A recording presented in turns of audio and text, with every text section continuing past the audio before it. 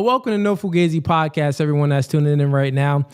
We do have a few things that we're going to get into. So tonight is open panel debate night, and we are doing reactions. We will be reacting to the Andrew Tate, Myron Gaines, and Nick Fuentes video, that little link up that they had. I think Myron is actually still live on his channel, but we're going to go ahead and watch a little bit of that, and I'll give you guys my perspective on what's going down with that conversation. Then we also have a lot of reactions that we're going to get into of clips that the members sent me. So if you want me to react to anything, join a membership, man. That's the best way. Get in contact with me there. And then when you send me clips, it'll go into a queue. And when I get around to it, I will react to the clips that you send me. So we got that reaction and then random reaction videos that the members sent us today. That's what we have in store. Then we also have open panel debate night. So if you have any disagreements with me, if you have any points of contention, if you are just purely a hater of mine, tonight is your night to join the stream and debate me tonight. Other than that, let's see. Did I miss anything? Oh yeah, damn, I got to do everything again because I was speaking and you guys didn't hear me. So the first link in the YouTube description is going to be for the debates. If you want to go ahead and join the link for debates, go ahead and click that first link in the YouTube description. You can go ahead and join the stream. We are currently live on Facebook, YouTube, and TikTok right now. If you're on TikTok or Facebook and you want to debate me or speak with me, whatever it may be, come on over to YouTube and I'll go ahead and bring you up. And this would be in between. So all the new people that's tuning in, when I react to content, when people come up to join the stream, I do it in between. So I'll go ahead and react to some content. I'll bring some people up for debates. That's kind of how it goes. The next link in the YouTube description is going to be for the membership. So we got 3 tiers. First tier is gang, second tier is hitman, third tier is mob ties. You join any of those tiers, you are locked in with us. I have been, some of the members already hit me up in regards to getting certain emojis in a chat and getting different little, I guess, gifts and stuff in the chat where you guys can post and communicate with one another and kind of have some fun in the chat amongst one another when you're a member. So we're going to go ahead and the next live stream, I'm going to go ahead and implement that. So you guys can post some emojis and have some fun in the chat. I got you. I mean, I see you back here backstage too with Kid Dreams. Appreciate the support, man. All right. The next link in the YouTube description is going to be for one-on-one coaching. I coach men on dating and relationships. I do couples coaching and I also do media and marketing coaching. If you need any coaching at all, click that link. I don't know about y'all, man, but it's been going pretty well for me this month. I've been doing a podcast for about 2.5 years now, and I would say this month of August was probably my biggest month. So you guys probably, the day ones, you were with me for the growth. You were with me for when I flew out to Vegas, linked up with Marquette for the first time, linked up with Rollo Tomasi and Michael Sartain for the first time. You were with me when I went on to a night's podcast conversation and made 3 to 4 grown men cry. You are with me through the false accusations and just lies and that fake exposure of people saying that, oh, he tried to hide his personal life from us. No one tried to hide anything. Spoke about it openly, got a TikTok over basically 2 million followers on there, so nothing was hidden. Always kept a No Fugazee with you guys. You guys was with me through all of it. And guess what? I actually weathered the storm and, just this month is my biggest month. Most views. 54 new YouTube subscribers. 54,000 new YouTube subscribers. 54,000 new YouTube subscribers in just 28 days. I've never done that since I've started. So something I'm doing must be working right. I say all of that to say, if you need any coaching on media and marketing, hit me up. I got you. We've been going viral around here lately on many social media platforms. So the next link in the YouTube description is going to be for, the Clips channel. Subscribe to the Clips channel, man. If you don't have the time to watch the full content, the full, 2-hour to 5-hour content. You can go on over to subscribe to the Clips channel.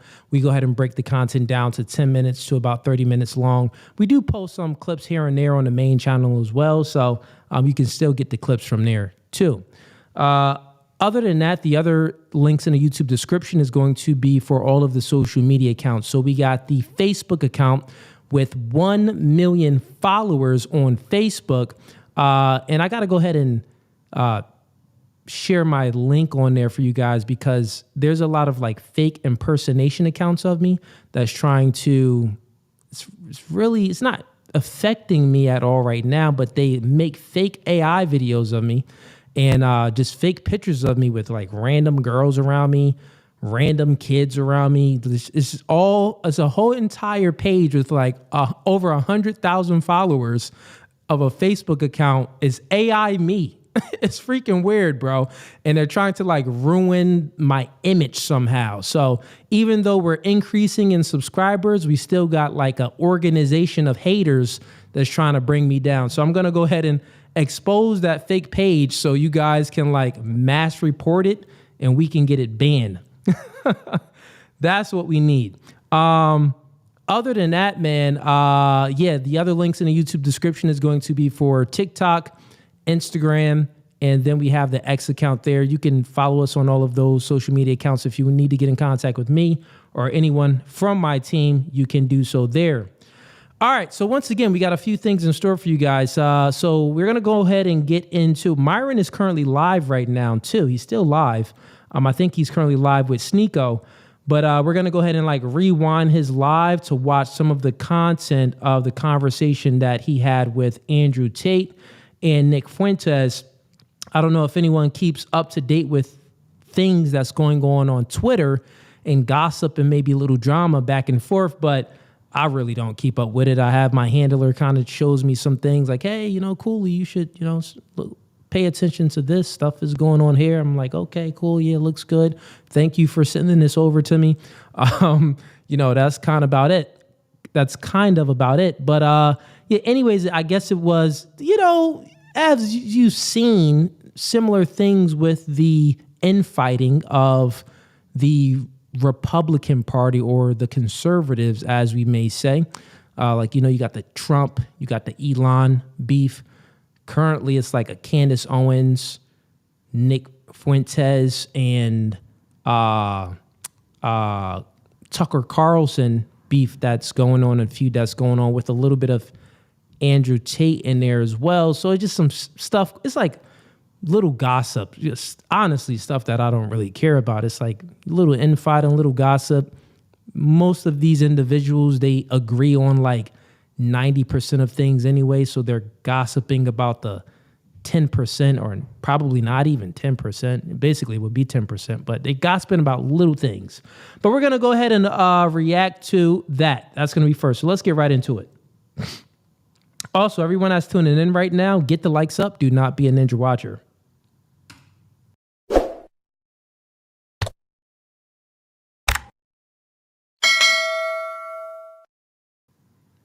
All right, here we go.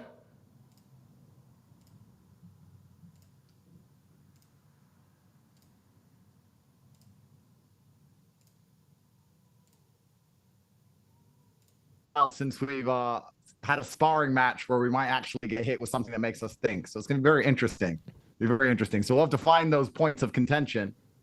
And perhaps we're going to end up agreeing with mainly everything, but I feel like there's a few small points we can knuckle down on. All right. Yeah. So I'll turn it over. Yeah, absolutely. Yeah, go ahead. No, go ahead. But yeah, I was going to say, I've been a fan of Andrew for a long time. We've talked before. We talked on the election stream, and we've done some other things. So I do think there's a lot of agreement. And, I saw your tweet the other day, and, I think the Groypers took it a certain way. I took it a certain way. But the fundamental point, I think we're in agreement. So I think that probably by the end of it, we're going to be on the same side on this. So, but yeah, we'll throw some stuff in there just to make it fun. We got to make it fun. So maybe we'll find something to disagree about. Yeah, I mean, my basic philosophy on it all, and I guess we can talk about it. And I feel I try and stay very much in my lane. People think of me as unhinged, and I like to argue that I'm actually the absolute opposite. And the Groyper movement's not my movement. It's yours. You're on a generational run. You're doing fantastic work. The internet is yours. Twitter is yours. That can't be debated. And you should be very proud of yourself for that. When I said what I said, and if I read it here verbatim, I said the Groypers speak. Let's take a pause right there. Let's just expose this hater right here.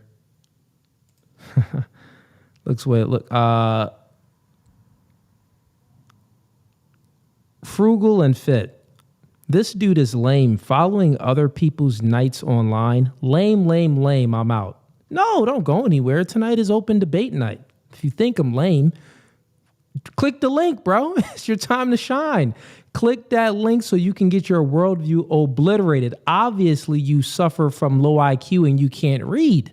Tonight is open debate night and reaction night. So we're reacting to content. This dude is an idiot. Oh, you can't react to content. Well, it's called reaction night. What are you talking about? It's reaction to open debate night. Dude is dumb. Some people, those type of people, they never join the stream anyway. Like, I put the link there for those specific individuals that really can't think. Because they make a fool of themselves when they come up on stream. And some of them do come up on stream and you see me fully obliterate them. Like, fully obliterate them. But then, he's obviously a lame. He's going to say that and then just, I'm out and leave. Nah, bro, we got that link right there. You could have, besides commenting, you could have clicked that link. You see all the info is in the stream. You see me speak about it. You could have been like, oh, he's a lame. You know what? Let me go ahead and click that link, come up on stream, and let me tell him he's a lame to his face. But instead, you projected your lameness onto me. Well, you tried to do it onto me, but it did not work. Let's continue on. Like a conquered people. The point I was making is that I feel, and this isn't even necessarily your fault, because in all movements, there's going to be varying degrees of extremity and extremism inside of it. But what often happens is, especially with me, I will say something often about women or white people reproducing, something along those lines. And the Groypers will jump in to call me a nigger and say that I work for the Jews, as opposed to understand the point I'm trying to make. When I say that, it doesn't matter what laws we pass, it doesn't matter what legislation goes through the Congress, if white people don't have babies, you're soon to be replaced. The answer I get is, but the Jews made the white women not listen to us. And my answer to it is, well, now you sound like a conquered class. You sound like a conquered people. If the Jews are really trying so hard to subvert you from having children, then the correct answer is to have as many children as possible. The correct answer to my tweet is, they tried to stop me from having a bunch of white kids. Currently right here, I think Myron Gaines is having some issues with the, quality of the stream. I believe it was fixed because I watched a little bit of it. But currently, Andrew Tate is speaking about the Groypers, which is Nick Fuentes. Nick's, I guess, his crowd of followers. They have this name called the Groypers. And I guess the Groypers is coming at Andrew Tate in a way because he's saying that white people should have more babies. But anyways, it's just like, once again, it's just like little bickering and infighting. It's almost like, it's just like little gossip. Me personally, I am not entertained by stuff like this, but I do know, like, if you are like true fanboy of maybe Andrew Tate or a fanboy of Nick Fuentes, then this would interest you a little bit because it's like, oh, I want to hear their perspective on that. Me, myself, and I personally, I just never fanboy over anyone. So I'm not really interested in this type of info. The only reason why I'm reacting to it is because a lot of people ask for it. To be honest, people ask for it, and it is reaction night, so why not? I react to a lot of content that I truly don't even want to react to. A lot of the members send me content, and that's what I react to. So this is what we're doing here now. But this is just like little gossip. It's nothing too crazy. But let's continue on. But I did have a bunch of white kids. Look what I've achieved, irregardless of their attempts to subvert me, because I cannot be controlled. And there's a big difference between noticing a problem and using a problem as a cure-all excuse for your own personal circumstances. And I spoke in absolutes because I often do. And I said, no Jew stops you going to the gym, which is a massive oversimplification. But the point I was making was there's a lot. Have I gone? No, you're here. You're here. Just turn your camera on. Hit the thing to turn your... on. Hold on, let me... Because it was lagging. That's why I was... Okay, there you go. Got some lag issues, I think. Yeah, I don't know what it is, but yeah. Okay, you're back on. I'm back. Can you hear me? Yeah, I can hear you. So, and Nick, I don't know if you could like turn your camera off, then turn it back on. I think that might fix the lag. But go ahead, Andrew. Okay. They can still hear you guys though. Fine. I think that fixed it. It's less laggy. Okay. Well, yeah, the point I was making is that, we have to make a very important distinction here. And if we're going to notice there's a problem with influence of the American government, which I've never disagreed with, which in fact I have spoken up for and agreed with you on basically everything and promoted all of your clips saying exactly that. There is a large distinction between noticing a problem and highlighting it and combating against it and using it as an excuse to fail in life. And I feel like some of the groypers, not all, some sound a bit like the blacks talking about the system. And I know plenty of those.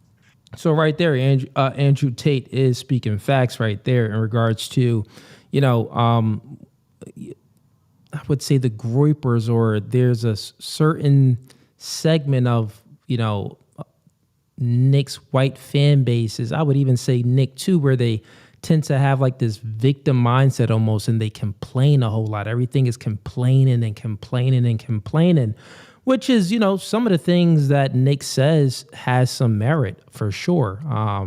A smart individual. He can articulate himself very well. That is true. Some people is just like, it can be a little curious sometimes to see like how they rose to fame. I would say that homie is not charming. He isn't anything special. He hasn't said anything that no one didn't say. I would say that getting a message across, Andrew Tate is much better. Myron Gaines, I would say, is much better at articulating himself in a way where you can gravitate a crowd in. But I'm biased. I'll be honest, I'm biased.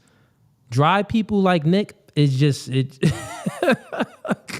I can't even digest the information. It's just too dry. You sound like every other like white news reporter, like a Tucker Carlson or someone. It's like Nick and Tucker Carlson, white guys. One is just younger, one is older, one is more on the anti-Israel than the other. So it's like at the end of the day, it's not really nothing special there. I would say that who would have a much more bigger who's already had a much bigger impact would be Andrew Tate than Nick Fuentes.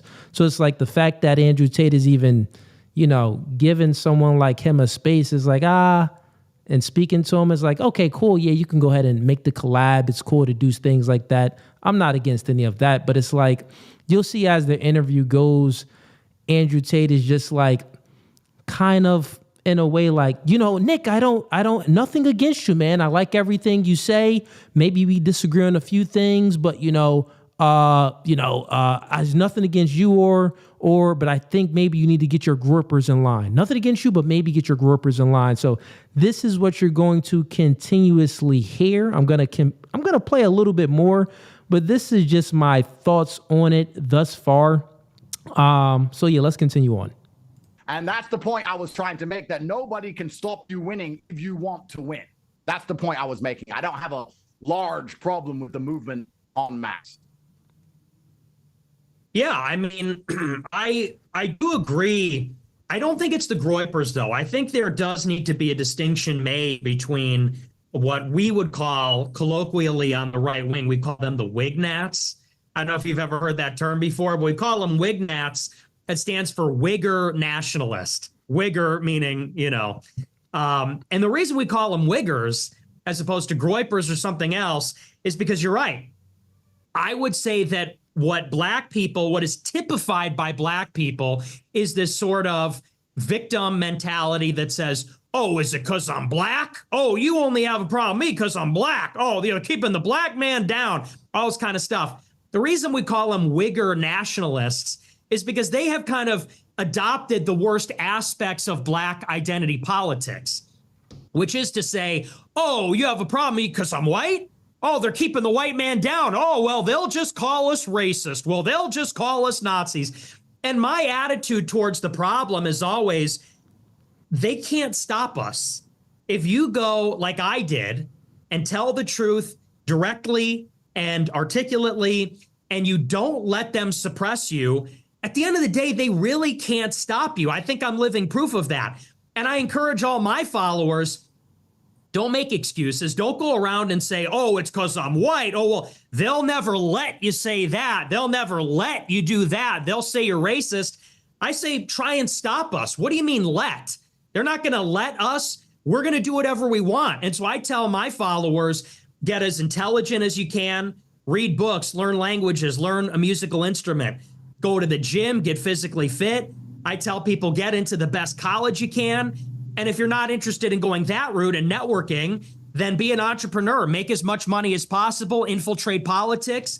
But I guess where I would diverge slightly, if we're to get into, because I think we're in total agreement on that, and I'm with you 100%. I just would say I'm sure there's some Groypers that are saying something like that. I would call that Wignat.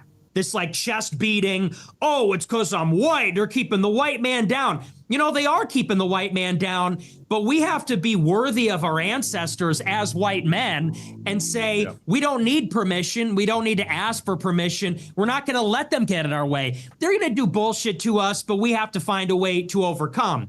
I guess where I would diverge slightly, because I hear this all the time, and directionally, I suppose I agree. But, when you talk about the birth rates, you're 100% right that the birth rates are a problem. The white people are not having kids.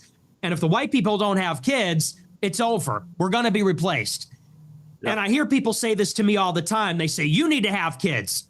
And I plan on doing that. I plan on getting married and having kids at some point. I guess where I would depart, even from my fellow white people who say this, is that there is something structural happening where I don't believe the answer is that we're going to tell ourselves we all need to start having kids. Because how many people are even political? How many people are aware of the white genocide? How many people are going to have kids as a response to this problem?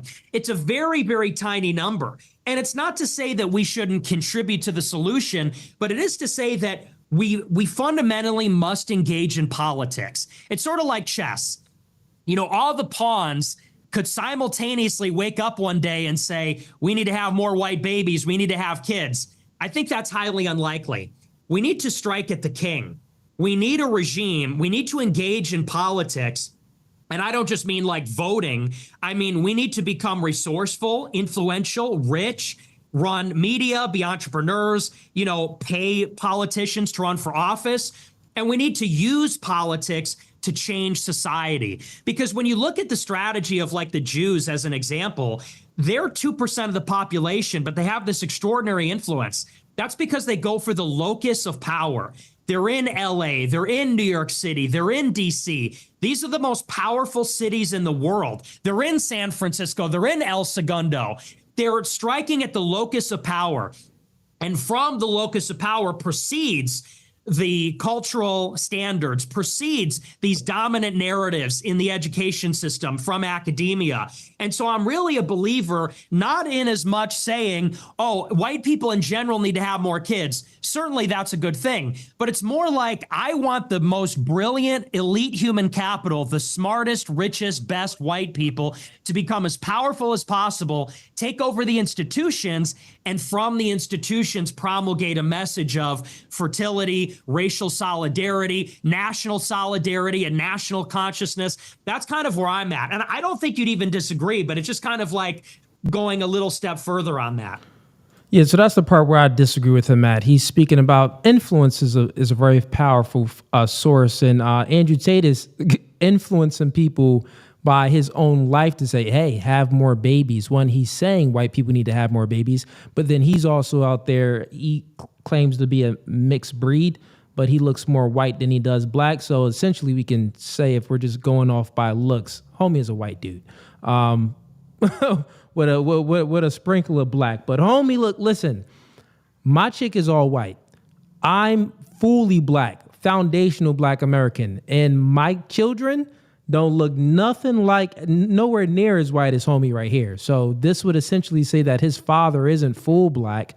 His mother is full white. His father is probably like maybe 25% black or something like that, or maybe even less than that. But who really cares? Obviously, the message is that he's getting out there that, hey, you need to go ahead and have some more white babies, which that is, he's a very influential person when he speaks. So he's influencing the masses on what he's saying. Not only that, he's living a lifestyle that's backing it up. And when you have this type of influence, people kind of want to follow your lifestyle or at least try to mimic it to a degree. On the other hand, Nick is like, well, yeah, that's cool, but I think what I'm doing is more effective because I'm trying to, well, what are you trying to do, Nick? Are you trying to get any laws changed? Or are you trying to, do you have people in position that's going to be running for Senate, that's going to be funded by your organization or something like that to change certain laws, to create propaganda to then influence people on a bigger scale? No, you didn't say anything like that. If you are doing that, I would say, okay, that's great. But I don't think you're on that level of doing anything like that yet, right? So you're not even speaking about it. So I would say that Andrew Tate is actually having more of an influence by writing on his Twitter, by making videos like white people need to have more babies. These other races are outcompeting you when it comes to children, and your race is going to be fully gone. You know what I'm saying? So that's the conversation that they're having. Me personally, do I really care about the whole racial type conversation? No, it's like, black, white, Hispanic, Indian, Chinese, it really doesn't matter. You could go ahead and have a race war, and, that's one thing. If you want to go ahead and try to preserve your race, okay, fair enough. But I think what's more important is the values, the morality that you share with one another. I think that speaks more than everything. It just so happens to be that, if we're being honest, how it used to be was, theology would influence the culture, and the culture would then influence the politics. So it was like a upwind of theology, like your religious beliefs and everything, morality, and then that influenced the culture, and then that influenced the politics. But now it's a little bit different. It's like that middle part, or it's like culture influence politics and culture influence theology. This is why, there's LGBTQ plus flags in a church. Like, where did this come from? This wasn't influenced by theology. This must have been influenced and propagandized by either politics or culture. So it's a little bit different. So, with that being said, I think that a very effective way is, if you want to have more white babies, or if you want to increase the white population in America, if that's your goal, then you need to do it on all fronts. But the main thing is going to come from the morals and your values. I think that's what's more important, right? Because we're already at the point in America where it's like, we got Trump is in office, but it's like homie is pro-Israel just as much he's pro-American. It's like neck and neck, like, oh, Israel and America. You know what I'm saying? We didn't think it was going to be like that. I would say give some kudos to Nick. Nick, he did point this out very soon, and he kind of took a step back from Trump. So I would give him, you got to give him some credit on certain things in regards to him being perspicacious and observing certain information and being able to articulate it in a good way to at least put it out there. Like, listen, this is what I'm seeing. This is what's going on. Watch out for this. And it seems like that does happen to come, but it isn't like he's the first one to say it. I've seen it as well and heard other people say this message as well, just like Candace Owens and other people too. But yeah, so far that's what we got. I'm going to skip ahead a little bit so we can get more into the meat of things. But this is pretty much all you're going to hear from this stream chat. The Myron Gaines Tate Nick conversation. It never really got into a debate. It was actually very cordial and respectful. So shouts out to them on coming together and making some content where you're just not bashing one another. I would say also Andrew Tate, when I watched the video, I watched maybe a good 35 minutes of it. And Andrew Tate, he was very like, yo, we all need to just come together. We all need to come together, stop the infighting. It's pointless. What do we want? We want Kamala Harris to be running for president and, you know, have LGBTQ plus running around and drag queens in our schools. No, obviously we did win a whole lot. Like, we got Trump in office. We got rid of the drags in school. It seems that they're even trying to make some legislation to get rid of gay marriage. Who knows what's going to happen with that? But we've been making a lot of headway in a lot of other areas when it comes to politics and when it comes to pushing forth some type of conservative values into America. But, you know, then there's other things where it's like, dang, I thought it was America first. It's kind of like Israel first, you know? So I get what they're talking about. Let's continue on. Seekers from the boats is kind of crazy when you think about it. So this infinitely divisible, this constant search for the more and more based version, I actually think in some ways subverts the whole movement. The movement you've launched is so fantastic. The cultural effect you've had is also fantastic. But the biggest threat to the movement is not going to be external. It's going to be internal. And there is a percentage of people, no matter what I say, in defense of you, in defense of white people, in defense of Western civilization, come along and say, because my dad is black, who was a chess genius, by the way, is the only reason I'm even smart, that I'm a piece of shit and I need to be kicked out or I need to die or whatever. And I don't care because truthfully, I think it's hilarious. But when you have these cartoon anon accounts constantly going to a deeper and deeper level of everyone's a Jew, everything is this, everything is that, and they can't even get along with somebody who is clearly on their side in the larger fight, this is how you're going to end up losing the fight in the long run. And I think that's where some of the problem comes from, which again is not even your fault, but that's the problem with that movement as a whole. And I'm going to say one thing from a personal perspective. I do feel like there is a degree of ungratefulness. Once again, this is not your fault, but there's an ungratefulness amongst people and an ungratefulness amongst the internet. I remind the internet on October 8th, against all legal advice, I told Piers Morgan it was a genocide. I stuck up and was anti-Israel on Piers Morgan on October 8th, before it was cool on the internet, very much like you. Now everybody does it. You did it before it was cool. I did it before I was cool. Anti-Semitism is a crime in Europe. They put me back on house arrest. I was locked in my house for 11 months because of what I said on a podcast. And now they turn up and tweet underneath that I'm a Jew. And I just think if that's how we're going to operate as a movement, we're only ever going to be a laughingstock to our enemies. And I agree with you about the locus of power. You're completely correct. And I think it's a multifaceted attack. But we have to be very careful here, because if I owned a farm and all the sheep worked out that I had a slaughterhouse, and all they did all day was say, that's a slaughterhouse, he's got a slaughterhouse, but they still walked into it, I wouldn't really care. There has to be a point where you don't obey what I want you to do. If they're trying to stop you from reproducing, then you must reproduce. If they're trying to beat you down so you don't make money because of usury, you need to make money. If they don't want you to be brave, you need to be brave. You need to look at their exact playbook, and instead of tweeting it at people, instead of accusing every single person who doesn't have an anon cartoon account of being a Jew, you need to do the absolute opposite of what they want you to do. And I believe that's how we win. That's how your movement and you become president of the United States. I think that's better for you and the movement as a whole. So when I made that tweet, that Groypers speak like a defeated people, that's because I'll say something, and I speak in absolutes. I absolutely do, and I think trolling is hilarious.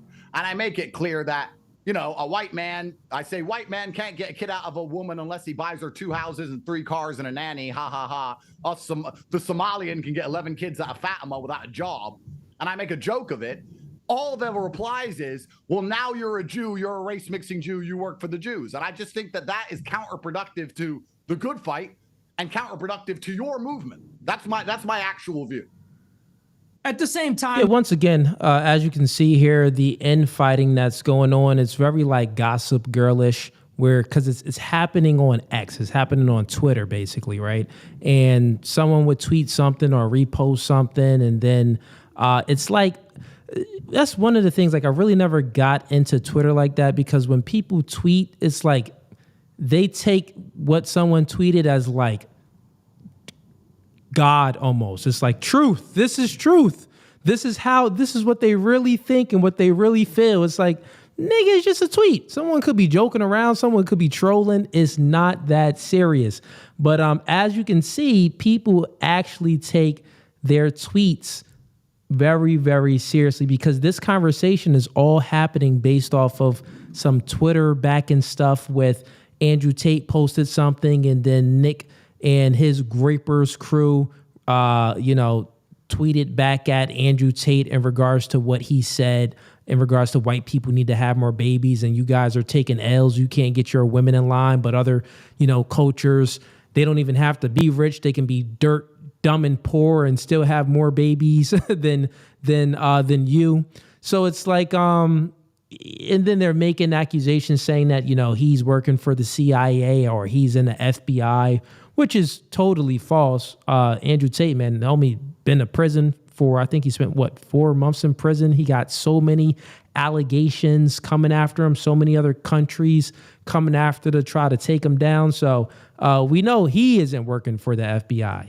I don't even think that, I know there's all these type of weird conspiracies out there, but in regards to, I think this audience here, are you guys really this involved on what's going on? Put a 1 in the chat. I'm curious to know you guys' perspective on this. Put a 1 in the chat if you're aware of this, in-house fighting when it comes to the Candace Owens, the Tucker Carlson, the Andrew Tate, and the Nick.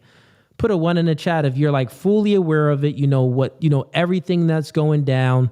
You've been keeping up with it. Put a 2 in the chat if you haven't. Put a 2 in the chat if you're like, yeah, I see it, but it's just like, whatever to me. So 1 in the chat if like you're interested in that and you follow it. 2 in the chat if it's just like, yeah, I don't really follow that type of stuff. I see it, but not really. Go ahead, let me know. I want to know what you guys think about this.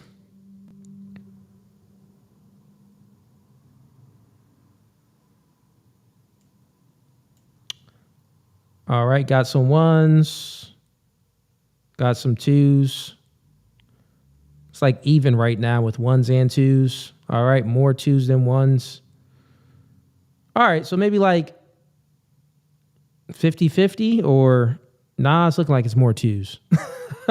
Okay, cool. So you guys kind of share my perspective on this, where it's like, yeah, we see it happening on X and we pay attention to it a little bit, but not really. I would say my audience, I know you guys watch politics and stuff like that.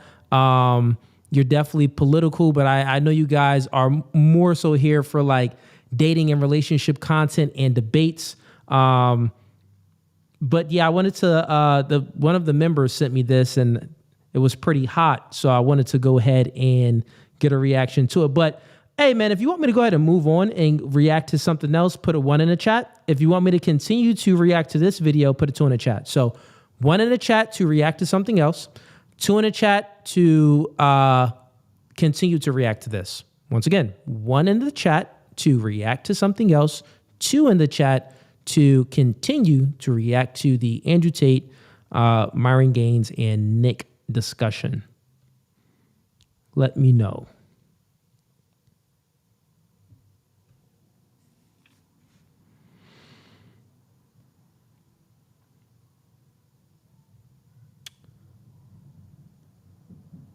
Okay, looks like y'all like move on. All right, fair enough.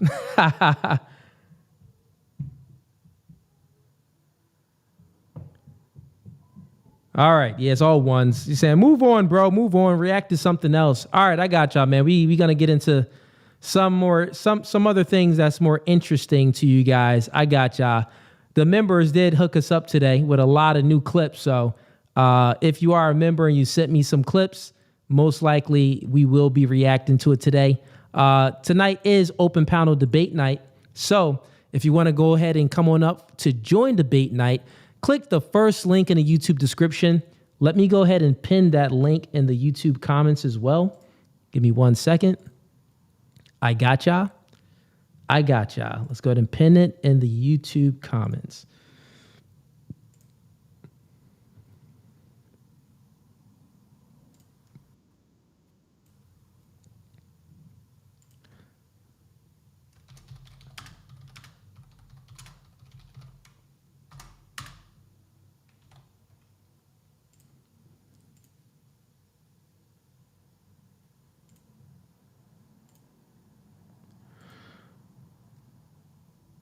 All right. So I just went ahead and put the link in a YouTube chat and the YouTube comments, and I went ahead and pinned it there. Let me check out TikTok real quick just to make sure we are still live on TikTok. Are we even live on TikTok?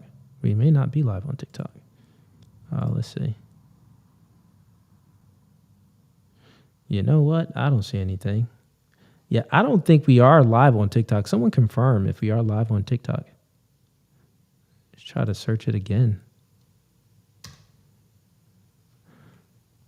Nah, for some reason, I don't think that we are live on TikTok. Let's see here. Maybe that's why we didn't get a lot of people that came up here yet for open debate night. Uno momento, por favor. Gracias. Comprende. I know a little bit of Espanol. Nah, I failed Spanish 1, bro. I'm not gonna hold you. Listen, when I was in high school, I was a junior and they put me in Spanish class. It was like Spanish 1. I walked in there one day. I had 1 day of Spanish class, bro. I was like, yeah, I ain't finna do this. Walked right out. And I could get away with that because I was an athlete in school. I did track and I played basketball, so all the teachers loved me. And yeah, man, I didn't even complete Spanish 1. Then when I was a senior, they was like, yo, you got to complete this. You need to complete a special. You got to complete Spanish 1. I was like, all right, cool. Never, ever showed up. I don't even know how I graduated. I ain't gonna hold you. Yo, you are not supposed to graduate if you didn't complete the Spanish language class. I didn't even complete the first one. And actually, I think you're supposed to go through like Spanish 1 and Spanish 2. Listen, man, I didn't do any of it. I spent 1 day in Spanish class and that was it. And that was like 45 minutes to an hour. Never went back. I was like, yeah, I'm not doing this. This doesn't even make sense. I'm an American. I'm never gonna speak Spanish ever. Then I was like, dang, you know what? In college and stuff, I'm like, dang, all the mommies in college, man, I wish I did know some Spanish. I would have been pulling like, hola, come in. But I knew no Spanish. Okay, enough of the rant about me not knowing how to speak Spanish at all and failing Spanish 1. Let's go ahead and pull up some clips. Let's see here. We got someone that joined the stream. Let's see. Welcome to the Fugazee podcast. What's your name? Where you from?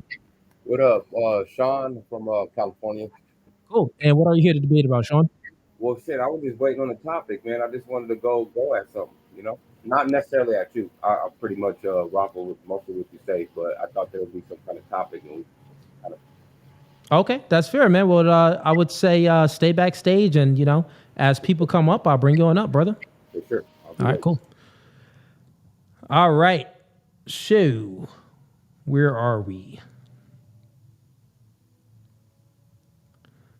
All right, so let's get to some clips. Here we go. I got y'all, chat. Let's get it popping. Let's get things popping now.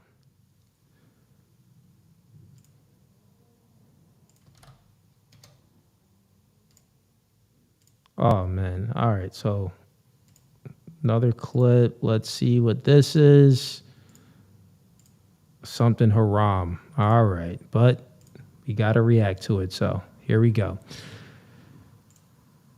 Red Dress Day, French Quarters, New Orleans. Oh man, I don't even want to see this, but I guess you guys want my reaction to it. Let's go.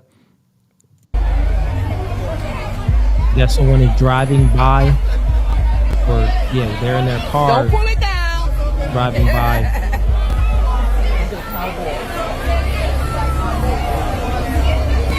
So this is in New Orleans. As you see, there are a bunch of people in red and men in red dresses. And this is, ironic because the last stream that I had, the last open panel debate night I did, I actually had a man, I debated someone and killed them in a debate, but he came up on a stream and put on his daughter's dress, which was just ridiculous. And he had the nerve to call me feminine or gay, but meanwhile, he put on a dress live on stream. And I guess to show that he wasn't gay or something, well, actually, he self-defeated his entire worldview by putting on the dress and trying to gaslight us to say that he's not gay. I don't know. It was very weird, but let's continue on.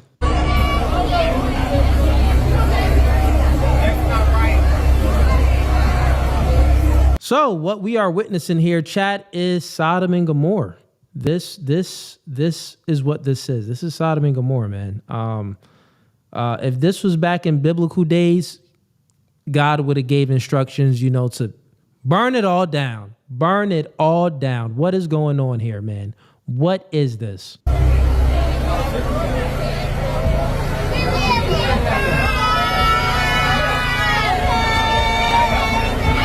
And as you see that there's a lot of gay black men and a lot of fat, obese black women that is just, perpetuating the behavior. They are all for it. Like, these are probably some of their sons, and they're probably like praising their sons and celebrating their sons. Like, oh, you look great. Put on that dress, Tyrone. Put on that dress, Jamal. Like, literally, it's crazy. It's because, like, parts of black culture became so effeminate, it's just disgusting. It's pure disgusting. And, you got Nick over there and Andrew Tate having that discussion like, white people need to have more babies and stuff like that. That is fair. We can say that if you want to preserve the white race, yeah, go ahead and have more babies.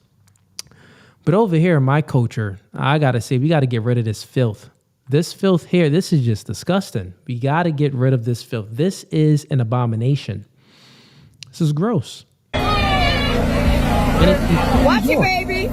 It just continues on a line of gay people. And, I speak about this a lot. Influence creates thinking, thinking creates behavior. And it's so crazy because you can already tell that most of these women are single mothers, and these are most likely some of their sons. If not their sons, then it's people in their neighborhood and stuff like that. And they came up with this idea like, hey, we're going to just all dress in red dresses, and the men are going to dress in red dresses. And, we're going to go ahead and I don't know what this is or what this does for them to wear dresses as men, but it's just dumb. Let's read a little bit here. It says the Red Dress Run in New Orleans is meant to be a big charity event, but the videos hitting the timeline got folks side-eyeing. Crowds of men in bright red dresses running through the French Quarter isn't new, but this year's clips got people talking. One girl swears she spotted her baby daddy out there twirling in heels. Dang. Listen, man, this is bad. So they're doing all of this for a charity event. I'm all about donating to charity, But you cannot. There's nothing that you can do to convince me to put on a red dress that will be and give to charity. Like, where's the logic at? Like, it doesn't even make sense. Okay, so it's a charity event. Who knows what charity event this is? Does it say? No, it doesn't. It doesn't say here what charity event this is for. But essentially, it's for charity. What is it for? Charity of homosexual niggas? Like, what's going on here? I don't get it. But yeah, man, it doesn't even make sense for, like, okay, let's all go ahead and we're gonna go ahead and give money for a charity. But you know what? Let's do something new. We're gonna put on dresses. No, man. A heterosexual man isn't gonna be like, that's a good plan. Only gay people is gonna be like, I always wanted to do that. That's what gay people are gonna agree to. Yeah, that sounds like a good plan. I always wanted to do that. Let's go ahead and put on the red dresses. Like, so I can say with a lot of confidence that everybody there is gay and everybody there has a demonic spirit. 100% say that. I feel confident saying that. And you know what? God is probably happy that I'm exposing the demonic spirit within them so it doesn't spread. The filth doesn't spread without being spit on. Oh, man. All right. It's enough. I can't watch no more. It's too fruity. Too fruity, man. But, you know,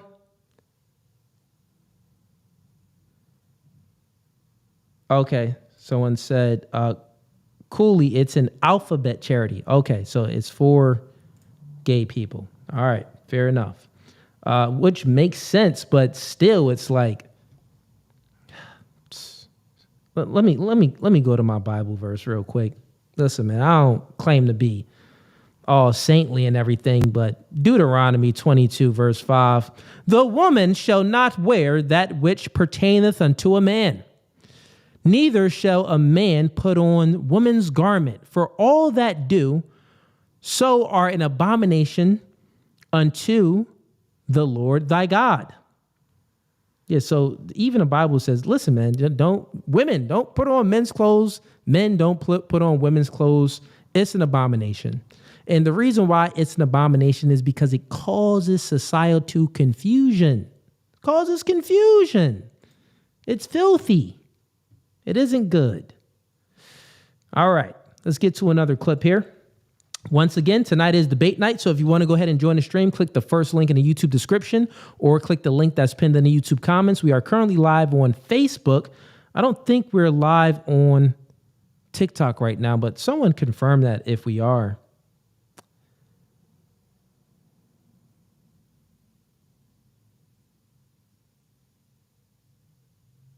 Let's see here.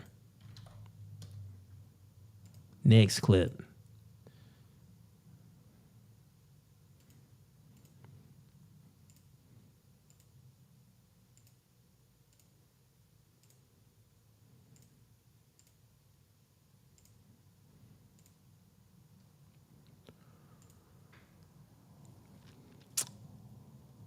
Oh, okay. I got more disgust. Come on. I don't want to keep reacting to. I probably should review the stuff that I'm reacting to. I'm skipping over this. Whoever sent me this clip, we're skipping over it. I already just reacted to something that's basically trans. I'm not going to react to another thing that's trans. It is pointless. Let's get something else up here. Okay, let's go. You're dating somebody and he cheats, right? Yeah. And he says it was a mistake. Would you crash out or would you calm down and try to make it work? Oh, no, I'm on a private jet sucking. With somebody else? Oh, yeah. Bruh. Chick is a big L. Big L. She's the biggest L. Shorty just asked her, let's say if you find out that your partner cheats. She said, I'm on a private jet sucking another man's wang the next day. Let's continue on. I am a reflection of my man. I am your mirror. Whatever you give me, I amplify. Yeah. Okay. You treat me good, I treat you amazing. Okay. You understand? Give me a house, I give you a home. You give me sperm, I give you a kid. Yeah. You cheat, I cheat back. But with a rich, you could pick your poison, mama. So it's either this could be peaceful or it could be poisonous. So essentially what she's saying is she has no standards or morality of her own. She has no standards, morality, or any morals of her own. All she does is conform and mirror what the man does. So if the man is immoral, she's immoral too.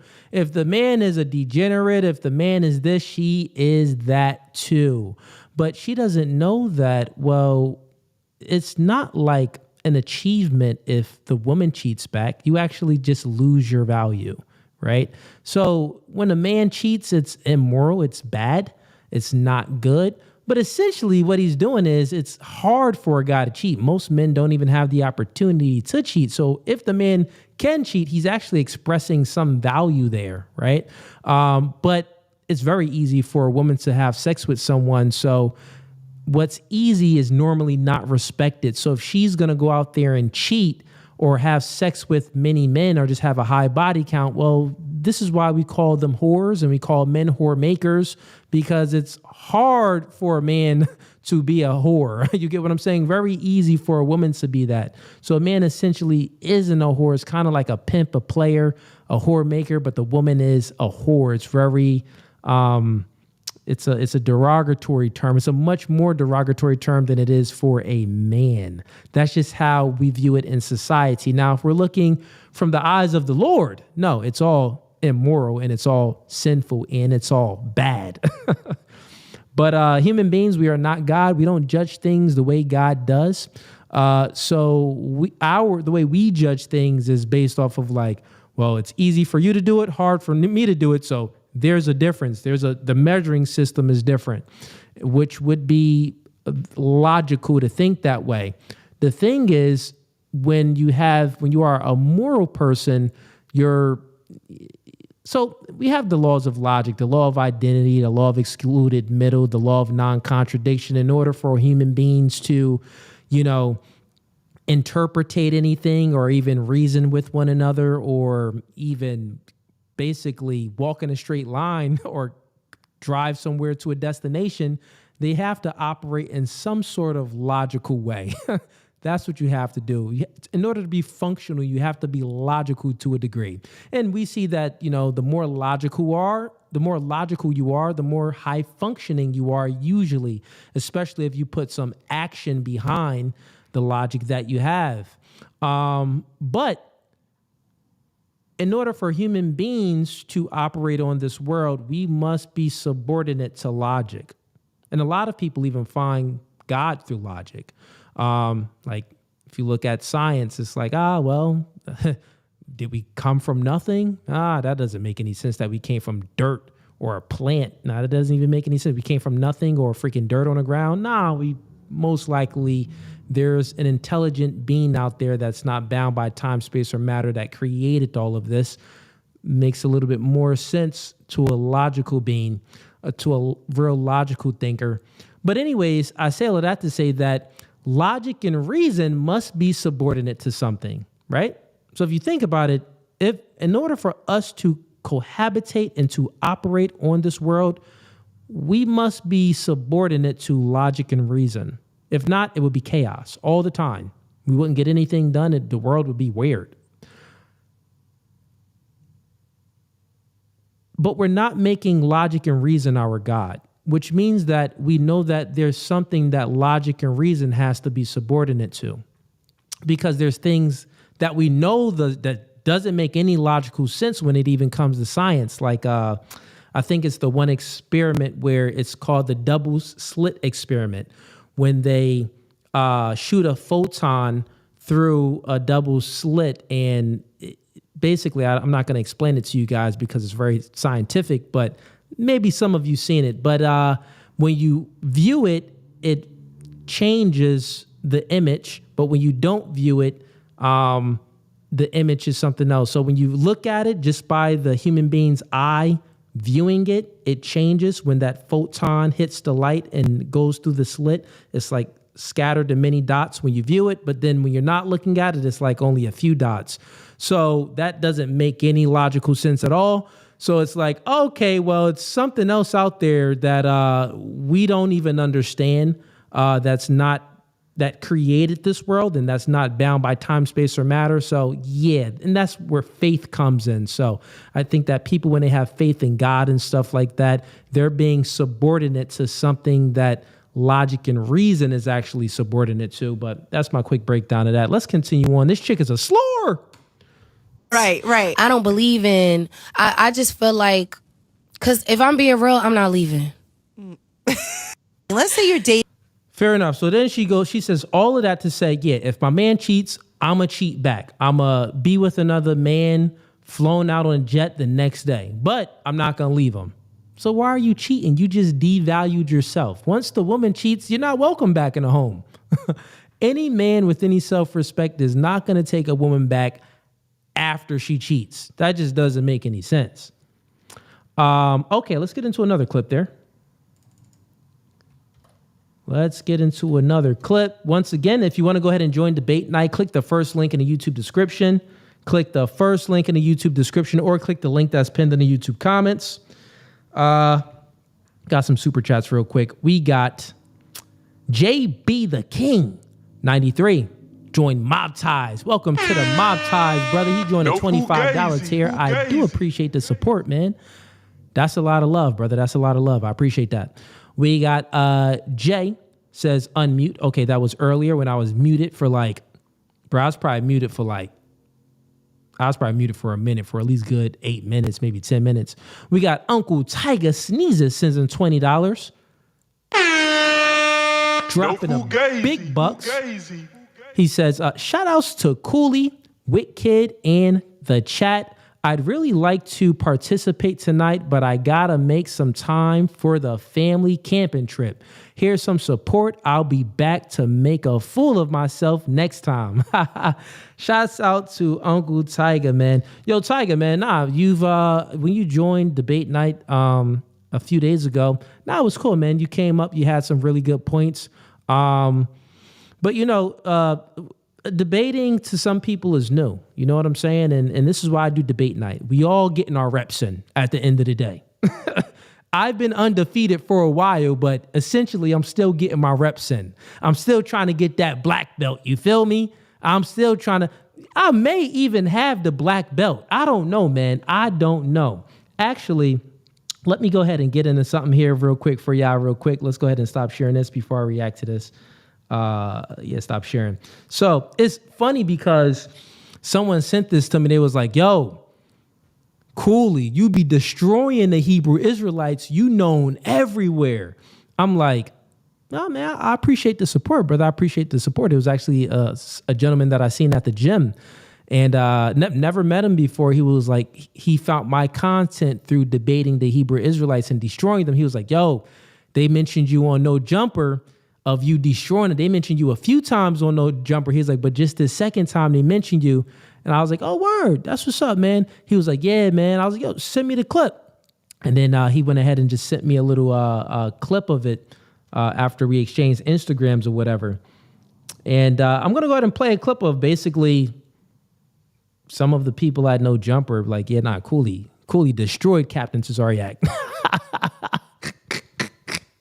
Which is so funny because the Hebrew Israelites, they'll get into your comment section, like the supporters of the Hebrew Israelites, and bro, it don't matter what their Hebrew Israelite guy says, they're gonna die on that hill with them.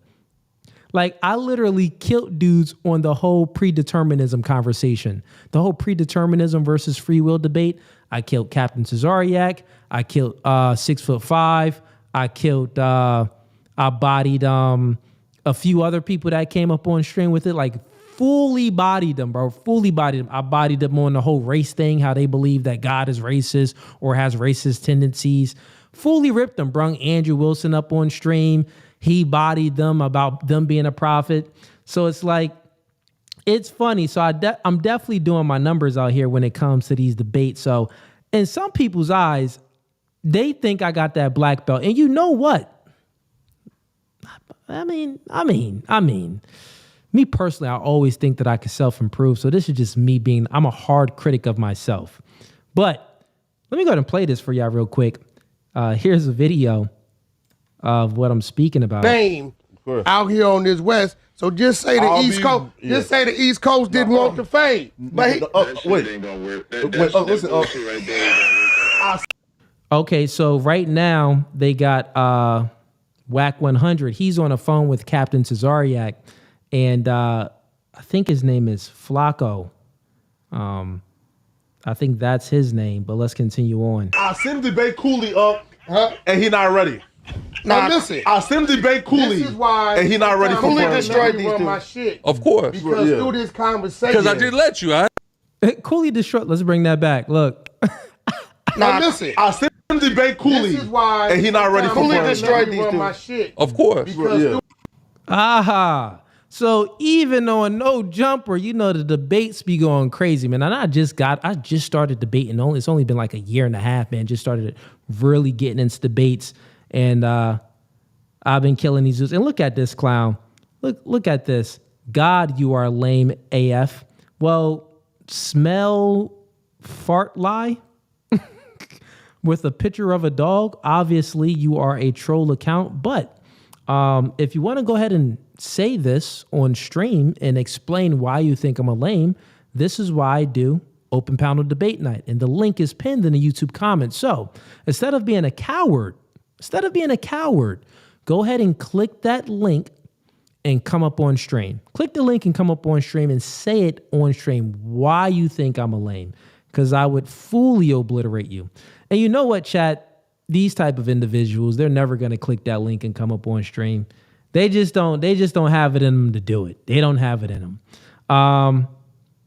Okay. So yeah, back to me reacting to this. This is just some more proof that, yeah, homie may have the black belt out here, man. If I'm being mentioned on other platforms, like, man, he's been destroying people. All right, let's go ahead and remove that. Okay, we got some people that came up. Another person that came up. Let me see what he wants to speak about. Welcome to No Fugazee Podcast. State your name. Where you from? I'm Brian. I'm from the Bronx, New York. I've been, around for a while, but I was watching some of your clips, and I want to say keep up the good work.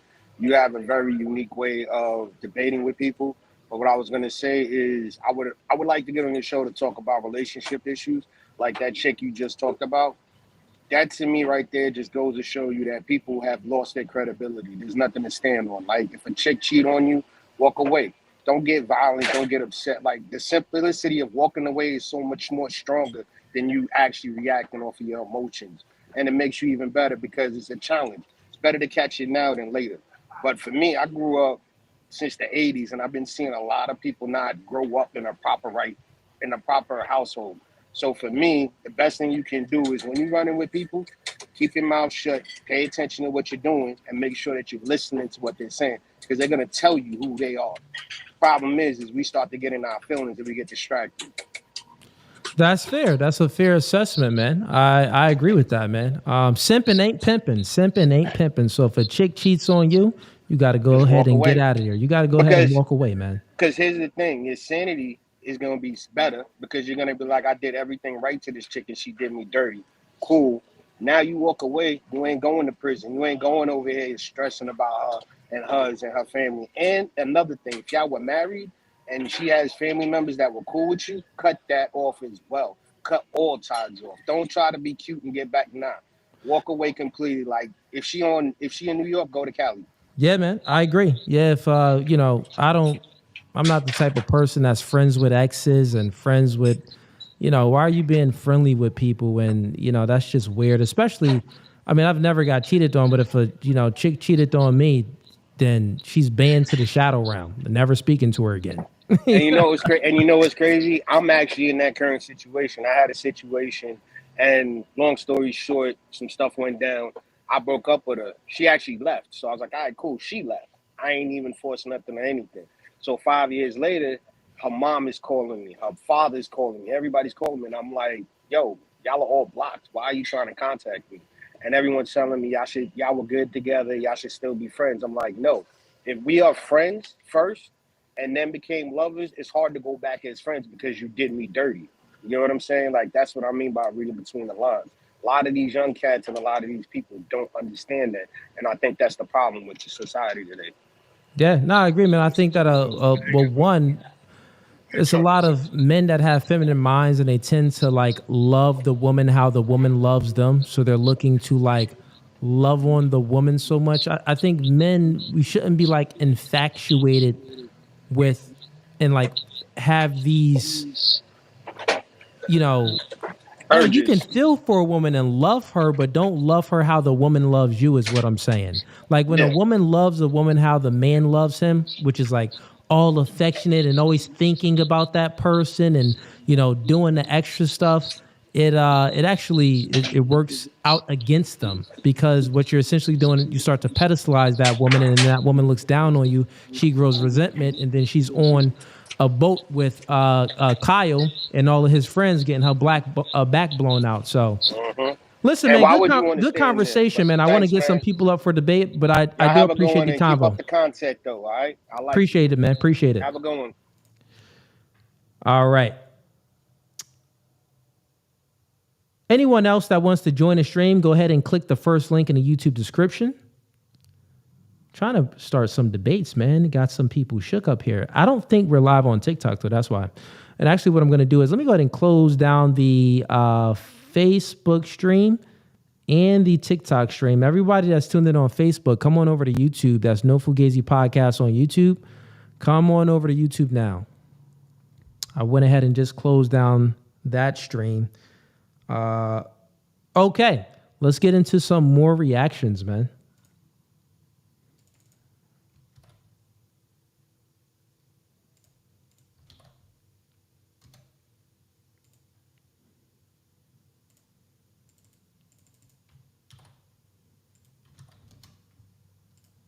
All right, what we got here?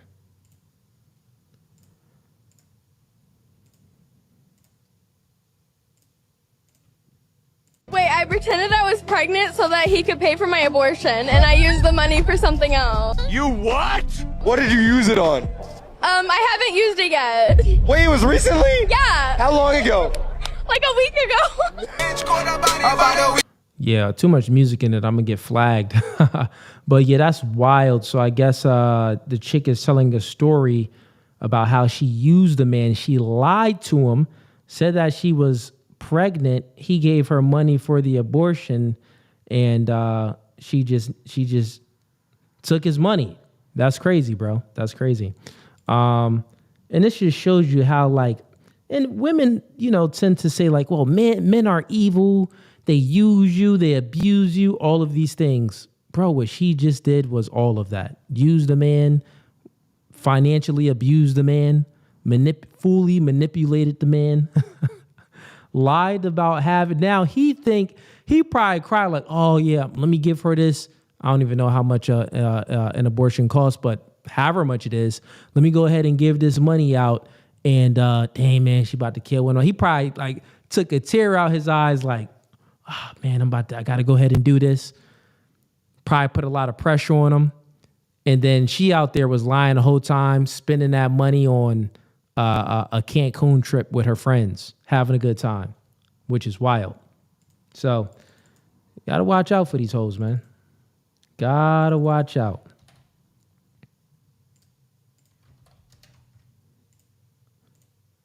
Okay, what we got here? Your perfect world, what does your society look like? It would be female dominated and a very low number of men. It would be probably about 20% men, 80% women. The astrological signs for the masculine signs for fire is Aries, Sagittarius, and Leo. These are... Bro, this chick is delusional. So I went ahead and I debated the Queen Maker, and she didn't last. She rage quit in a debate. The debate only lasted about, man, it was a short one, maybe 25 minutes or something like that, 30 minutes. It was very short. She reached out to me to debate, and when I debated her, just caught her in many just contradictions and just the things that she was saying, and she got upset and was like, "Oh, you're not letting me speak." I'm like, well, you're saying things that's contradicting the last thing that you just said, so I need some clarity. If not, you're just going to be talking and nothing is going to make sense. It's not even going to be a debate. So people like that, they just have an agenda they don't really want to debate.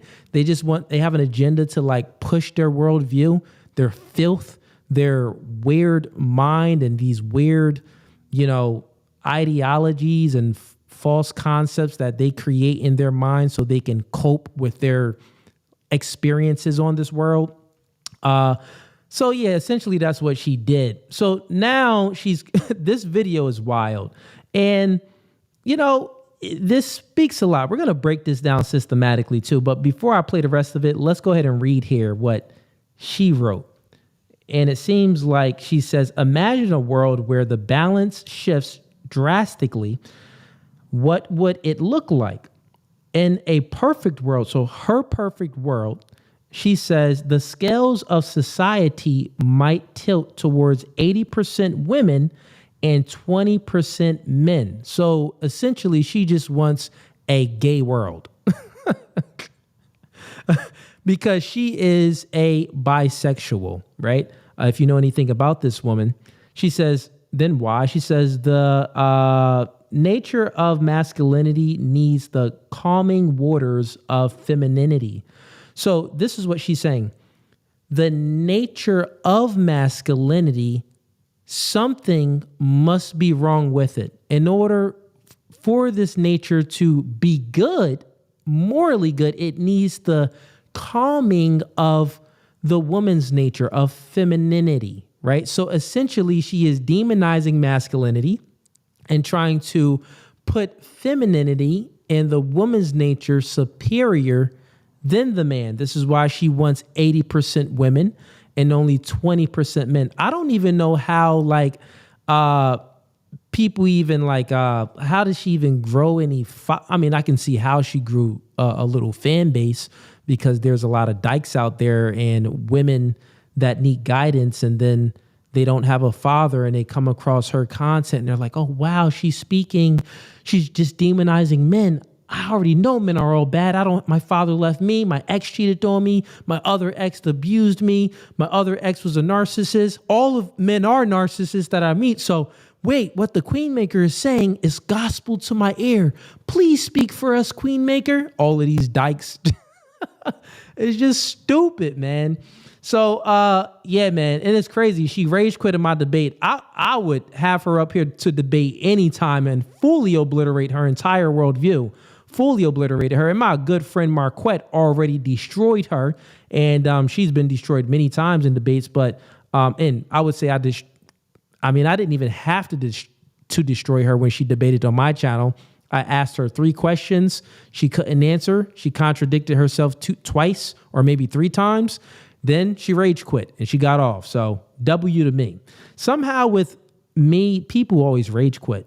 I'm not sure why, what it is about Cooley here at No Fugazee Podcast. I can't put my finger on it, but he rage quit. I don't know. Chat, help me out. Help me to see why. I may have a few ideas on why people rage quit, but, one of them may just be they're in too deep. They thought homie was slacking up here. Like, oh, well, this nigga's smart. He's quick on his toes. I didn't know he was going to catch that. Okay, let's play this back so we can fully systematically break it down.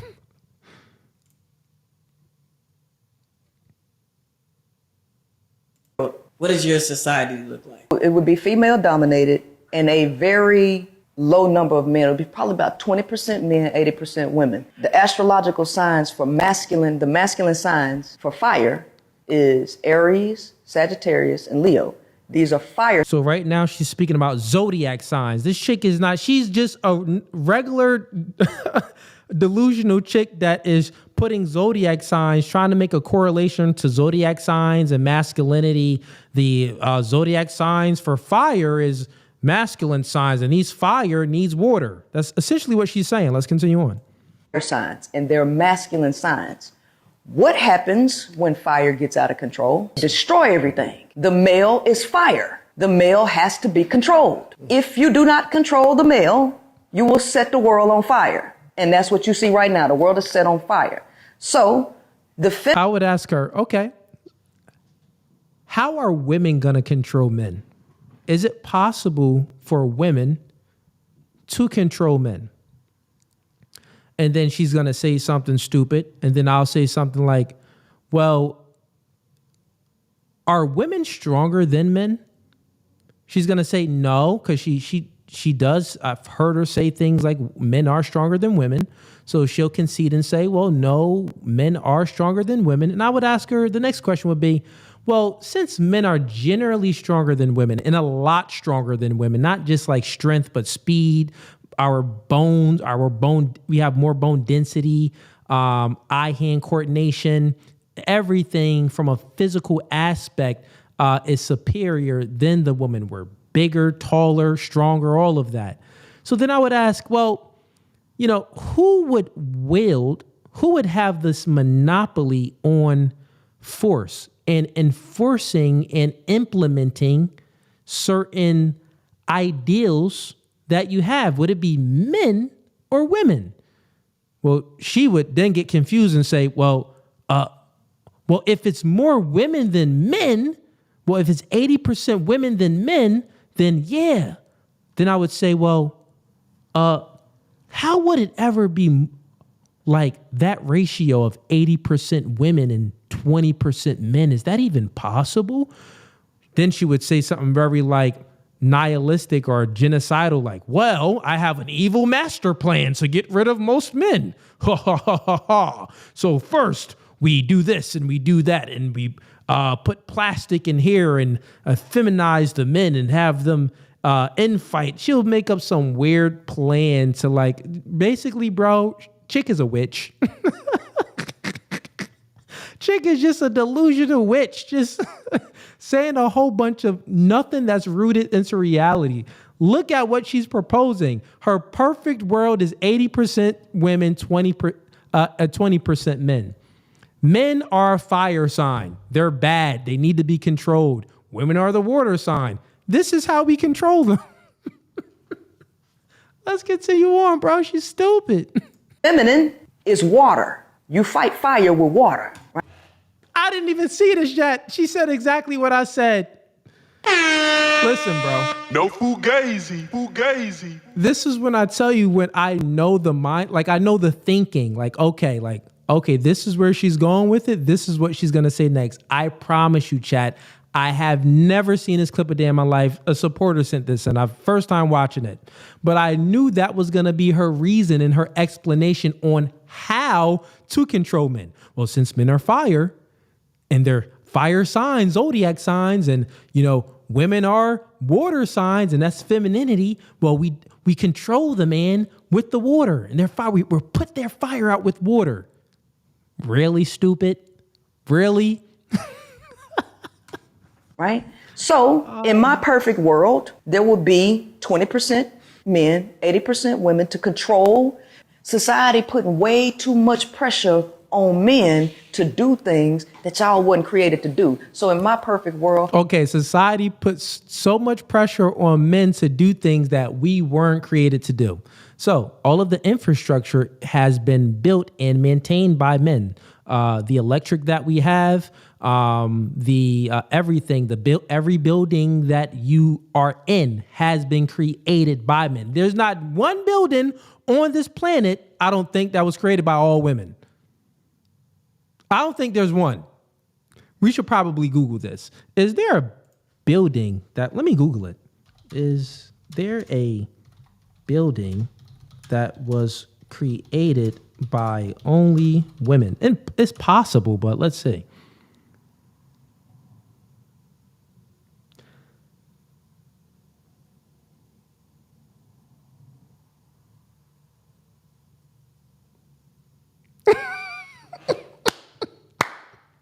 No, it wasn't.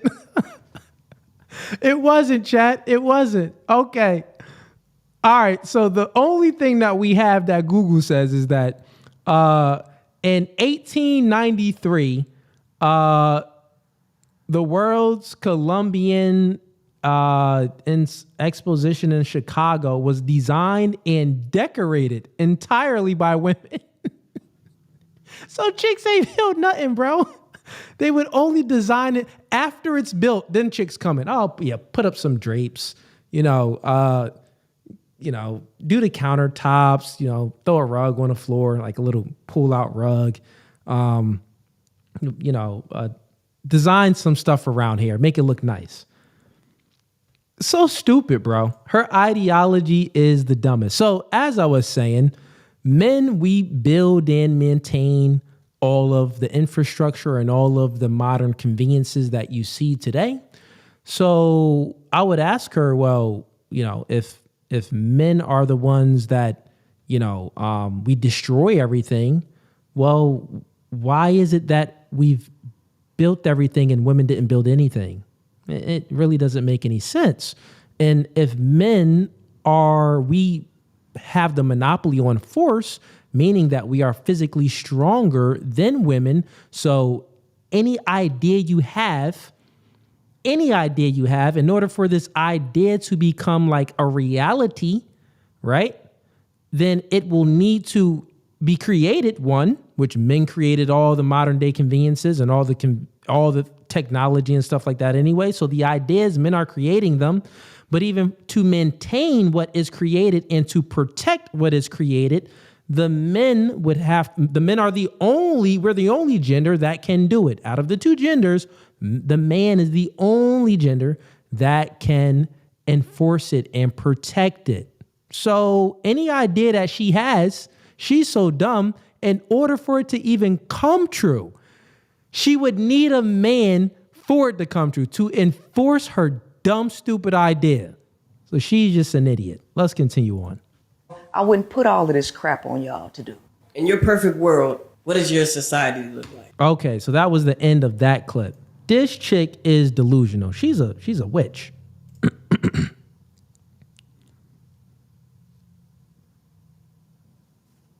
Someone sent in the chat, LD Nation said, they built a bridge and it collapsed and killed a bunch of people.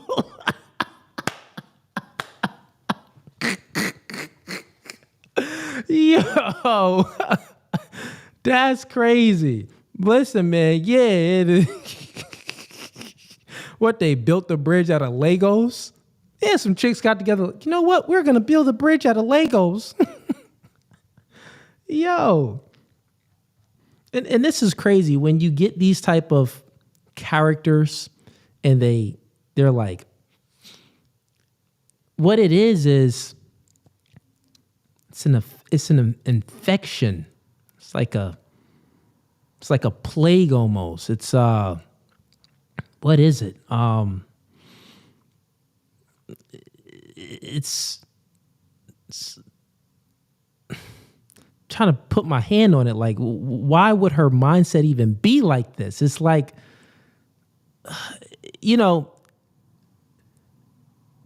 truthfully, we would have to say it's a complete perversion.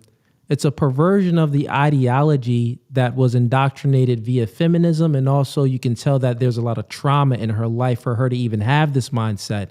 And when a woman is, they are attracted to the same sex, obviously there's already a sexual perversion there. So if it's a sexual perversion there's a mental perversion, because the mental is what draws in what you will be attracted to sexually. You get what I'm saying? So obviously her mind is perverted. So all of her thinkings and how she views the world, all of her ideas is going to be perverted, and it's going to be nonsensical like this one. It's very dumb.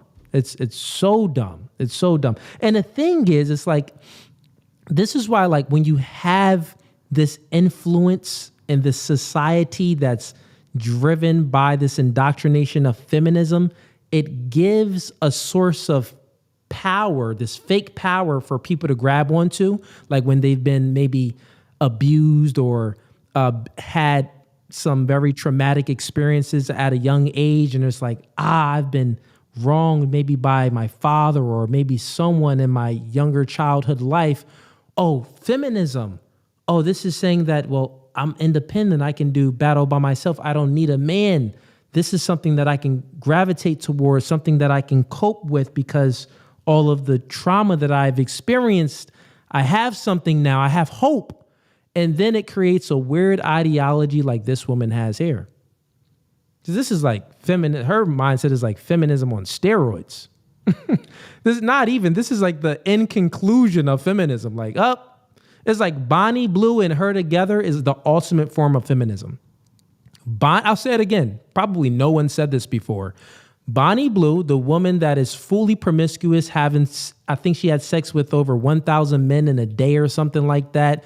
She's just a full slore, fully taken advantage of, her sexuality and what feminism has brought to her. And then you have her, which is a crazy psychotic witch. She's just delusional in the mind, and she's trying to indoctrinate other women that been hurt by past traumatic experiences, maybe from men or their upbringing.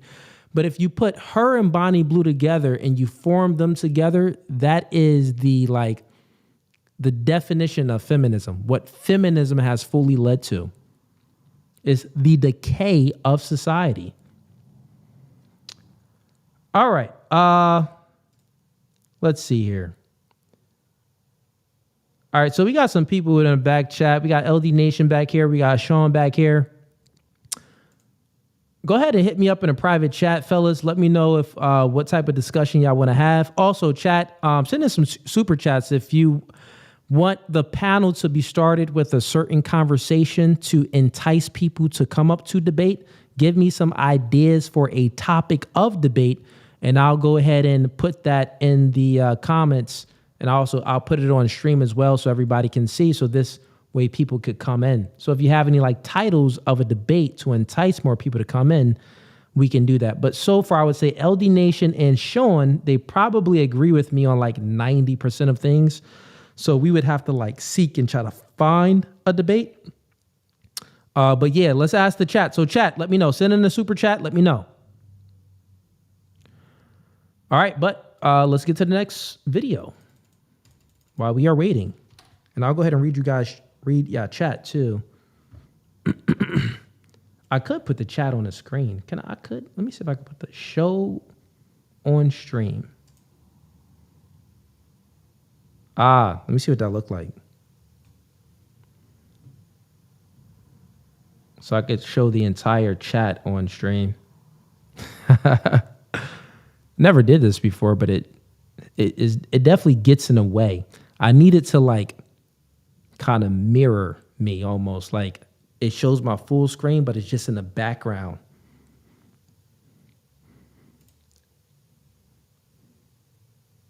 Chat, let me know what y'all want to debate about.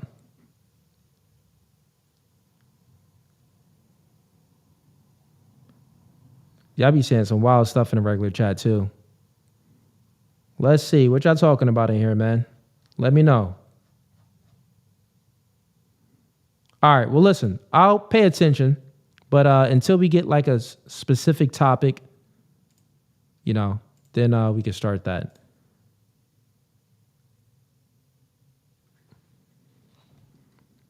Yeah, I see you in the background, Sean, speaking about dating advice and stuff. Dating advice, this isn't that. This is debate night. You get the dating advice when I react to content. I give you guys dating advice just by reacting to stuff. And then you also get dating advice. I had something to say about the Myron clip. What Myron clip? What you talking about? Someone said reparations. Y'all want to debate reparations again? I've debated that many times, but yeah, let me know what y'all want to debate about, man. But yeah, let's get to this next clip.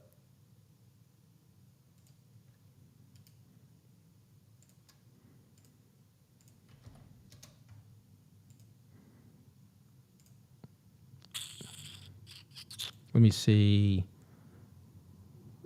I go back.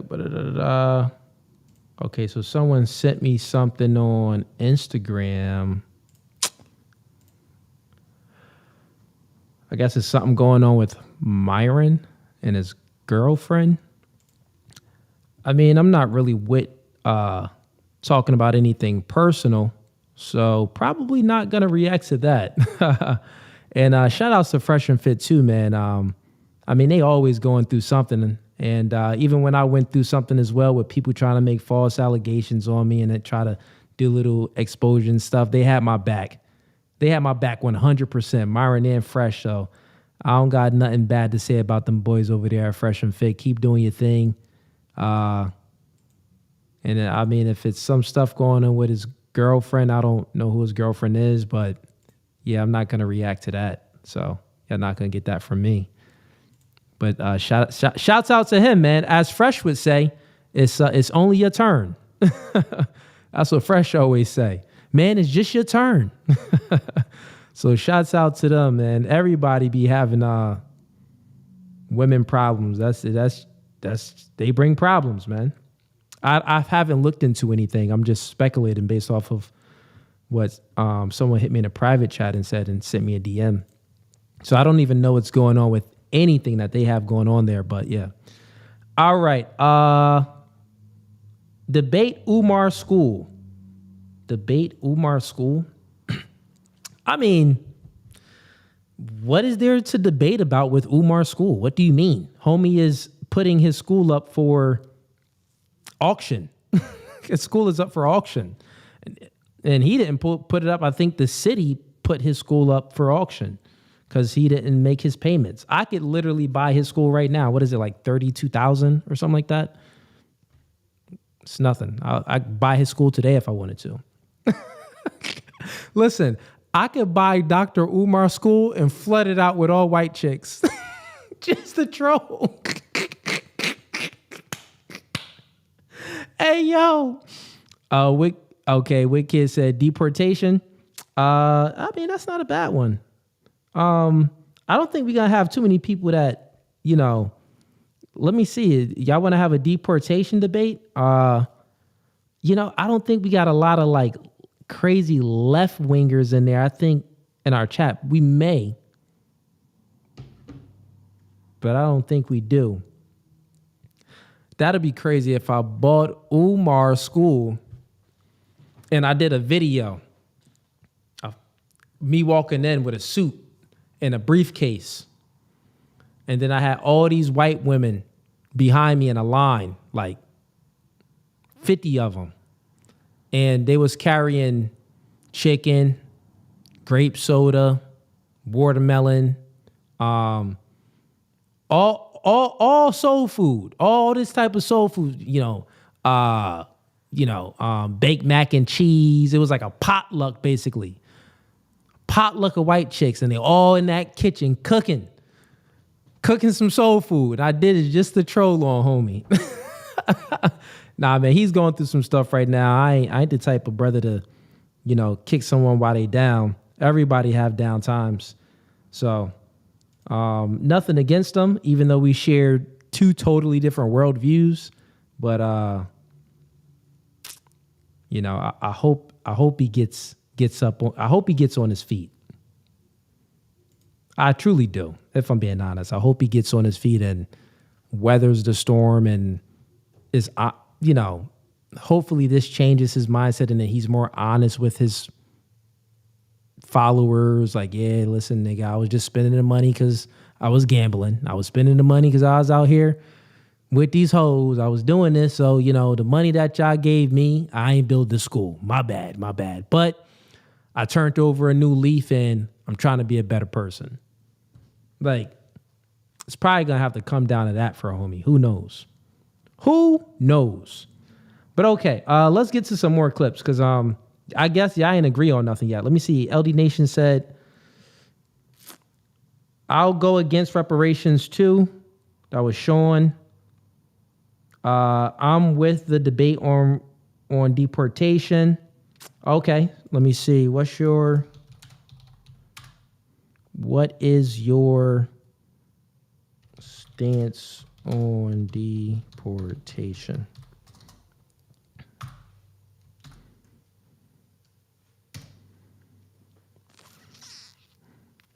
All right, let's get to these clips. I know I've been saying that already, but let's see what we got here. Oh, someone sent me a clip of this guy. bro, supporters just be sending in anything. Well, homie is funny though. This is the dude that did the dance. What's his name again? Shiggy. That's right. But let's play this clip. You call a gay person gay, it's an observation. Oh shit, this nigga gay. Okay. There ain't nothing crazy and shit. I mean, from my perspective, I probably said ayo or pause to more straight people in my life in general. Cause I be thinking certain shit be gay. Like niggas that be like, gay, fuck is that? What the hell was that? Oh my God. Gay, what is all that? Now I'm about to get up out of here. Gay, just leave, nigga. What you making announcements for? Oh, you don't see me calling you gay? Yes, I see you. That is facts, man. That is facts.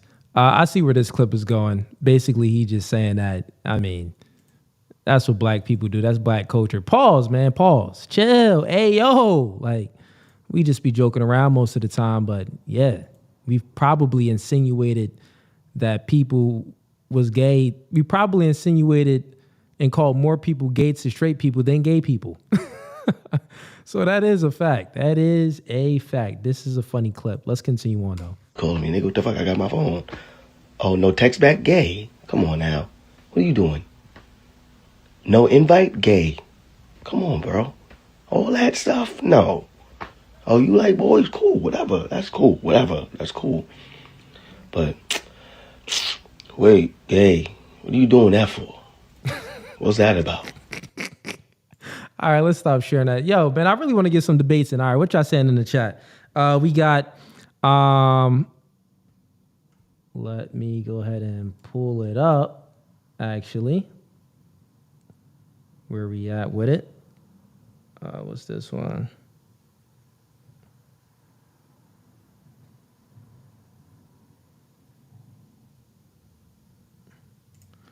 Okay, we got the real focus one. It says, question, do you believe Christian men should join the military? Okay, do I believe Christian men should join the military? So if you just go to Numbers, right? So if you go to Numbers in the Bible, the first, God was telling, when they were basically constructing Israel at this time, I would say, God told them to number everyone and number the men first, number all the men in the community.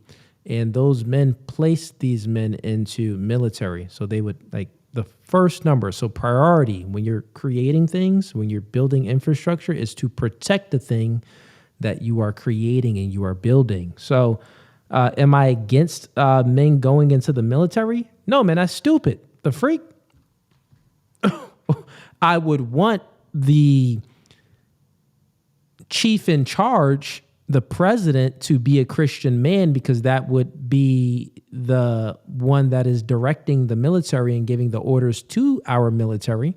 That's what I would want more than anything, is for the president to be a Christian man. But I mean, should Christian men go and join the military? Yeah, man. Yeah, why not?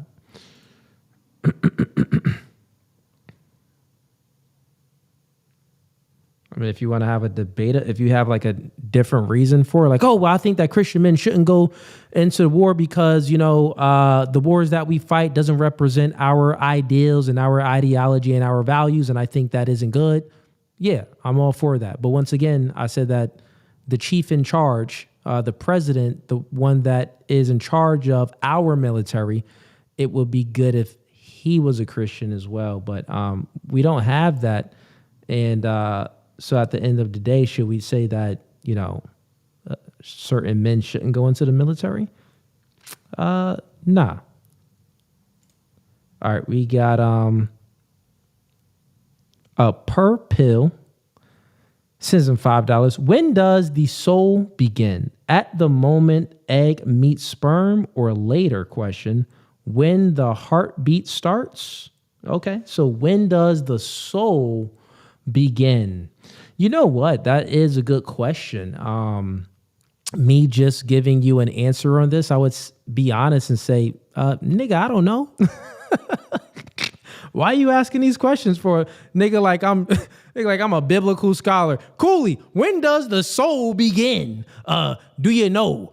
Give me the Bible verse for when the soul. Man, I don't know when the soul begins, man. Listen, I could tell you this. I've seen some scientific videos before, and it showed me that when I watch one of these videos, maybe I can find it for you, but when the sperm and the egg meets, light happens. So when light happens, scientists even say that when the egg is fertilized, this is when life happens. So when light happens, life happens. And I would say that if it's all starting there, the soul happens there too. So yeah, that would be my logical answer. Anything else would just be all speculation. And I even would say that that's speculation too. Nigga, we don't know. But why would I say, well, if you think about it logically, well, Cooley, say if someone had a rebuttal for me to say, well, Cooley, maybe the soul starts when you're 3 years old or 2 years old or 6 months.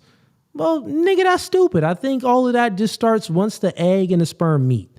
Anything else, you don't got no proof for.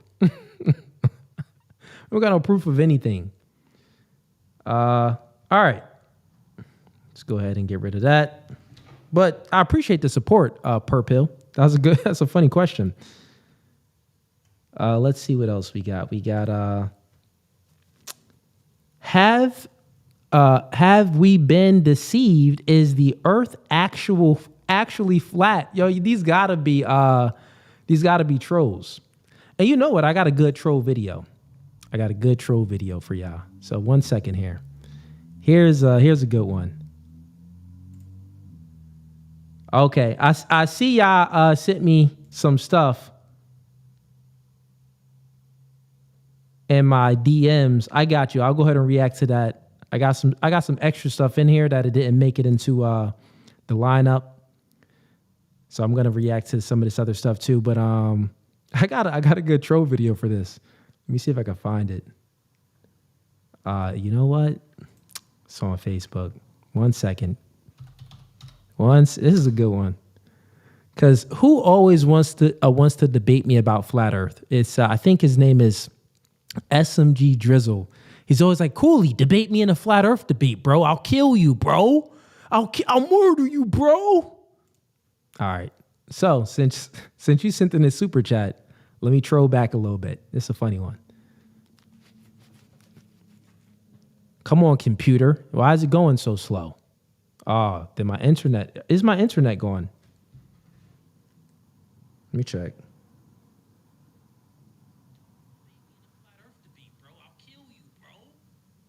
No, my internet isn't going. Why can I bring this up?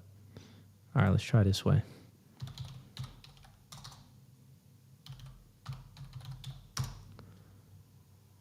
What the? I got this. Hold up.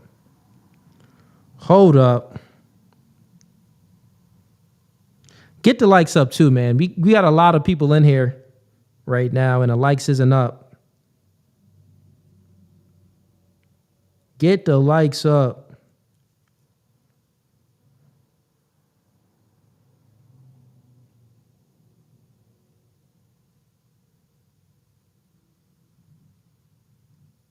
Okay, we got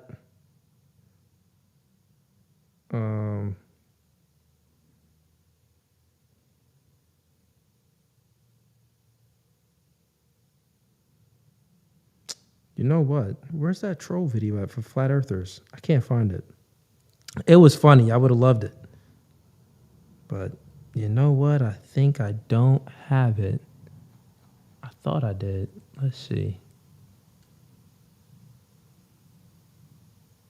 No, I got it. Got to be in here somewhere. Yep, here we go. I do got it. I was just joking. Here we go.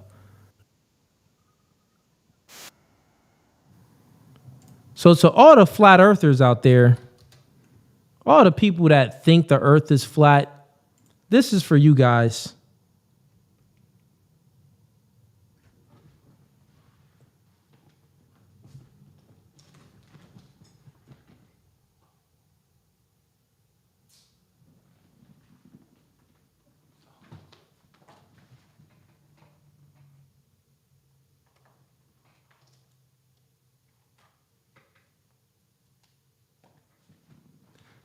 This one is for you guys. My bad about that. I had to put my phone on charger. It just died.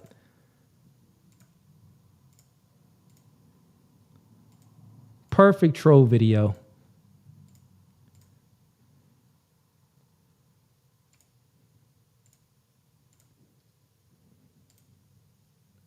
Oh man, it's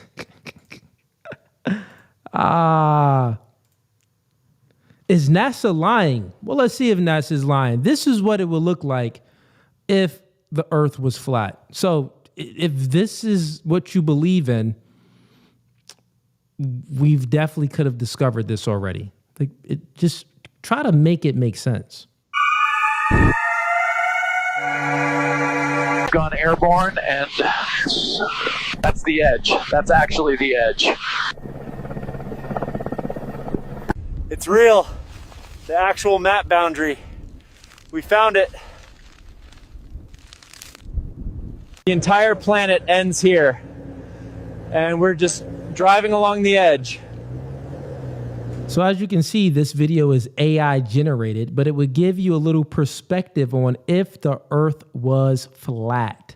That means that there would be an edge, and it would look something like this. Looking down into space. Whoa, and it doesn't even feel real.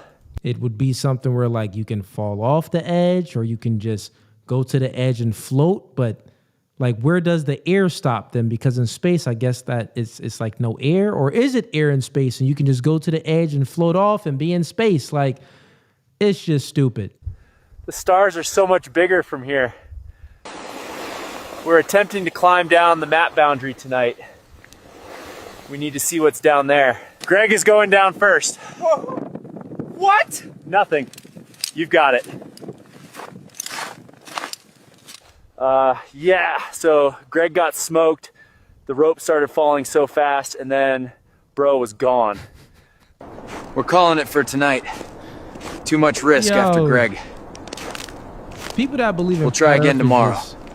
They just it's just weird, bro.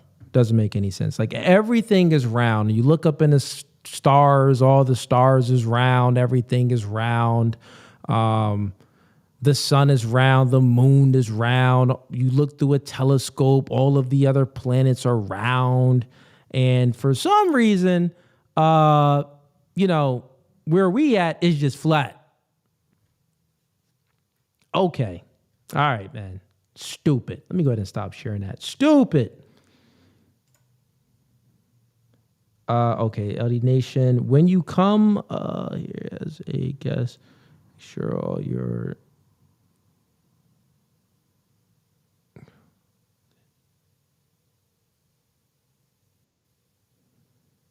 Okay. I know y'all want to get some debates going, but we need some people to come on up. So, quick announcement, another one. If you want to go ahead and join debate night, bro, we got haters in the chat, so just don't be scared, man. I know you disagree with so many things that I say, but click the first link in the YouTube description or click the link that's pinned in the YouTube comments, and you can come on up. We are looking for some debates. That's what we are looking for. So, yeah, let's get into it, man. Don't be scared. What we got here? Spin City HQ. Spin City sends in $10, man. I appreciate the support, brother. Where you been at, man? He says, Ish looking clean, dog. What been the word with you? Yo, shout outs to Spin City HQ. He is a great AI tech individual. He creates a lot of AI content and everything AI he knows about. So shout outs to him.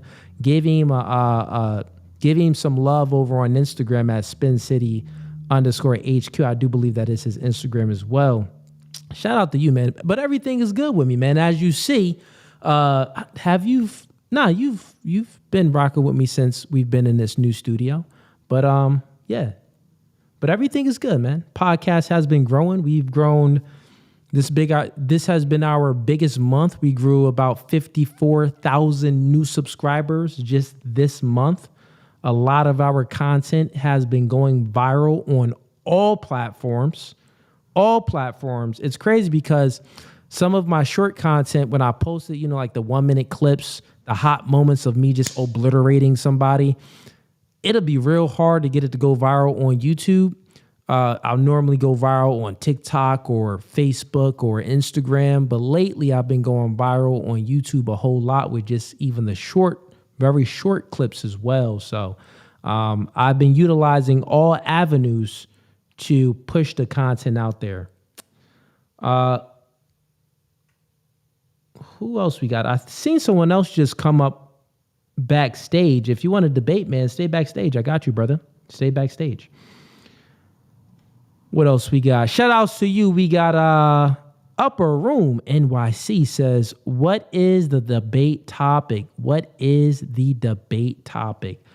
Listen, it's open panel debate night. So how I run the show is, if I'll bring you up, right? We got 2 people backstage, but the 2 people backstage, these guys essentially agree with me on like 90% of stuff. So we would have to like find the area that we disagree with. So right now I got them backstage. They just chilling. But if you are a feminist and you believe that women should be in power, or women should, men should pedestalize women, and women should lead relationships, and you want to have like a dating relationship type discussion, click that link. I'll bring you on up. If you are a feminist and you don't want to speak about dating and relationships, you want to speak more about politics and stuff like that, for sure, click that link and come on up. If you are religious and, you believe in, you're a Hebrew Israelite or you're atheist, and you want to debate me, and you don't believe God is real or God is true, and that evolution is how things really have been created, then you can go ahead and click that link too, and we can have like a evolution versus creation debate. But yeah, so we can debate about anything you want, man. So right now we got no topics planned. We are just reacting to content. So what I'm going to do is I'm going to go back to reacting to some content. So here we go. Since we got a lot of people in here, let's keep it going, man. Let's keep this going. Yeah. All right, so here's the next clip.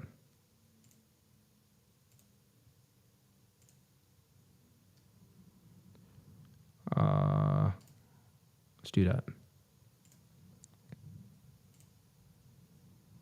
1 Timothy 2:12, Paul says, I do not permit a woman to teach or exercise authority over men. In this scripture, the word authority translates from the Greek word authentian. However, we see the word authority being used multiple times throughout scripture, like Matthew 28:18, where it tells us that Jesus has been given authority over the heavens and the earth, or Luke 10:19, where it tells us that we have been given authority to trample over serpents and scorpions. That word authority is translated differently from the Greek word exousia, showing us that we have 2 words in the Greek for the word authority, exousia and authentian. Now, authentian is only used one time in scripture in 1 Timothy 2:12.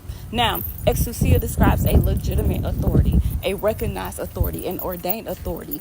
Authentian describes an illegitimate authority, a domineering and controlling authority. So Paul intentionally uses authentian in this text instead of exousia because his problem is not with women having authority, period. Or else he would have used exousia, saying, I don't care if your authority is legitimate or not. You're a woman. You can't teach. That's not what he said.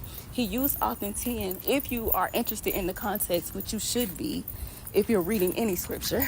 Man, this chick delusional. She trying to justify women to have authority in a church.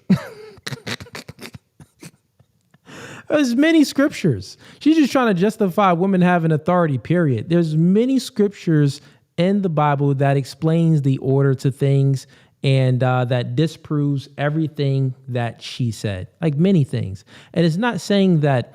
So I'll actually bring up a scripture to combat what she said. And let's see here.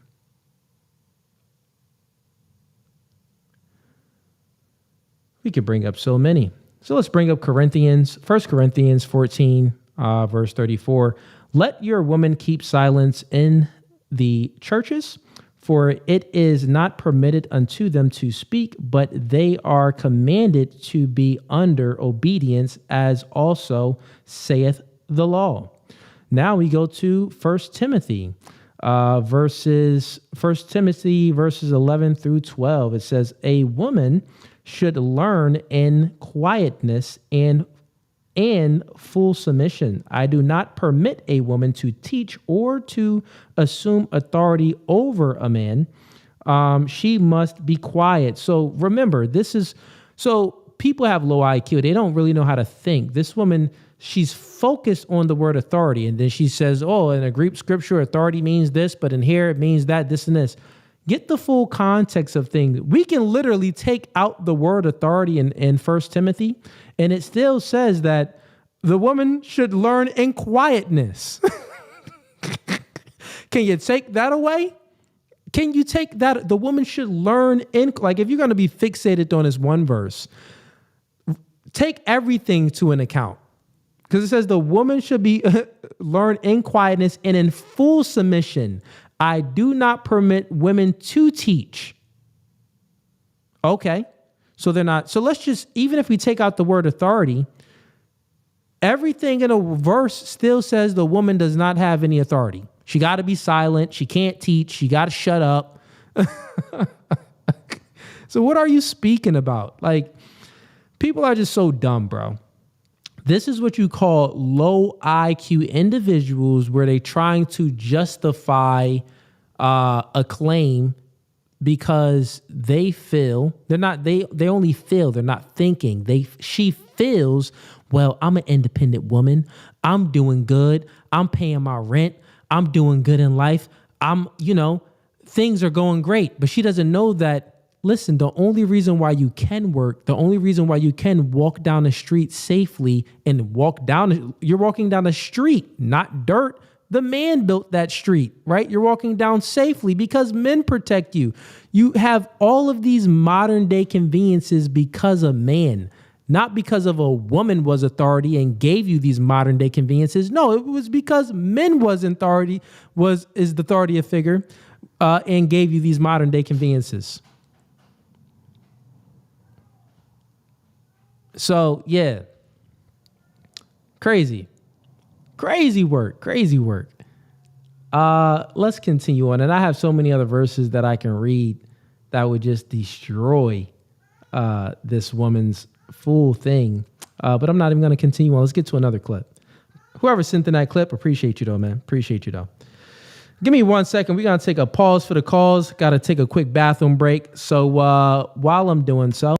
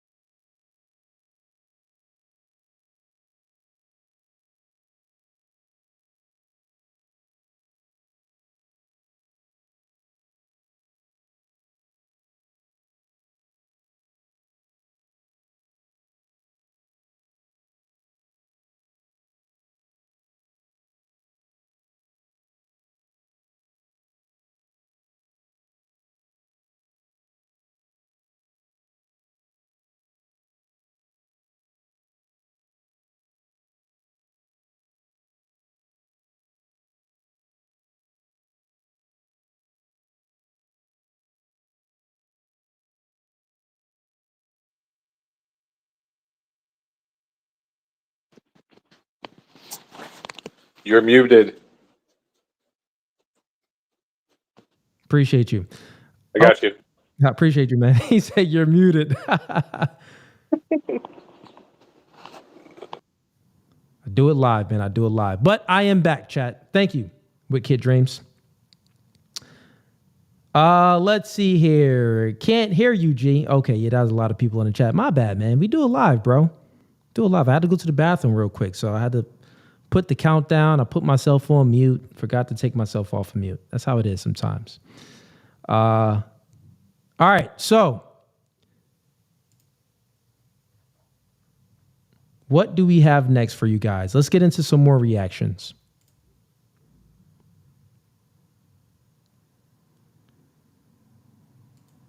Let's see here. You know what? Gotcha. I gotcha, chat.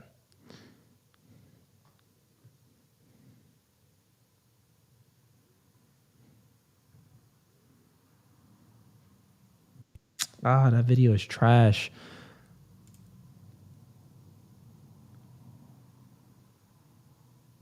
Who's backstage? I don't know who this is. Oh, it's you. What's going on, man? Hey, what's up, man? Hey, I was watching the stream and I was like, hold on. Cooley didn't point out something. Usually you catch everything. That last lady that you had in that video, she started talking about women's authority and stuff like that. And she started trying to quote the Bible and then quoting Greek. And I was like, the Bible wasn't written in Greek. That's so stupid. Because unless you have the original interpretation of the Bible, which was Aramaic, you can't use the Greek interpretation of words that someone might have used in translation to find a word close to actually make that point. So I just wanted to throw that out there. Love the work that you're doing, man.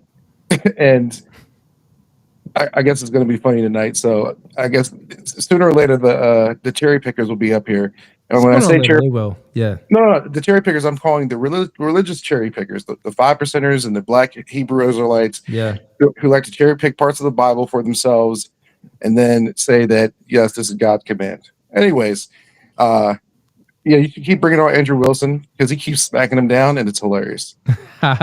Yo, funny that you bring that up. So I've been speaking with Andrew Wilson backstage, trying to set up a big debate. Hopefully in the future we can get it set up, but I'm working with a few people other than just Andrew Wilson, but a few big people trying to get them to debate one another on my platform. Already got a few people to agree to some debates, but just waiting on, everyone to confirm dates and stuff like that. And then I also have a lot of debates set up for myself that we're just working on logistics to try to schedule. But yeah, man, we got a lot of new stuff in store for No Fugazee podcast as far as debates, man. But yo, Wolf, appreciate the support, man.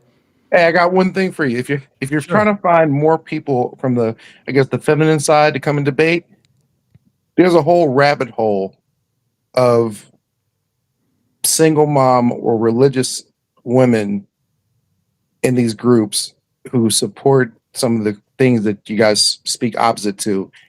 And they're only talking to each other.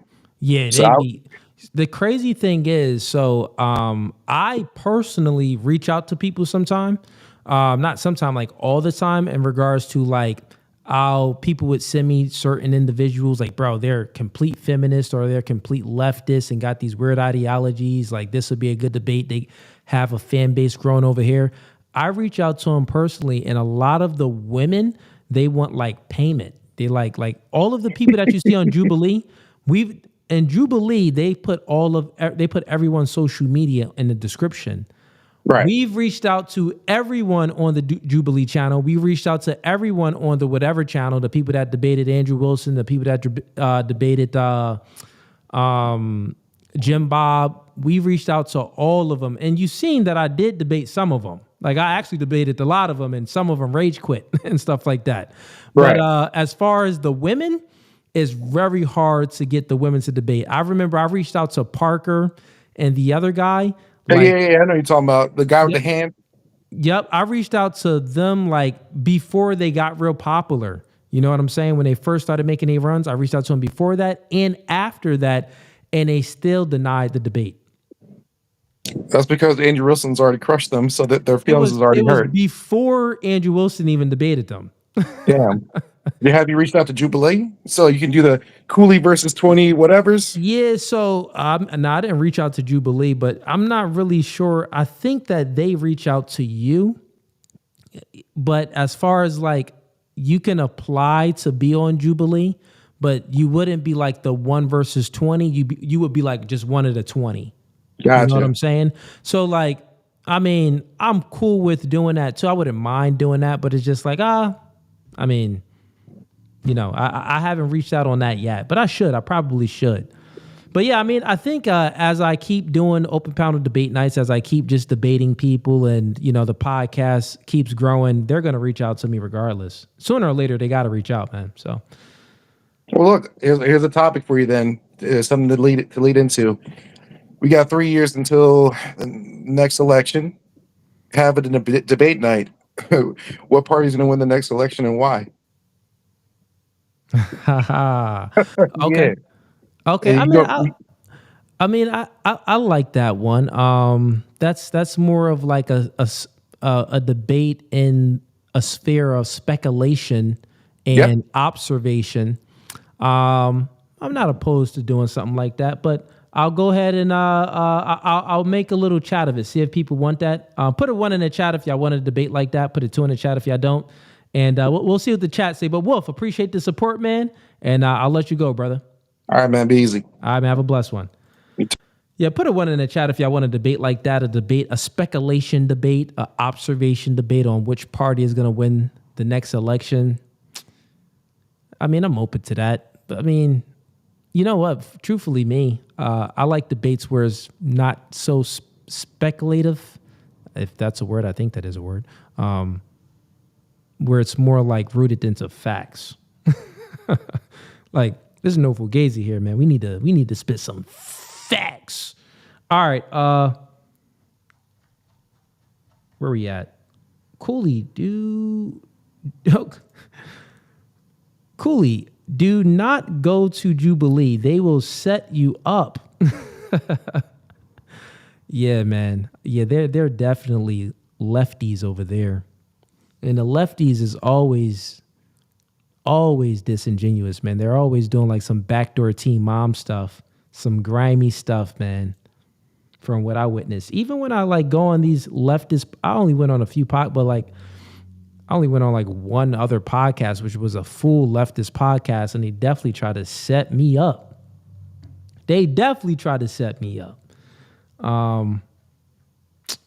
Let's see here. Let's get to some more reactions.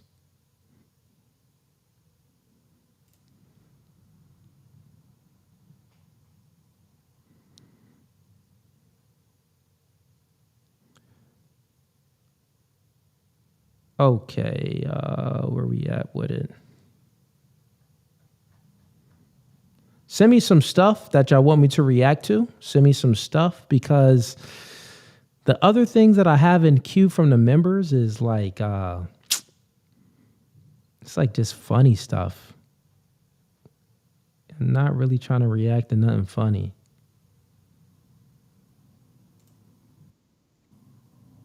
But, you know, while we're up here, let's see what this is. Something that a member sent in.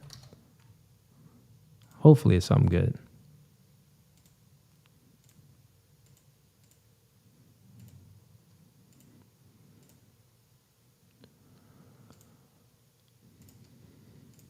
All right, let's bring this back.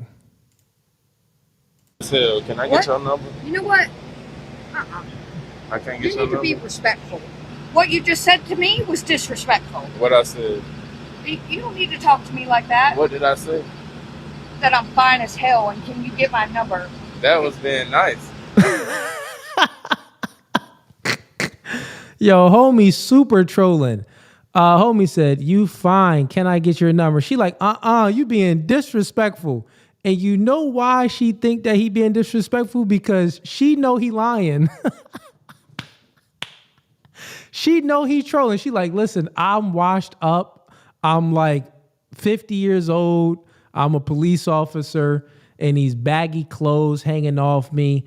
My ponytail is rugged. My glasses is foggy. My neck is wrinkly. And you over here, you like 25 years old saying that I'm fine. Yeah, you're lying. Stop being disrespectful. Don't you think so? You think that's nice? He asked the officer. He said, "Don't you think so?" The officer shook his head like, Nah, bruh, that wasn't respectful. She ugly." Hold up. What the chat saying? What the chat saying right here? They said, "Nah, that was disrespectful. You don't walk up and lie to a person." Yeah, see, people thinking what I'm thinking. She has a house full of cats. She know you lying. Yeah, the chat thinking what I'm thinking, reacting to this. All right, let's move on. Well, that comment section was thinking what I was thinking. All right. Listen, man, tonight it's a little dry in here, man. Come on, man. Anyone that wants to debate. I know we got some haters in the chat. What we got? 200 something people in here right now. Let me see. If not, then I guess we're gonna react to some more content. Actually, I do got some stuff for y'all. Let me see. Got some other clips for y'all. I forgot my other email of clips that members sent me would be from Facebook videos, because I got I got 1 million followers on Facebook. I tell you, my inbox on Facebook be crazy, just with mad stuff. People send me stuff all the time on there.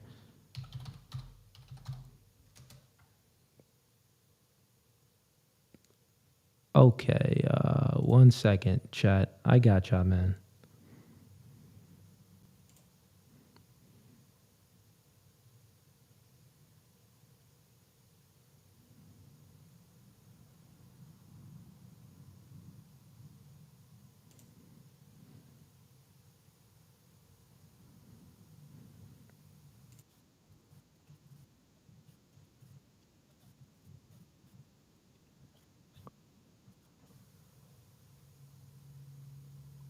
Hold up, chat. Getting some clips for y'all. I got y'all.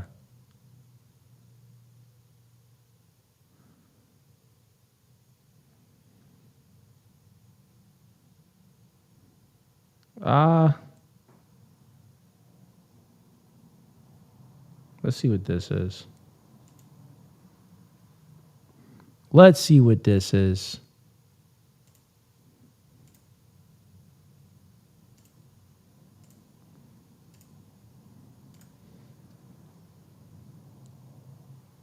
All right, let's bring that like that.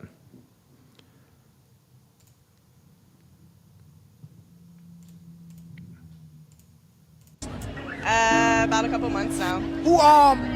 Who initiated the divorce? Me. Why? I was done. I know. Why were you done? Did he cheat on you? No. Did he hit you? No. Did he lose his job? No. God damn, so what the fuck you divorced? I got music in it. Don't want to get flagged.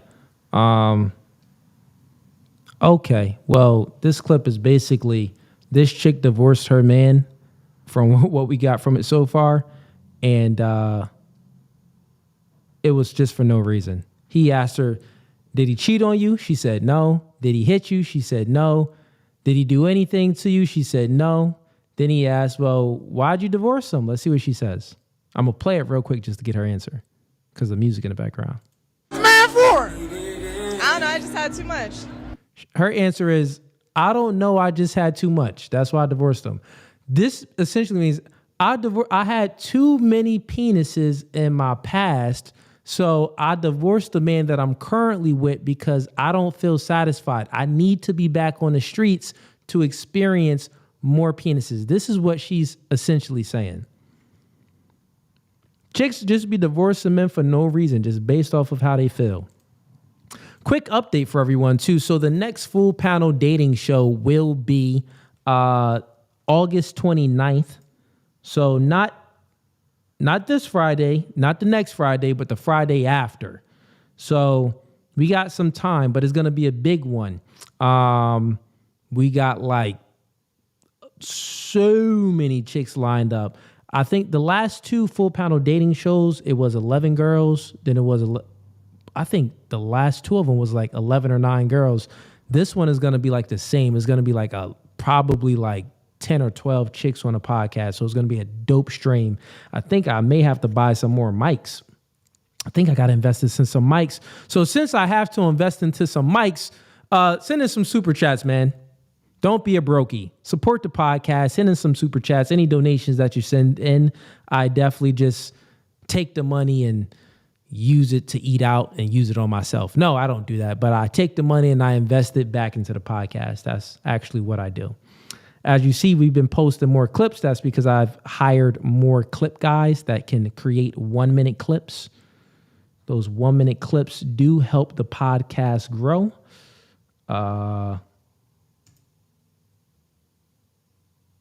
Wimp activation. Cooley, what you want, bro? What you want? Who are you?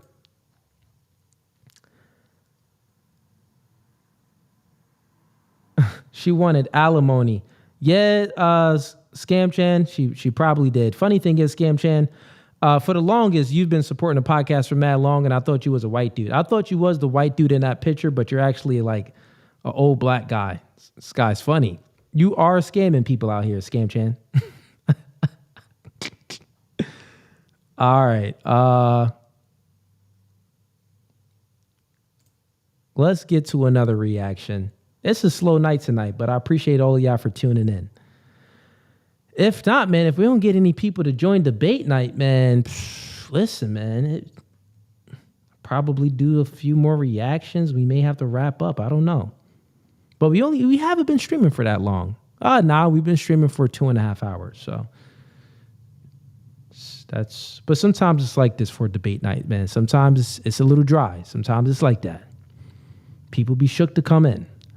All right, let's see what else we got. What other clips we got?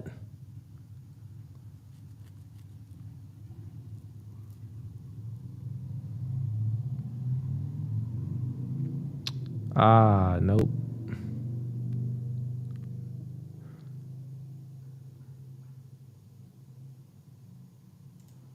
What's this one?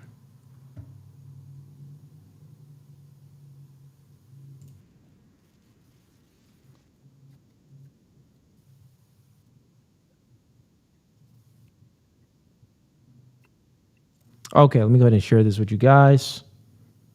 Another clip here. Here we go.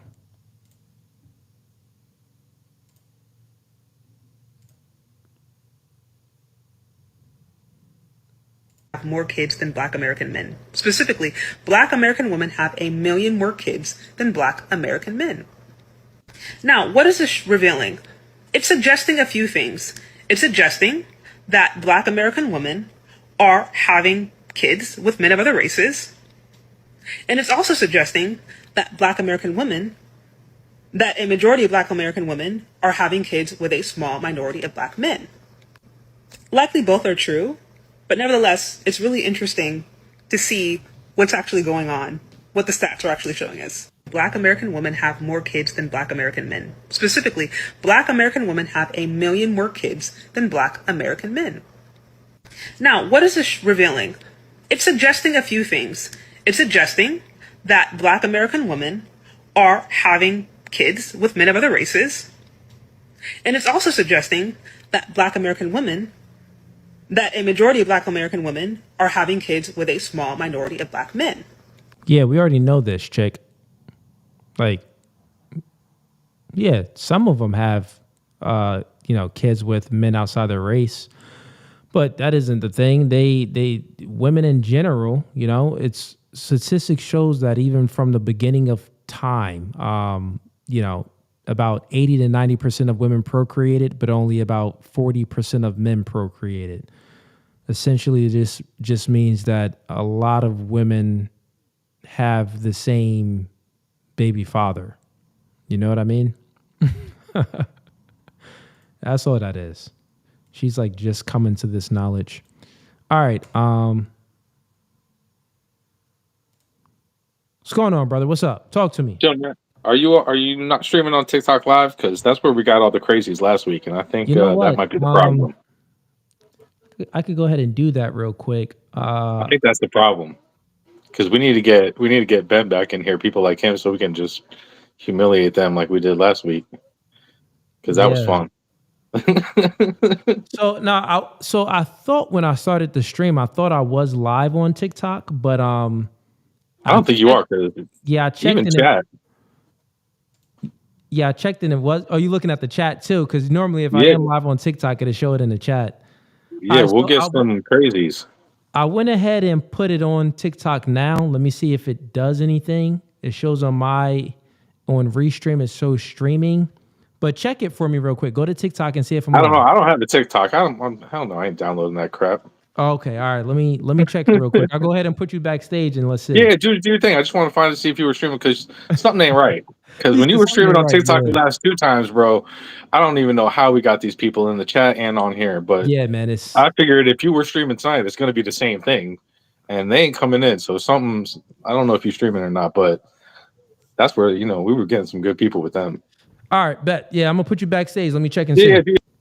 All right, cool. So I went ahead and just put it back on TikTok, but let me see if we're live on TikTok. Let's take another check and see. Are we live on TikTok? All right, we're live on TikTok now. Okay, so everyone that's tuning in. Okay, so before we wasn't live. Currently, we are live on TikTok now. So everyone that's tuning in on YouTube right now, we just started up the TikTok stream, which I think, like what Kid Dreams just said, this may be beneficial for debate night. So since we're going live on TikTok right now, we already got people joining the TikTok stream. Everyone that's tuning in on TikTok, tonight is open panel debate night. You can debate about anything. If you have different opinions, different perspectives than mine, I would consider myself to be a conservative and lean more right than left. And I would consider myself to believe in the patriarchy and that men should be at the helms of all leadership. If you are a feminist and you think that things should be egalitarian, or if you are a flat earther or a, atheist, I would say forget the flat earthers. Those debates are kind of corny. But if you are an atheist and you don't believe in nothing, or you believe like we came from dirt or something, click this stream. Let's debate. And you can go ahead and join the stream by clicking the first link in the YouTube comments. That's what you can go ahead and do. Actually, let me go ahead and share my screen. The TikTok screen. Let me see here. How can I do this?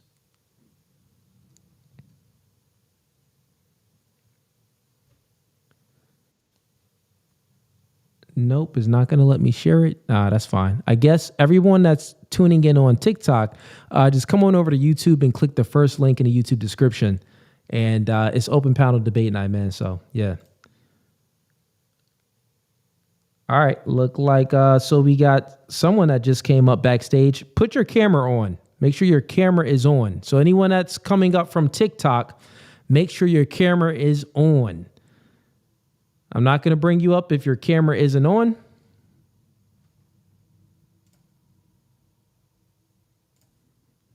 All right, so while we're waiting for people to join TikTok, let's go ahead and react to some more clips. Maybe I can trigger some people by reacting to some clips. Who knows? Okay, it looks like we got somebody. Welcome to No Fugazee Podcast. State your name. Where you from?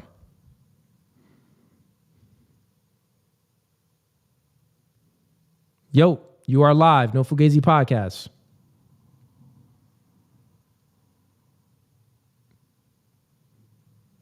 All right, never mind that.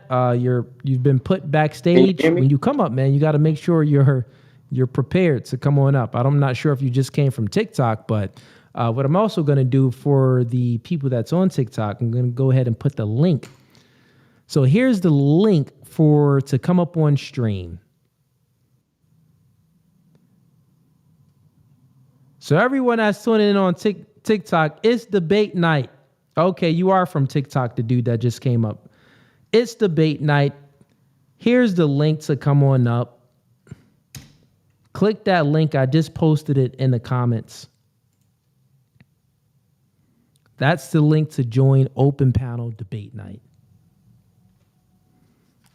Who knows? We may get some crazies that come on up. And you know what? Man, I got to do it where I got to stream on OBS so I can like share my screen and go into these other little open panel TikTok debates that they be having and start washing people. What's the debate about y'all got here? Yo, it's open panel debate night. So if you are a male feminist, if you believe that, you know, we should have an egalitarian society and men and women are equal, if you believe that, you know, women should be leading relationships, if you are left-leaning and you believe that Kamala Harris would be a better president than Donald Trump, click that link too. If you are an atheist, if you suffer from the woke mindset virus, go ahead and click that link. If you believe in transgenderism and all of this type of stuff or predeterminism, click that link so I can obliterate your entire worldview. Tonight is debate night. All right, looks like we got some people that came on up. Here we go. Welcome to No Fugazee Podcast. State your name, where you're from. Hello, sir. I'm Chris. I'm from Australia. Hello, Chris from Australia. Since we're live on TikTok, please give me your age. I'm 35. 35, okay. And what are you here to debate about, Chris? Actually, I'm actually a really big fan of yours, and I accidentally clicked on the link. I didn't know the link was for the enemy. Well, it's not just for the enemy. The link is for anyone that wants to debate. So, like, if you just have a different opinion or you disagree with some of the things that I say, you're not an enemy of mine. But, you know, we can go ahead and spar and have a debate. That's all it is. Well, I'm in the wrong position right now because I agree with everything you say. So, well, listen, Chris, I highly appreciate the support, man, all the way from Australia. So shout out to you, brother, and have a blessed one. Okay, keep up the good work, bro. Appreciate you, man. Look at that. We got supporters all the way in Australia. All right. So, once again, we are currently live on TikTok. So all of the TikTok supporters, I see y'all flooding in here. I'm looking at just the TikTok chat right now.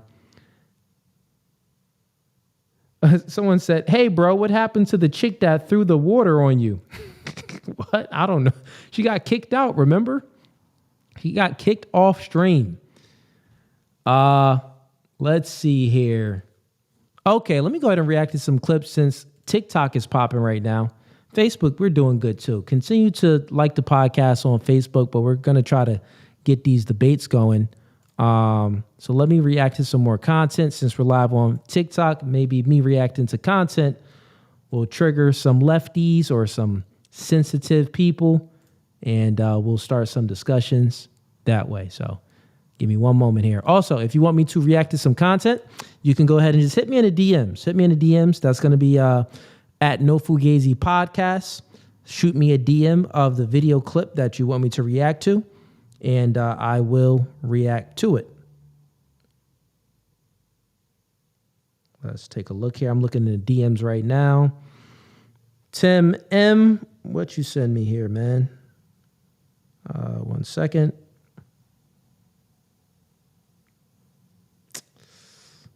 Okay.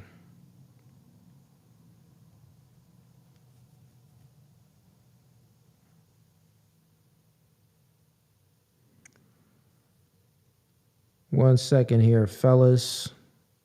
Getting some more content to react to.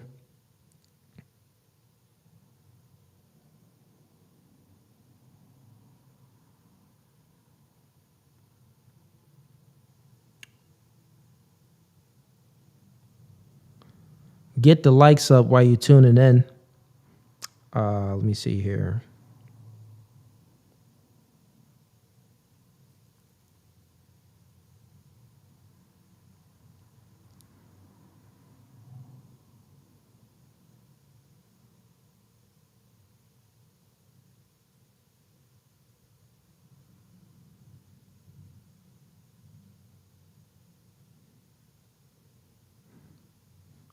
Hold up here, chat.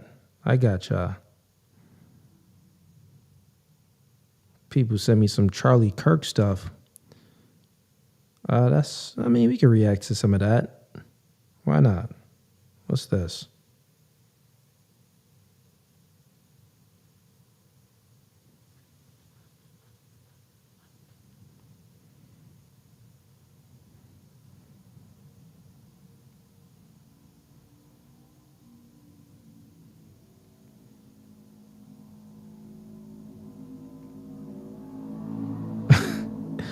All right. So we got a few things from the members to react to. Let me go ahead and get some of this stuff up right now. 1 second here. I got ya.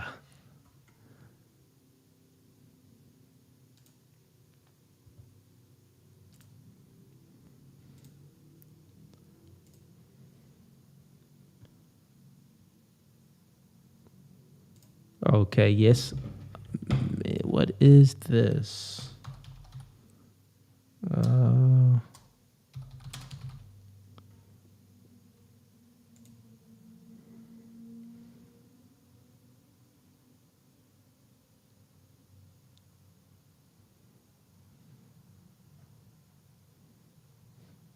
Someone said go to the Shade Room channel, man, and that's so much content to react to. You know what? I should do that. It's a good idea. We're going to pull that up real quick. Let's go ahead and pull it up. All right. Now we gotta make this. We gotta make this a little bit bigger. Nope. Gotta make it like that. There we go. All right, let's see what they got over here on the Shade Room. What's going on? What's going on?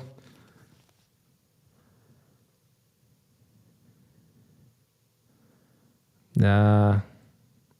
What Denzel Washington talking about? Nothing special. What's this? Diddy. Homie with his white John. That ain't nothing. That ain't nothing.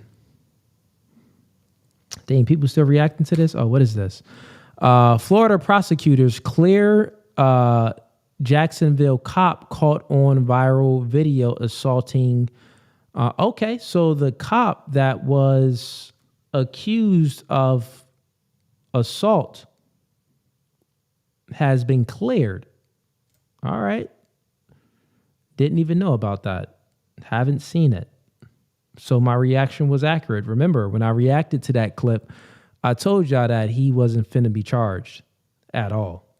Because dude already pled guilty to like everything.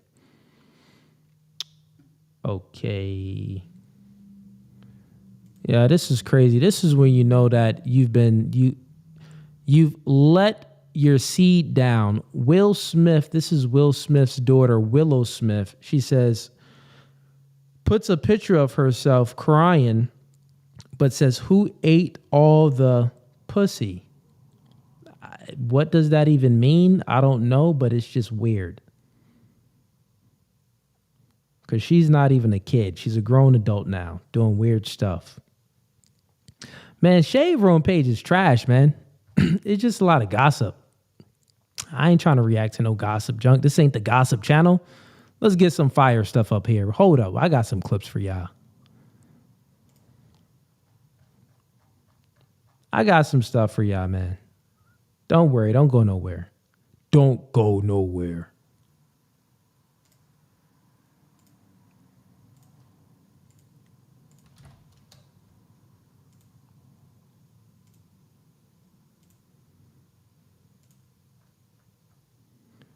You're like, Cooley, man, you probably should have came more prepared with more clips. Bro, it's debate night, man. I don't even care about reacting to clips, honestly. Yeah, we could. What's this? Nah.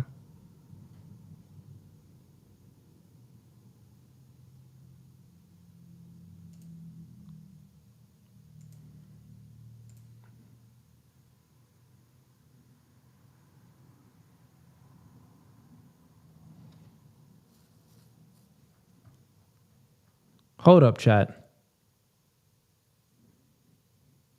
I need like some background music while I'm scanning through all of this stuff. I got you. Actually, I think I do got some background music on Restream. Let me see. Where's my tunes at? Do I got some tunes? I thought they had some like internal tunes. They do.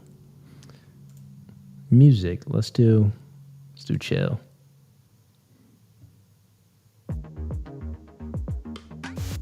Okay.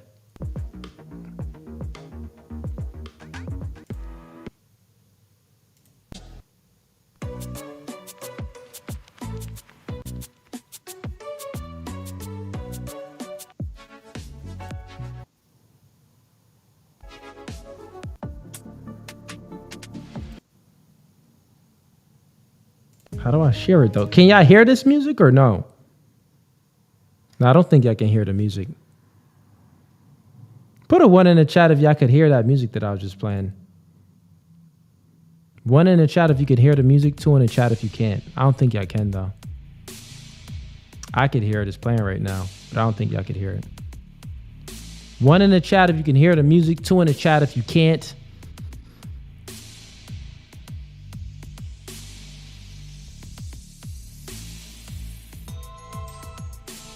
Oh, y'all can hear it. Music is trash. Oh man, I make beats. I need to import some of my beats that I made in here. Oh yeah, y'all didn't know I did music? Yeah, I did many years of music. Man, I ain't even got TikTok, Cooley. 1 second.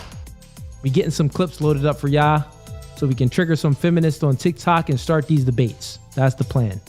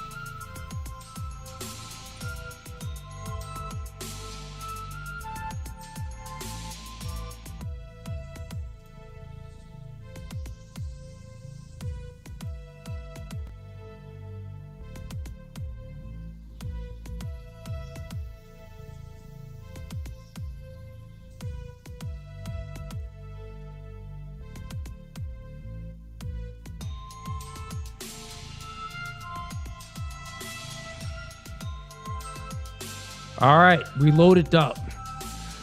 We loaded the clip. And this trash music.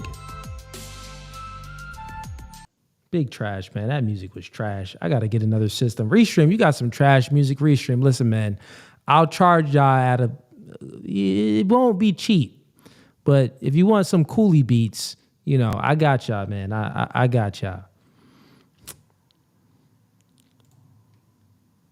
And chat, don't listen. I don't know if some of y'all actually may know that I've done music before in the past, but I don't know. I don't know if y'all really know. Okay, let's get into the first clip that we're going to be reacting to.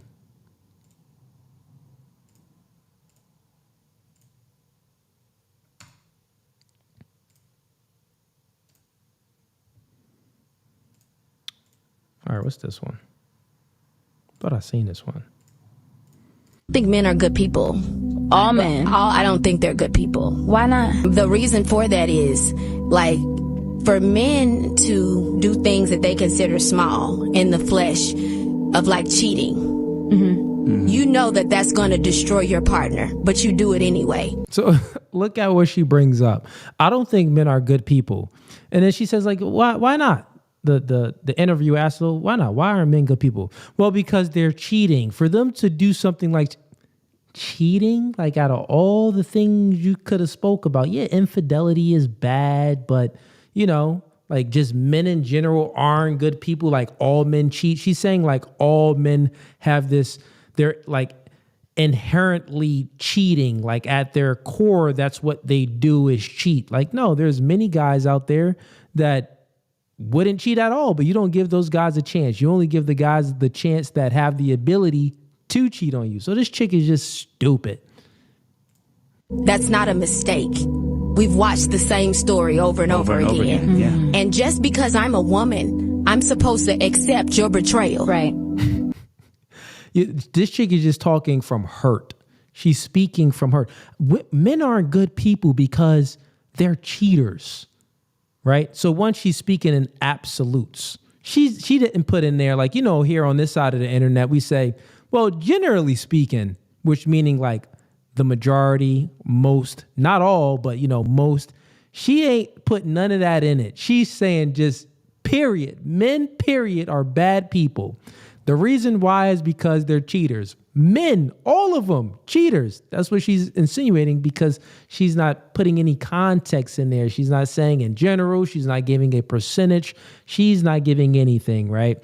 So she's speaking from a place of hurt. She's been hurt so bad by a man, and not even by a man. She's been hurt by her own decisions. This is a woman that can't take accountability. If cheating is the end all be all, and that's what you're prioritizing as a woman, like if you're out there looking for a man, the priority is a faithful man, a loyal man. Oh, but all the men that you go for are NBA players, athletes. This is K. Michelle. So this is who she's dated. NBA players, athletes, rappers, all of these type of high profile individuals with a lot of money and resources and status. With what comes with that is more chicks, more opportunity to cheat. Those are the type of men she goes for. And just because she's been cheated on by top tier dudes, she thinks that men in general, not even men in general, all men, speaking in absolutes, men aren't good people. Stupid chick. No, you go to Chipotle and to Chick-fil-A and to the gas station every day or a few times a week, right? And there's many guys that you walk by that you don't even see that if you gave them a chance, they would never cheat on you. She got many dudes in her DMs that would worship the ground that she walks on. They would be simps, but they most likely wouldn't cheat on her because they don't have any other options. So I'm saying that she can find a man that doesn't cheat, but she doesn't even want a man that doesn't cheat. She wants all the men that she gives a chance to is the men that have that has the opportunity to cheat. So think about it. In her dating pool, it's like, oh, think about it. If cheating is the end all be all, cheating is the thing that makes men bad people. Well, guess what? She can actually find a man that wouldn't cheat. Well, Kyle, that's works at the library that you tend to walk by every day, that he's outside, say, hey, K. Michelle, how are you? You just don't even look at him. You're like, ugh, you look at him in disgust. He's a loyal guy. You just walk past him, but you didn't want him. Because you're taking advantage of my love for you, and I'm supposed to just be the one behind you riding or dying. I'm not dying with nobody. To see girls come up to me, I'm the girl they come up to all day long crying. They tell me the most disgusting of stories that I couldn't even believe. And a lot of times men, the wrong man, will stunt your growth as a woman. Have you ever cheated in a relationship? That's exactly what I was about to ask. Yeah, I've cheated. I don't think Man, that chick is stupid. So then she goes to say, oh, women come up to me with all of these stories, horrible stories, disgusting stories of men cheating. Then they ask her, have you cheated? Yes. And I'm sorry to let you know, K. Michelle, it's actually much, much, much more disgusting from a physical aspect when a woman cheats. So you've been cheated on before, but when that man, fornicated with that woman, he can go ahead and clean the outside of him. Now, let's just say essentially, say no diseases is here. The woman is clean that he's cheating with. He's clean. Everything is clean. The man can still clean his outer self because it's the skin. We could just wash ourselves off with soap and water. But when you cheat, you actually get skeeted in, and you can't wash yourself down there with soap or water because the vaginal area can't have soap down there and in there, or it will cause yeast infection. So she's just speaking nonsense right now. It's much more worse. And if anyone wants to debate about this, it's much worse if a woman cheats. Way, way, way worse. When women cheat, it's way worse than when men cheat. All right. Let's continue on. We got some more stuff to react to. I got y'all, man. I got y'all tonight. We're going to try to get some debates in here. I seen 2 people came backstage, but their cameras wasn't on, and then they left. But it seems that we're attracting some of the crazies from TikTok. Once again, everyone that's tuning in on TikTok, if you do want to join the stream, you can go ahead and click the first link in the YouTube description to join the stream. So if you're on TikTok, come on over to YouTube. That's going to be No Fugazee Podcast on YouTube. That's the way to join the stream. And it's the first link in the YouTube description, or it's the link that's pinned in the YouTube comments. Come right on up, and I got you. Okay, let's see what we got for the next clip.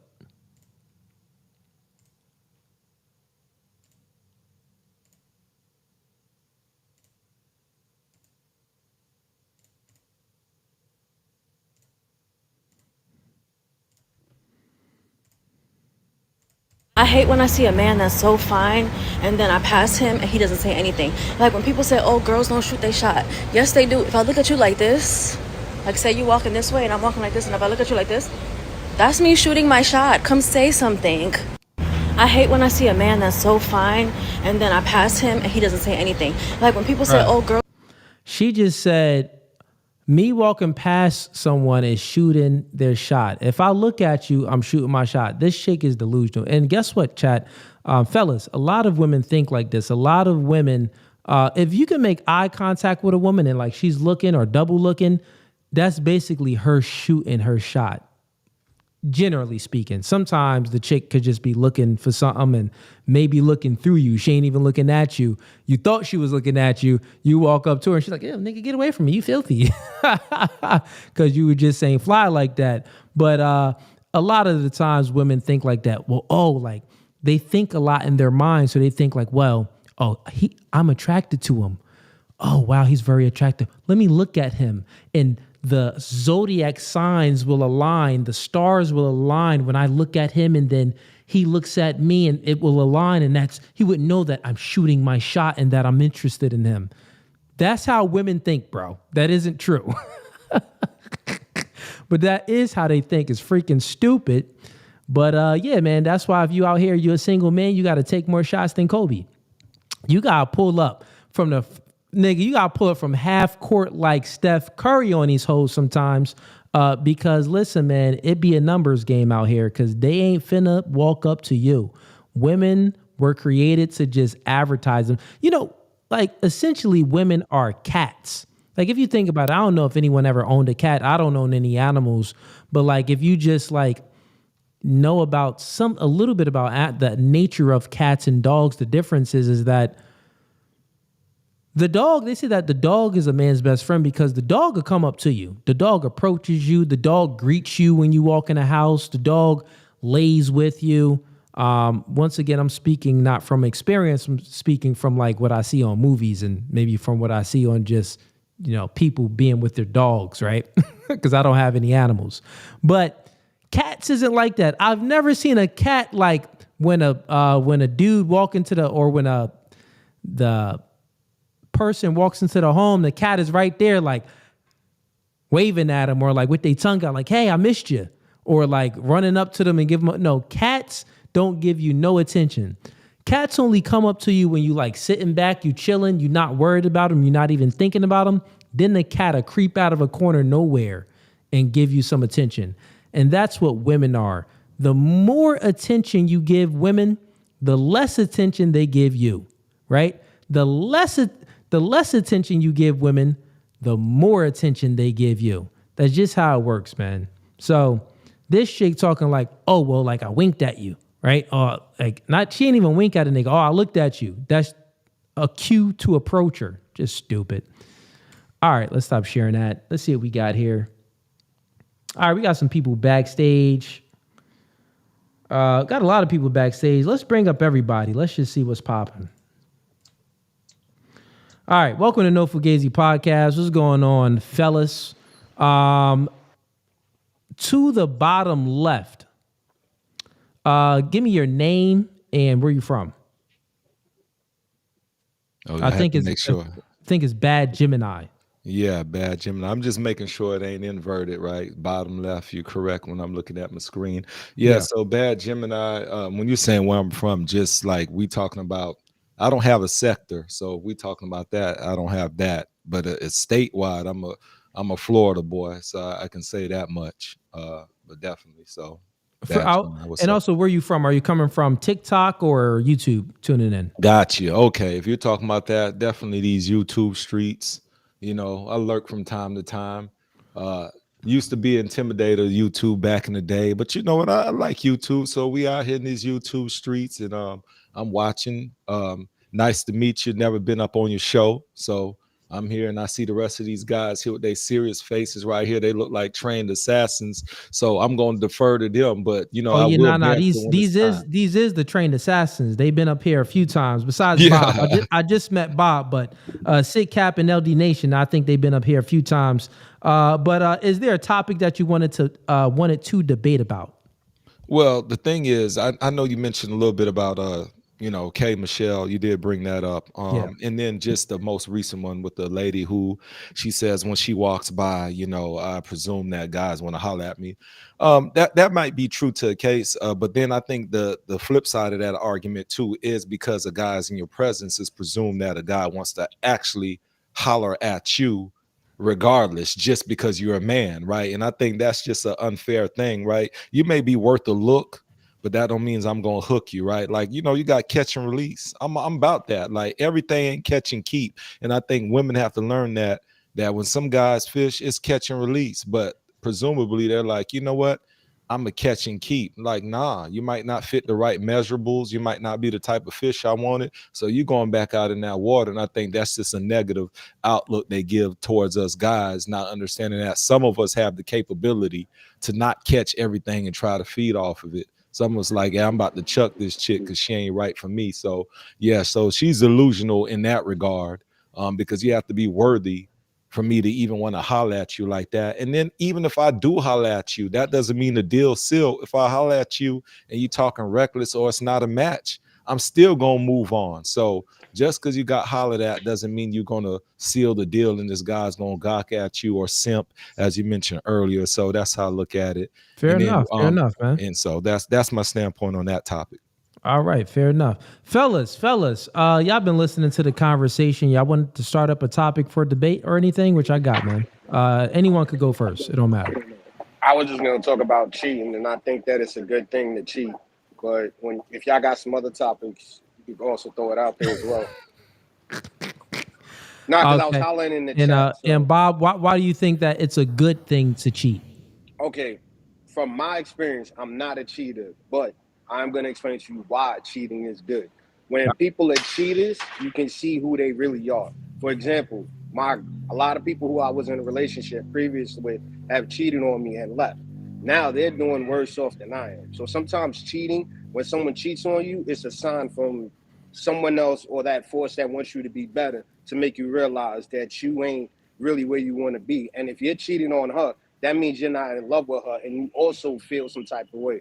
But through cheating, I have found out, because a lot of my family and friends have been cheaters, they actually found love a lot quicker that way because they got all that stuff out their system as opposed to being in a relationship and trying to be honest and faithful. But then a baddie come over and try to holler at them. They know how to be like, nah, we good. So they know what to do and what not to do. Like for me, I got caught up one time dealing with a chick. So question for you though. Go ahead. So you saying that to the end part of that, you're saying that, well, cheating can be a good thing because you gave an example, like one of your homies, he got all of the cheating out of his system and then he was able to settle down and he didn't have the desire for other women. Yes. That's what you think? You think like That, that and desire for also, other women just disappear? yeah, because what happens is at some point when you find a woman who's willing to take you with all your flaws and still be there, really be there for you, then you have to accept that. Like, for example, my cousin, he did what he did and he got it out of his system. Now he's happily married with a woman who's by his side, and she knew all his bad stuff and she still loved him for it, because that's not the man he become messing with her. So when he got all of that out of the system, he said that was the best thing she could do for me. Yeah. So it So, actually but helped him. do you think that his desire actually disappeared? His desire for other women? Honestly, I just think he got old, because we all in our 40s, and he's at that point where he's like, I'm getting older. I can't be running around anymore. It's time for me to start being wiser. So it's more of a maturity thing at a certain point. It don't have to be like 1,000 women, but if you do it, I think over time you start to realize what you're doing is going to get you caught up, and you have to stop trying to play the game. So for me, I think cheating is fine, because again, either you get it out your system or you see the person for who they really are and you can move on. All right, fair enough. And who disagrees with him? Oh man, he talking reckless. Let me tell you, hey, there are certain consequences that come with cheating. Like, I'm not even gonna play these games right now. Like, yeah, you want to get it out your system, but let me tell you, some people don't cheat it and they got a side baby. That's a quick no, right? Some people don't cheat it, messed up. They got these child support knocking on the door. That's a no. Some people cheated. This person came, blew up their spot, put their family on blast, got their personal, I'm from the South, potash. We getting vehicles scraped. They dropping turds in your Jordans. They taking your dog to the pound when you ain't there, like just disrupting your whole life. Cheating comes with a consequence. We can't act like people cheat and get out clean all the time. So I'm not saying cheating doesn't happen at a high level, but we cannot dismiss the aspect that you can't always get out clean. So if you're gonna cheat, you better cheat in a way you can get out clean, because if you ain't getting out clean, you're bringing a whole lot of headache that you don't need to be dealing with. That's all I'm saying, because men gonna cheat, women gonna cheat, but everybody don't cheat the same. And some people are reckless the way they cheat, or too casual, and they got their chest out, and then their whole life come crashing. That's the only aspect I'm going to add about it. It's not, oh, I cheated, got that out my system, and life was great. Some people cheated and took a whole bunch of L's along the process that they didn't have to take, is what I'm saying. Okay, but real quick, I'm just going to respond to your comment and let everybody else go. What I just said also, you get it out your system and you learn what kind of person you are. That's what I'm talking about. So when you cheat and you make a mistake, what do? You learn from that mistake and become stronger. So the people who you're using in your example, they didn't learn the lesson. That's why they got caught up. That's what I'm saying. Sometimes You you talking do about the something. lesson? A bad lesson ain't a lesson you want to learn. So you talking about they didn't learn everybody lesson not the same. So you talking about, oh, now that it's out my system, I could be a civilized guy. I'm gonna lock it down. I'm gonna chill and look. I'm gonna show myself respectful, and I'm gonna get this good woman. No, I'm talking about the lessons that you can't recover from. Nobody wants to get cased up and go to court. Nobody wants to have a baby that they didn't want to have. These are lessons you don't recover from quickly. Right? Who wants to have a record that now is lingering? Who wants to have, like, you'll be a father to the kid, hopefully, but who wants to cheat, have a side baby? Like, everything ain't, oh, they didn't learn the lessons, all that. Some lessons are jacked up in life and will pull you down. My whole thing is everybody ain't equipped for that cheating life. So don't experiment. Be the good guy. Get the good woman, lock her down. Don't play that game, because some people try to play the game and they get played. You have to be well equipped. Cheating is a hard task, because you have to think about it. You still got your main person. I have to have the time to cheat with this person. I have the money to now cater to this person, because everybody act like cheating is free. Oh, all she wants is the sex. Nah, sometimes they want the other things too. Now, if you're talking about just a quickie jump off after the club, yeah, you got low-key cheating, but we talking about people who literally got legitimate side chicks that they investing in time, money. So every level of cheating. So you need to give me clarity when you're saying cheating. Just kicking the bobo. I went to the club. My wife is at the house. I bagged this chick and I never see her again. Or like this chick, I love my wife, I say, but this chick in my rotation. Like I'm seeing her a couple of times a week. We going out to eat. Like you got to give me caveats with the cheating. Everything ain't the same. Okay, so when we're speaking, when you said that, Bob, you said that I think cheating is good. Are you saying so good? If anytime you're saying good, you're making a moral claim. You know that, right? So you would say that cheating is morally Yes, I good. do. So then your explanation that cheating is morally good is because, well, cheating, what you said cheating helped wake me up to reality to see the person's true colors. So if they would have never cheated, I would have never seen their true colors. Well, that's just backwards logic. When I would say that cheating isn't anything that's morally good because cheating would be lying. And we know that lies isn't morally good. I would say that that's not morally good to lie to someone and we can say cheating in relationships. We can even go say scamming. Scamming is essentially cheating. You're lying. You're cheating someone out of something. You get what I'm saying? So all of that is immoral.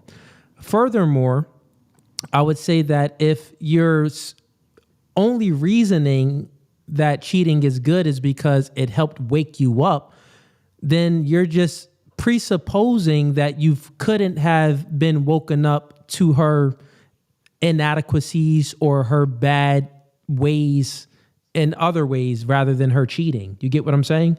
That's what you're like presupposing. So one, I totally disagree with that presupposition. I think that there's many men that can sense the red flags within a woman to know that, well, if I get with this chick that is showing these type of signs, the probability would increase for her to cheat. So I won't take this woman seriously. So you'll never even get into a relationship with the woman that would be cheating on you. You get what I'm saying? So there's many ways to look at a woman prior to you taking her serious to never even take the chick serious that would cheat on you. So you don't have to be woken up by her cheating on you. You get what I'm saying? So I think that viewing it like that is flawed, and also cheating from that perspective is not morally good. You have a rebuttal?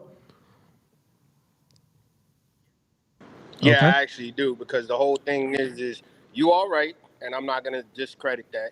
You all right, lying and cheating and everything.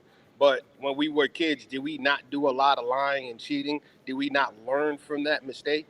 And a lot of people that are put in certain positions don't know what they have until it's in front of them. For example, some men don't know that they can hit this chick if she's not hollering at them because they're not even focused on it. The reason why I said cheating is good is because it's a deception that can be good or bad. Meaning, it could be bad for you, like the man on the bottom left said, with the For baby my mamas and all of consequences. that. Or it could be, yes, like the consequences can be bad for you. But the good part about it is one, you may have been in a relationship that you didn't even know that if she was cheating or not.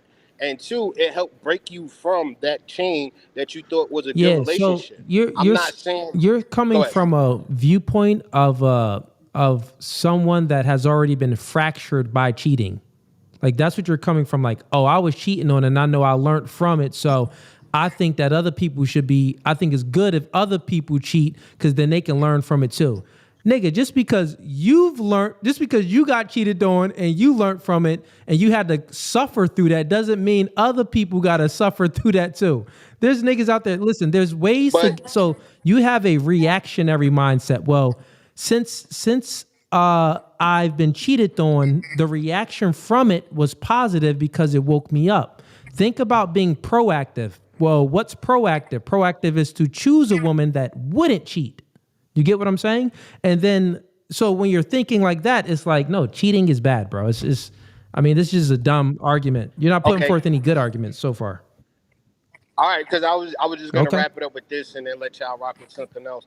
The main reason why I also said that is it also teaches you strength. The strength part about it is if you've been cheated on, like I said earlier, you being able to walk away shows a lot of strength and shows a lot of character.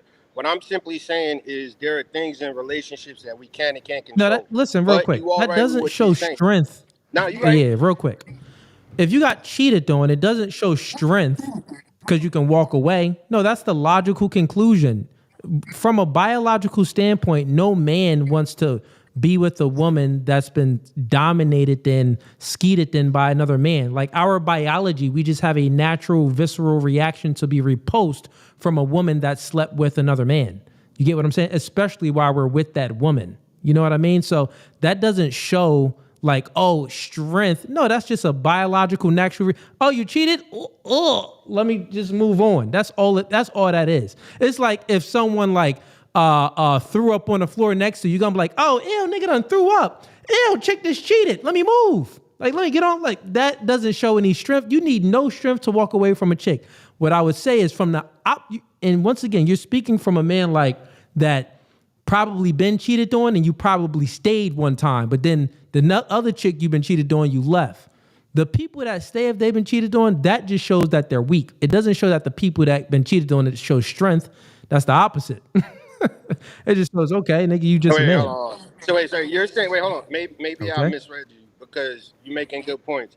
You just said that if someone's been cheated on, that shows that you're weak, right? No. I said if someone's been cheated on and they stay, it shows that they're weak because they're going against, real quick. Okay, yeah. They're going against their biological norms.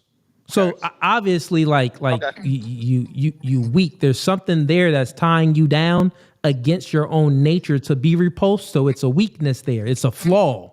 But the man that got cheated on and just like automatically leaves, like it's a natural response to leave, that doesn't show strength. That just means that the nigga normal.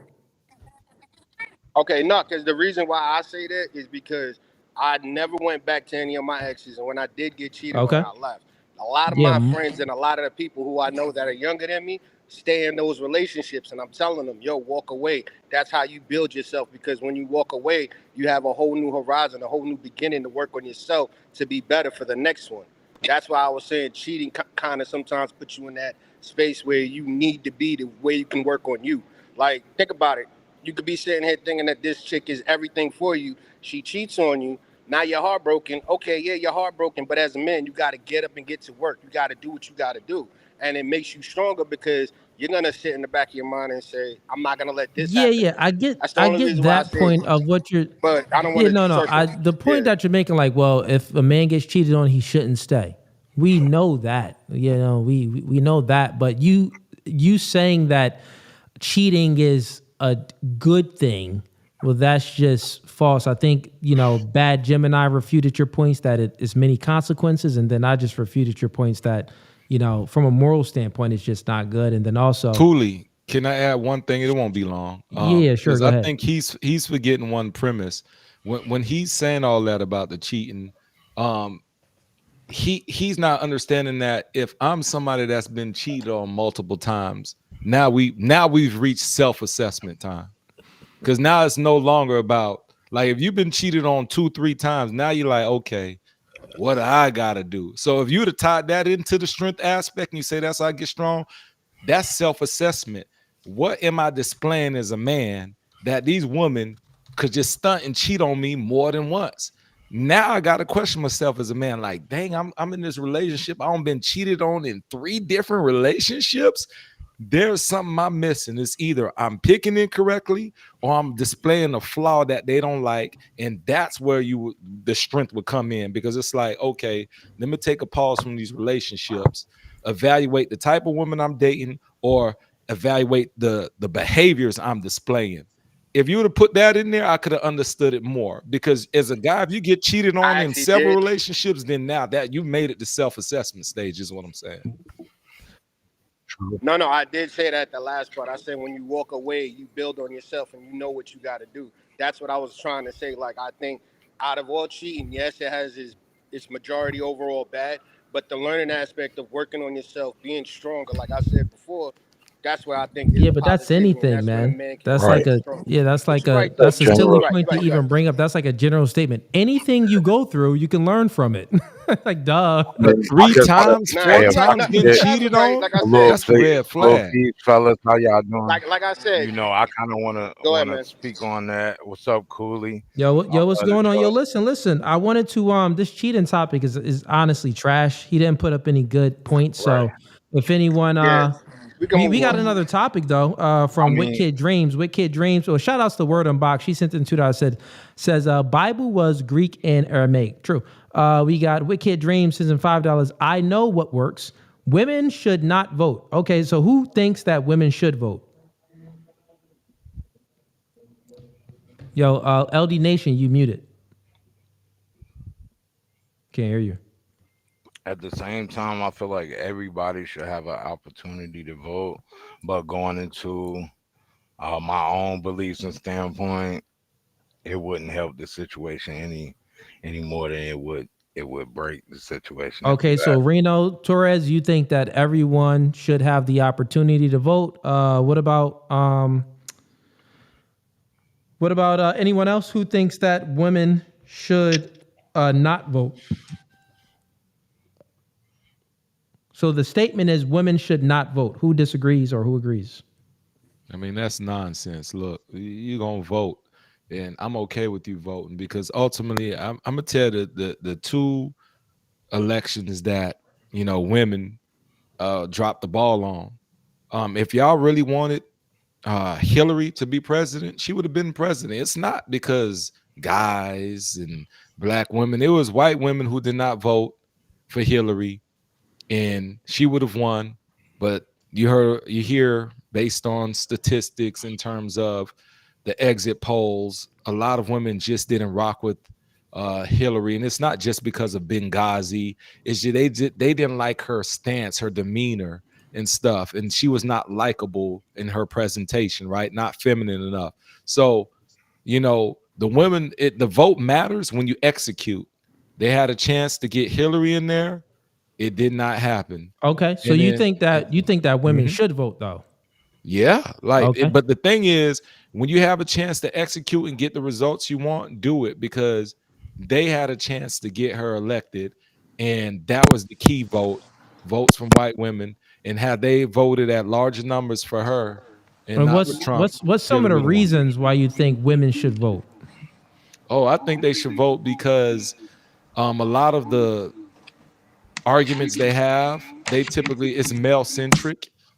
So if you're saying it's a male dominated society, and we're talking about women being in the feminism movements, there's so many movements that led to that, right? Then it went into the whole but do you think that that's a good thing? I'm okay with it, because at the end of the day is if they felt that they expressed themselves and got it out of their system and said what they want to say and they were valued, I'm fine with that. But if you're not executing, are you fine with the effects of what feminism has done to society currently right now, with women being independent boss babes, with women thinking they don't need a man, women are prioritizing a career. I love it. No, I absolutely love it. Let me finish. Women are prioritizing their career over family and children, and you love all of that, so you would consider yourself then a male feminist. I'm fine with that. Let me tell you why I'm like that, because one thing is you're giving the core of what it is, but let's give the result of what it is. Guess what you got to go do now, feminist woman? You got to go throw out that trash too, and you got to go work. It ain't all on me anymore.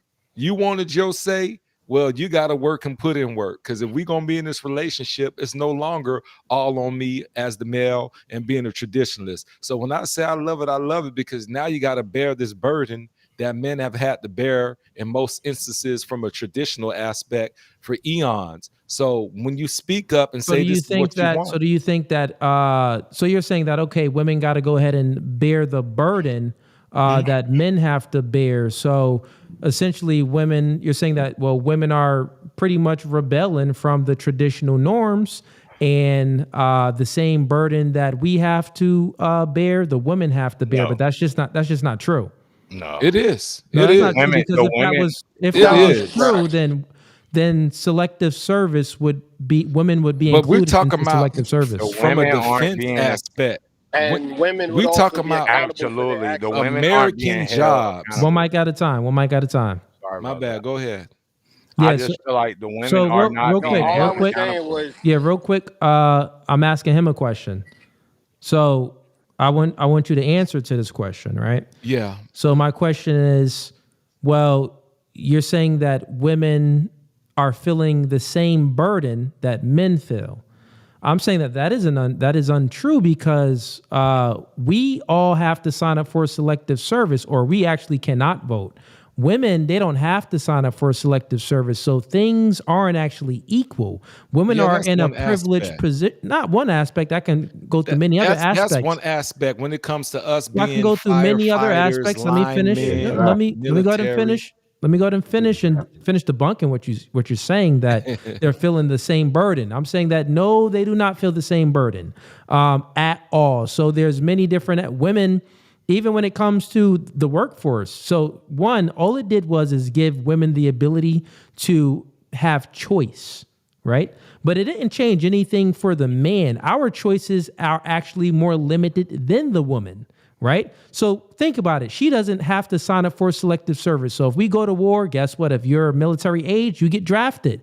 But she can still have all the right and privileges of a man has, and she does not have to get drafted. Also, it's choice for her. Women, like men, we're obligated, basically societal obligated. Also, we have a natural proclivity and a tendency to be gravitated towards certain fields like science, technology, engineering, and math, which holds and maintains the infrastructure of America. But let's say if we wanted to like choose the things that women choose, to be like nurses and to be secretaries and to be therapists, and we wasn't like building and maintaining the infrastructure, America wouldn't even exist. So men, there is actually an obligation towards men to be in certain fields like science, technology, engineering, and math, or we wouldn't have in America. There is an obligation for men to be in military, or we wouldn't have any secured borders or any secured, just country. People would just be coming in and destroying us. So there's many obligations on men, but there's no obligations on women. So it's totally not they actually equal. are. No, it is. There's not even obligations on women to give birth. They are aborting 1 million babies per year. Well, that's going to happen anyway. And culturally, we're responsible for a large portion. I want to say this.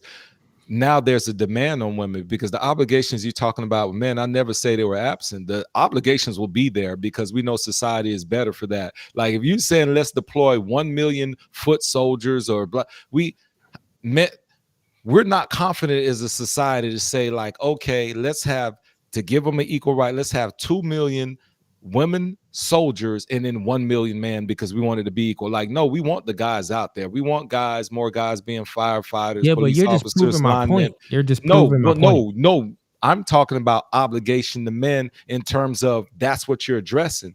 What I'm saying is now add the obligation to women because there was no obligation at all. Now there is an obligation. Once women became but listen, if you want women to vote, that isn't going to happen. We're speaking about voting. So you're saying, well, we should add we should add the obligation for women to they have to be in selective service. They have to do the things that men I didn't say that. You said they don't have that burden. You just said. No, they don't have that burden. What I'm saying is if that burden was added, we wouldn't want that because we're not talking about from a infrastructure when we're talking about men defending the country and women. I'm talking about the everyday working when women wanted their rights and they wanted to work. Guess what? More of them are single. It's not family homes being built. So guess what? You as a single woman have to be able to afford this $250,000. Yeah, I don't understand your argument though. What's your argument based in when we're speaking about? Well, let me get back to the voting like you said. Yeah, we're speaking about all of it, but here's what I'm saying, right? Your stance is, well, I think women voting, you said it's a good thing. Go ahead, let them vote. It is a good thing. And then I want you to point out, where is it a good thing? Give me one net positive thing, anything with women having the ability to vote, which is it pulls them up from the old class system. So what was wrong? What was wrong with the old class system? And they how didn't have a system? voice. You said that women didn't have a voice. What are you speaking about, bro? If they didn't have a voice, then how they did this, didn't. The whole suffragette movement is the voice. They didn't have a voice. If women didn't have a voice, how did the suffragettes even start? You know why? Because when men could vote, women still could not vote at that time. And then let me tell you another reason they didn't have a voice. 1979 is you're just when making up lies. legally they Back changed then, up the there's law. a lot of men that didn't vote either. Black people didn't vote, and then how the country talking was. about black people, but we talking about No, black, stop it and listen. Stop it and black listen real men quick. and women. Listen. I don't think you understand the history. No one couldn't vote. You had to have skin in the game to vote. You had to have skin in the game. White males could vote. Not all white males. It was some white males could vote. You had to have skin in the game to vote. You had to own some land, some property, some businesses. This is how the country started. In order for you to vote, you had to have skin in the game, right? Then when the suffragettes started their whole movement, which is women complaining, right? And then some males with a feminine mindset complaining as well with the women, then that's what started the feminist movement, and with a lot of NGOs, meaning corporations, funding these movements to push women in the workforce, only because these companies wanted not just men working, but they wanted to increase their labor force. So their process was, out of the homes, it's just one man, but there's, the woman.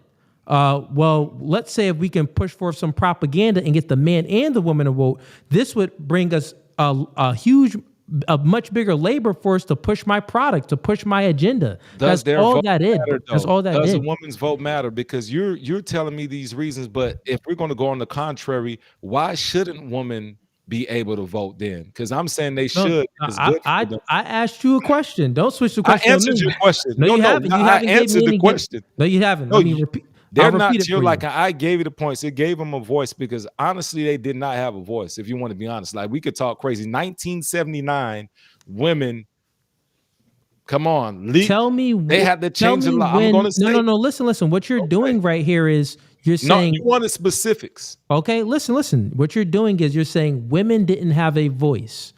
I'm saying that many men didn't. If you're saying that they didn't have a voice to vote. Many men didn't have a voice to vote either. But men and women, majority of men and women, they all still had a voice. They all had complaints. There was many different movements. That's not a true voice. So a voice without impact. Okay, got it. If you can't vote, there's no impact. I'm asking you then, if the impact of the woman's voice was good, explain to me what good came out of women voting and feminism. What good came out of that? The good came out of it is it had more balance from a societal aspect, because when you're eliminating a whole demographic, right? If women count for 51% of the population and they couldn't vote, right? At that time, that's a large number of your demographic not having any input in the laws, the infrastructure, and the balances of society. Women don't build the infrastructure. They don't legislate the laws. And the laws that they do legislate is like LGBTQ plus and gay marriage. You're into that? The point is that's their voice. If that's what they want, they have it. The question is it good for them to have a vote? Are you into the things yes, that women I think tend it's to good legislate? for them to have a vote. You name it one aspect. It's good for them to have a vote. Okay, so but if it's okay, good let me for ask them you: to, any of y'all guys married on here? No, don't switch the topic. Don't switch the topic. No, because I need to know. Are you okay with your wife? We staying right here. We staying right here. Right? I am staying right here. I'm asking you a question. Please answer it. Don't try to evade. Don't ask another question while I'm still speaking to you. I'm standing in line with it. Okay, so my question is for you, right? So I'm asking you, please name something that's good that came out of women having the right to vote. You said that, they have a voice. They have the opportunity to work. Listen to me so you can answer it. At a high level. Listen to me so you can answer it. You're saying that, them voting is a good thing. I'm telling you some of the things that women voted for, and from my moral beliefs, I don't think it's good. But let me know if you think it's good. So, women and the women's vote is the vote that, I would say led to, all of the... You're reaching because liberals voted too. Male liberals voted for some of the stuff that these women voted for too. Let's be honest. You putting it all on the women with LGBT. You got liberal males who help impact that as well. You just cut me off. Let me just land my plane here. Essentially, what I'm asking you is to explain the things that women, since it's good for women to vote, tell me some things that women like influence these laws in by their vote. I would say that, yes, I would say that, yeah, there was many feminist men that voted for transgenderism, LGBTQ plus, wokeism to give children, drugs to change their gender and all of this other type of stuff. Yeah, there was men backing that in their vote, but I would say the majority of it was women. That's what I would say. Even when you look at the Democratic movement, the Democrats, most women vote Democrat. So think about it. All of these laws that got pushed in that I would say is immoral and not good, the Democrats pushed these laws in. And the majority of the majority of women voters are Democratic. You get what I'm saying? So yeah, man. Are you for transgenderism and LGBTQ plus marriage? Are you for that? I don't care for it because that's not the life I live. Is it good? Yes or no? I can't say it's good or bad because I'm gonna be honest, and this is not me straddling the fence. Wait, so you think for me, it doesn't impact my daily living? Is the answer of men dressing like women and walking down our streets? But you going that extreme? Everybody, a lot of these guys don't dress like women in the schools and creating these kid books that has drag in it and teaching kids all of this type of all of these genders, 6,000 genders. You think that that's something good that the Democrat Party? From a traditional standpoint, that's frowned upon. It's not great. But no, what I'm saying in this time and age, I don't believe.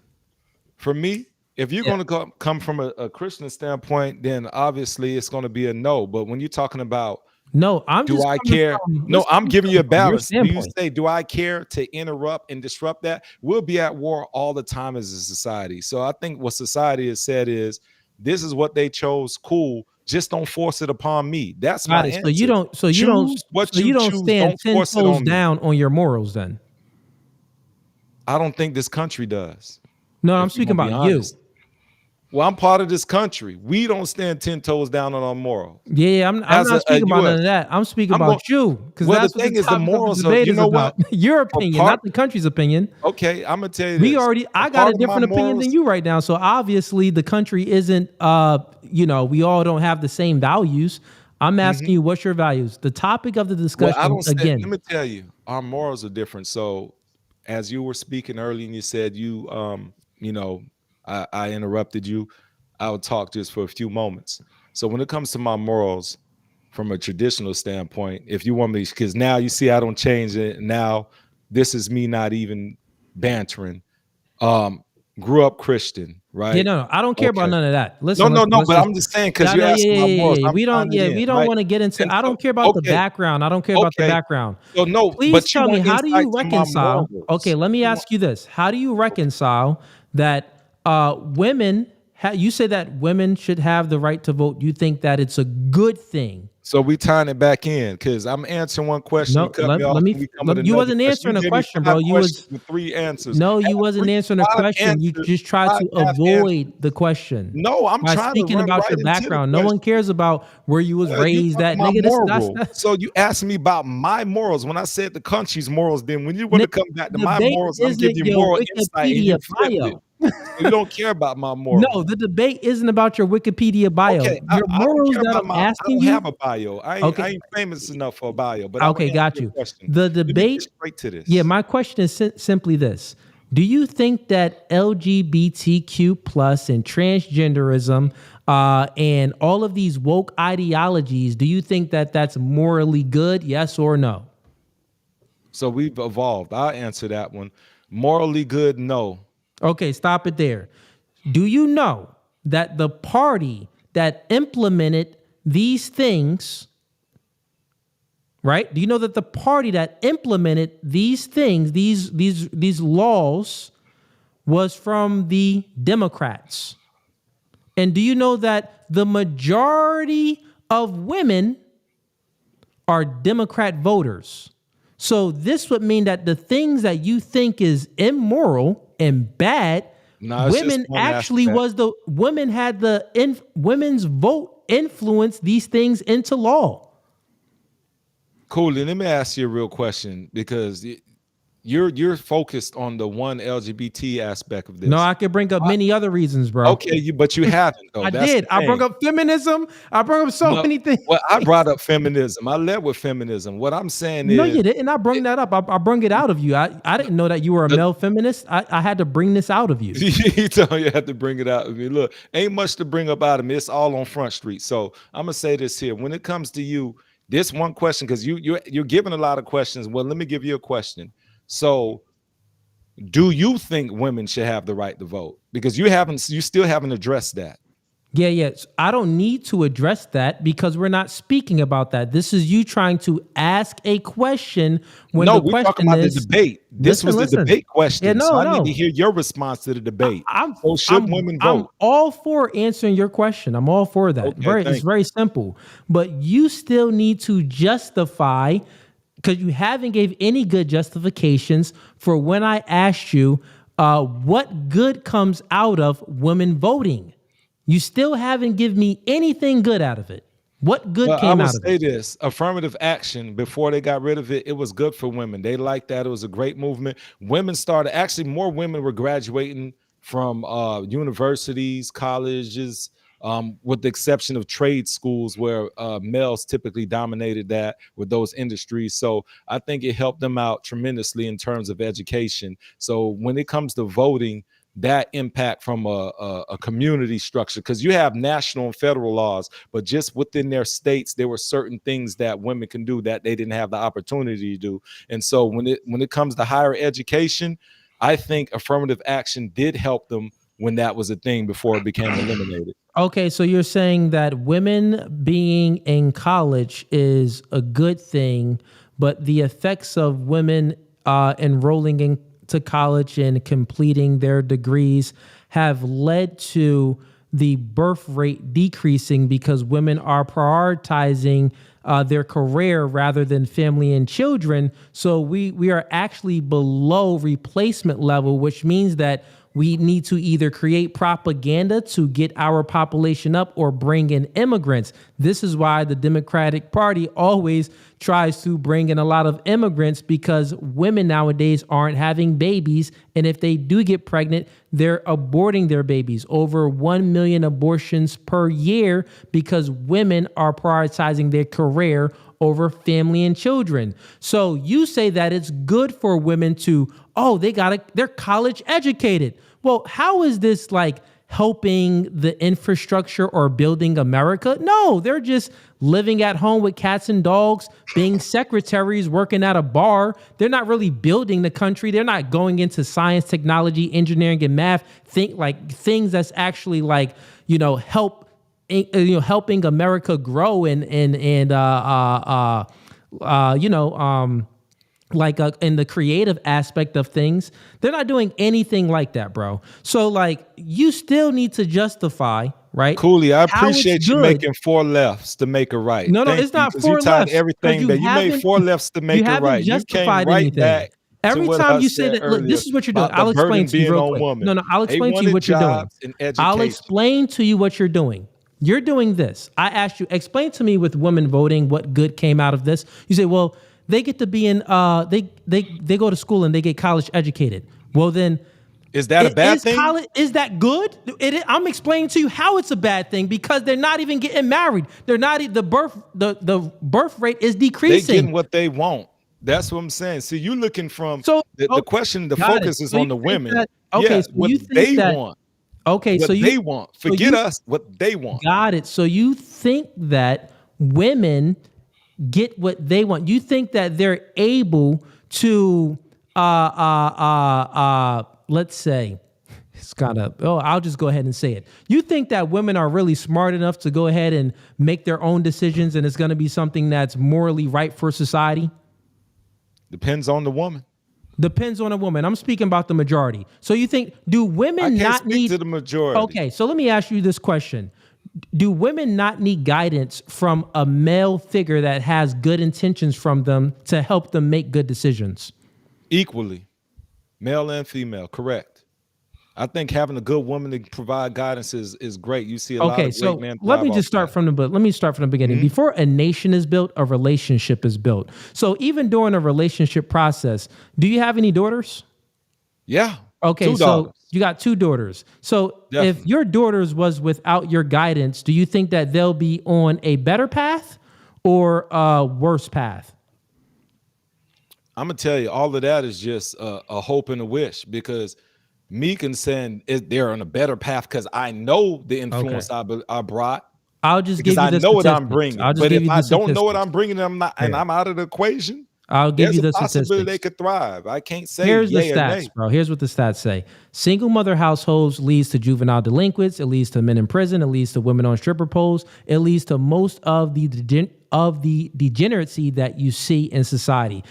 When children are raised in a single mother household, meaning that the father isn't around to give any constructive criticism, any discipline, and give any guidance to guide them on their journey, right? So, but it's funny how when single father households, they do just as good as 2-parent households, but single mother households don't do good. So meaning that even when women are single and raising children, their children end up degenerate, generally That's speaking. a common stat. I'm aware of that stat. Okay, That's not so foreign if you to me. take What that, I'm saying, listen, you real said quick, my let daughter. me finish my point. Let me finish my point. If you take that stat, right, that truth that we have, that data that we have, meaning that, well, women really don't even know how to guide themselves because they can't even guide their own children when they're alone. But men have the ability to guide their children on a more upward path than women do. This would essentially say that not only children need guidance, but women need guidance from men. What you want me to disagree with? I'm glad that my kids have my guidance in their life. So what I'm saying is, What I'm saying the here thing is, is you're going from general me. No, listen. When I answer the me part of That's it, totally, you go back to the that's general. totally fine. But no, you're general. You just proved my point that you're in your child's life. You never answered my question. You kind of I avoided actually the did. question. No, my No, question you said, was, would they be worse? Would they be worse without you? Yes or no? And I said, I know the impact I have. So Bro, it's just a yes or no. No. The thing is, Nigga, see, it's everything you want would yes your or no. daughters There's be context. So better you don't without- believe in context. Every point you make, you have context, but you want a yes Okay, or so no how from about me. you do this? How about you could give me context, but first answer yes or no. For me, I would say no, because I have to consider who their moms are. Like, no, if I chose bad women, then I'd be like, they would be worse off for me. But if I know that I'm not here and the women are solid, I can't say that life will be worse. That's being 100%. Now, if I knew I was a trifling guy here and I chose some ratchet women that had these kids, I'm like, man, they need me. I know 100%, 1,000%, their life would be worse without me. Yeah, so I would say that you are a true male feminist. You have a mindset of a male Hey, feminist. you can call it what you want, and I love it, because the thing is, I know also as a male, the women that I have chosen as mothers. So if I chose poorly, I'd be like, I agree with you 100% coolly. I'm like, you know what? Okay, They so need me. They will crumble. Do you think that so let's just break this down real quick, right? On a personal level, and you don't have to give me details, but I'm gonna ask you simple little questions that just, it's not gonna make any sense. So who do you think your daughters tend to listen to more? You or their mother? From a nurturing standpoint, because I have a young daughter. No, I'm just like, speaking for my about young, listen. no. When you But say something, I'm don't do thinking this it's two or different do that. daughters. Answer It's the two question. daughters. Who does you your have daughter listen to more, you or the Listen, mother? You can't handle the truth. You No, make me answer the laugh. question. Who does your daughter First listen off, to more, you or the mother? No, I'm gonna keep it real with you, because you have to understand my dynamic. Answer I was the married question, and bro. divorced. A daughter over here who's older, teenager. A daughter over here who's a little one. The little nurturing daughter is listening to her mom because it's mommy, mommy, mommy. My teenage daughter, right, listens to her dad. So 2 different demographics, 2 different ages of daughter. Little daughter is mommy, mommy, mommy. Does she respect my authority? Yes, but she listens to mommy because she's in the nurturing stage. Teenage daughter listens to me because she understands that, okay, dad may have a different level of insight and wisdom that I need for this How age. old is your daughter, the younger one? The younger one is 2, a little one. Okay. Other one is 16. I have daughters that young too. So Okay. so listen, and I have 2 daughters and I have a son. What's up? Say Cap? No, I just want to show if my mic is on. Go ahead. Oh yeah. Now your mic is on. So essentially, the reason why I asked you that question because, I mean, maybe your daughters don't listen to you. Maybe your younger one don't listen to you. But then that could be something where that could reflect your character. But I'm not trying to judge your character. I was pretty much making an example. I was pretty much making an example of, well, generally speaking, children tend to listen to the fathers more. They tend to listen to the direction more because men have this masculine presence about them that's a little bit, it can be, a little overwhelming or frightening to the child at sometimes when you're speaking in your deeper voice, like, hey, stop doing that. You're talking discipline. See, if you're saying specifically discipline, then she's going to freeze. No, you said listen, not discipline. Discipline, she's going to fold and be like, I already said that if you tell them, no, don't do this, or yes, do that. Who do they listen to more? Yes, I'm speaking about fathers being the disciplinarian. Discipline, thank you. Make it specific because use those words. That was the whole thing about. I literally brung up. Yeah, I did, man. I literally brung up an example when I spoke about single mother households and men being the disciplinarians. No, discipline. They're going to listen to me because they know that it means business. So here's my point that I'm making. So discipline, yes, the kids is going to listen to you more. So if even from a micro level, kids tend to listen to fathers more than they listen to the mother more, this would tell you that, well, when it comes from a disciplinary standpoint, fathers is going to be the one to guide the children in a direction where they're doing the moral, upstanding, right thing rather than the mother, because the father's, when he says no or yes, the kid is more likely to listen. When the mother says no or yes, the kid is more likely to rebel. So this would mean that I'm just proving the point of single mother households doing worse than single father households. Now, if we put this on the macro level and a societal level, then this essentially says that, well, women can't even guide their own children because they can't discipline them as good as a man can. But you said they ain't having kids. Stop it. Which means that they need guidance. They need guidance. If you can't guide a child, you need guidance yourself. You get what I'm saying? So when we're speaking about voting and women having the ability to write, if women should vote, I'll answer your question. I don't think women should have the ability to vote. And guess what? I don't think certain men should have the ability to vote either. I think that you need to have some skin in the game to vote. That's what I think. But you said women ain't even having kids. What kids are they parenting if they no longer, they going to get their education, they're doing that. What kids are they having to have to discipline?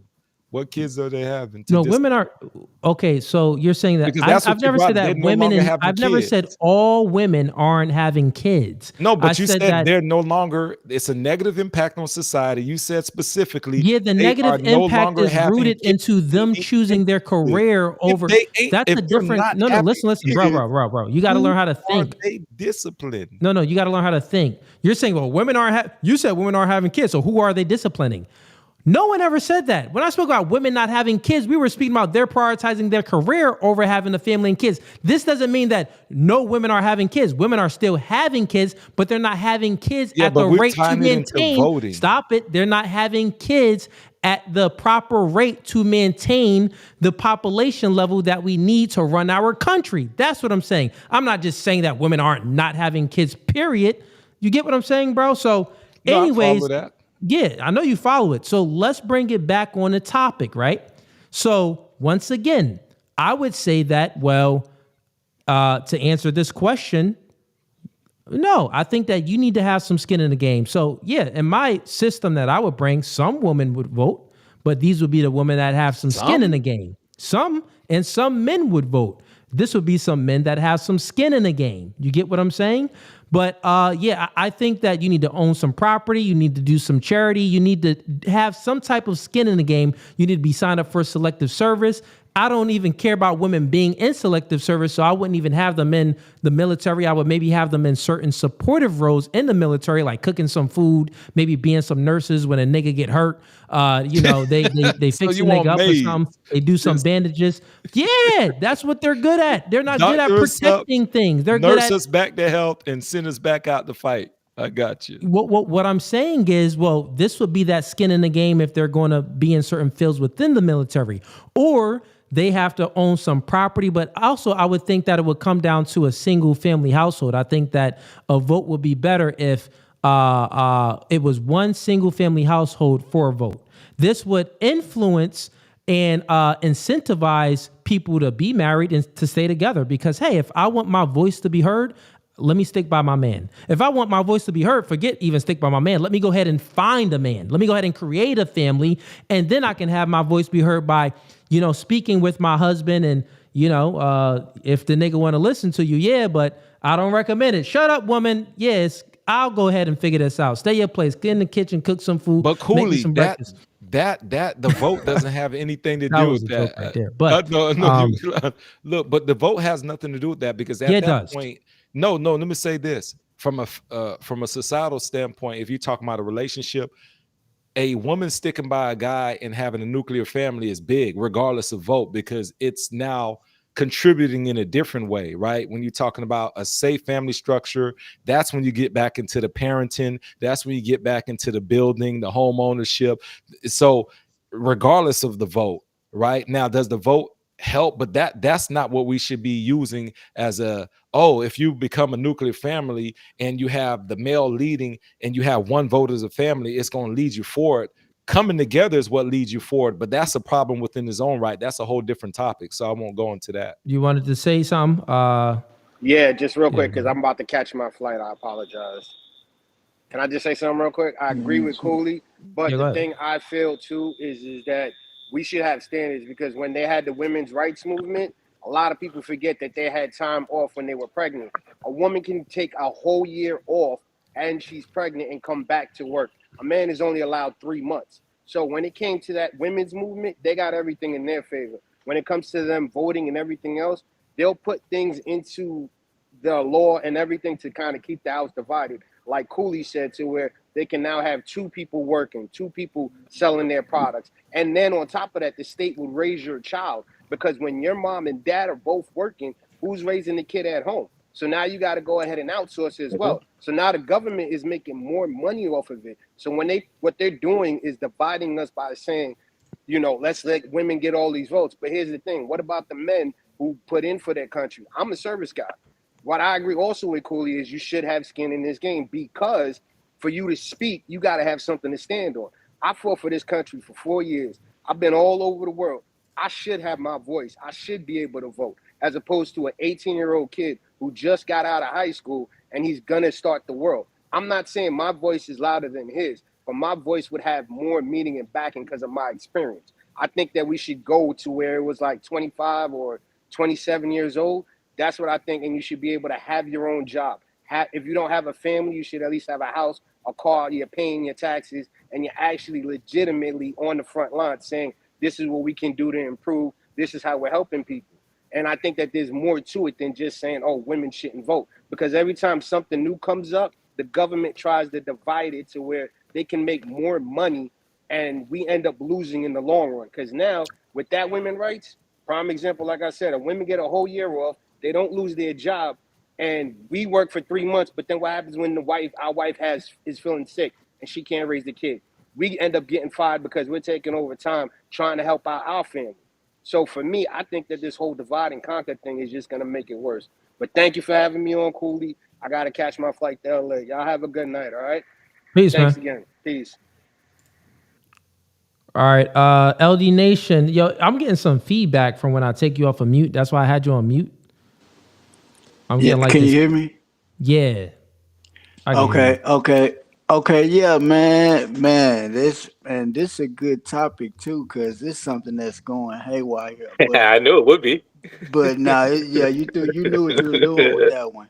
But all I wanted to say was that you know, women deserve less. And I'm gonna go with I shouted out Myron in the chat earlier. I said my boy Myron gonna be on this, gonna be good, because he said something that that stuck with me. He said women deserve less, and I think where all this is coming from is a corrective, like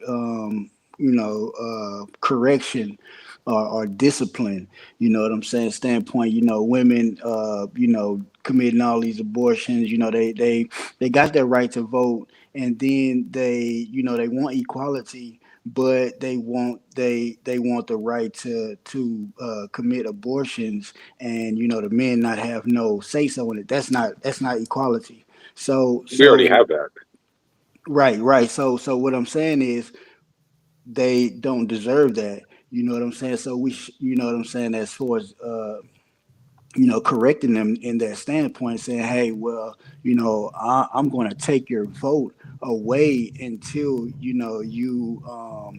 show that you're not going to do things like that, anymore. But it brought to mind this podcast. And this is the reason why I say this, because, I was watching a podcast earlier it's called It's Giving with Sarah Fontenot, and she was interviewing Nick Cannon, and Nick Cannon got all these kids, so they was talking about kids and everything like that, and it got All to a right, point. land your plane for me too.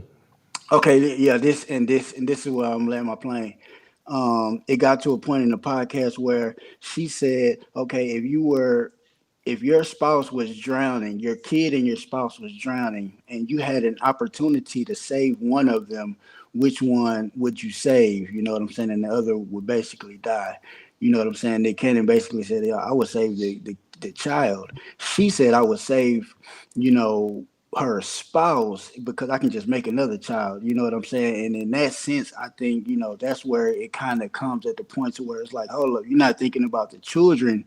All you're thinking about is the man. And I understand that you being the woman or the womb of man, coming from man, that's all you're going to think about. But we as men, we have to be able to correct them. Like when we say women deserve less, it comes from. Yeah, I know that question. That question is women always choose the wrong answer. It's hard for them to choose the right answer when it comes to who would you save, your spouse or your child. I heard some women say that, yeah, I'll save my spouse. And once again, I don't even think that they should have the ability to make that choice on who should they save. Because listen, if they save the spouse gonna be miserable. She's gonna be raising hell down on the spouse, because she ain't gonna be able to deal with the child that she lost. So one, she probably gonna like off herself anyway, or she gonna be in deep depression where even if she ain't even gonna be able to give you another kid, because she's gonna be so depressed, and so her body's gonna be all jacked up from suffering and depression, because she made that decision of, not saving her child. So it wouldn't even work out anyway. So it's protecting I would say them, that the answer to it, because I reacted to that to a clip similar to that question. My answer to that is, if a woman is in that situation, ask the man. Yield to the man. So if you need to save the man or the child, you go ahead and ask the man first. Hey, who should I save? And let the man give you direction. Because the man is going to be the one to either deal with the scorned woman that lost the kid, or he's gonna have to, he's gonna be the one that's single. I like that. I like that. Yeah, ask the man what he should do. Because ask the man, because you don't even know what you should do. You're right. Yeah. So, but fair enough. Real quick, let's get Sidcap. You got anything to say on this, and then Wicked Dreams on a topic of which was Wicked's question: should women vote? Yeah, I ain't got no opinion on that. I just got a quick question for you, Gemini. Sure. One, are you inside of a room right now? Just like a bedroom, something like that? No, I'm not in the bedroom. I'm in just like a living room, something like that. Just you're not outside, right? Yeah, I'm not outside. Why are you wearing sunglasses? Because I like shades on my face and on my windows. Okay, just very I mean, there go that. I'm just curious. I always wonder why people wear sunglasses inside. Just a random question. I always like to ask people who wear sunglasses inside. Listen, kid, I wear my shades sometimes during the dating shows, man.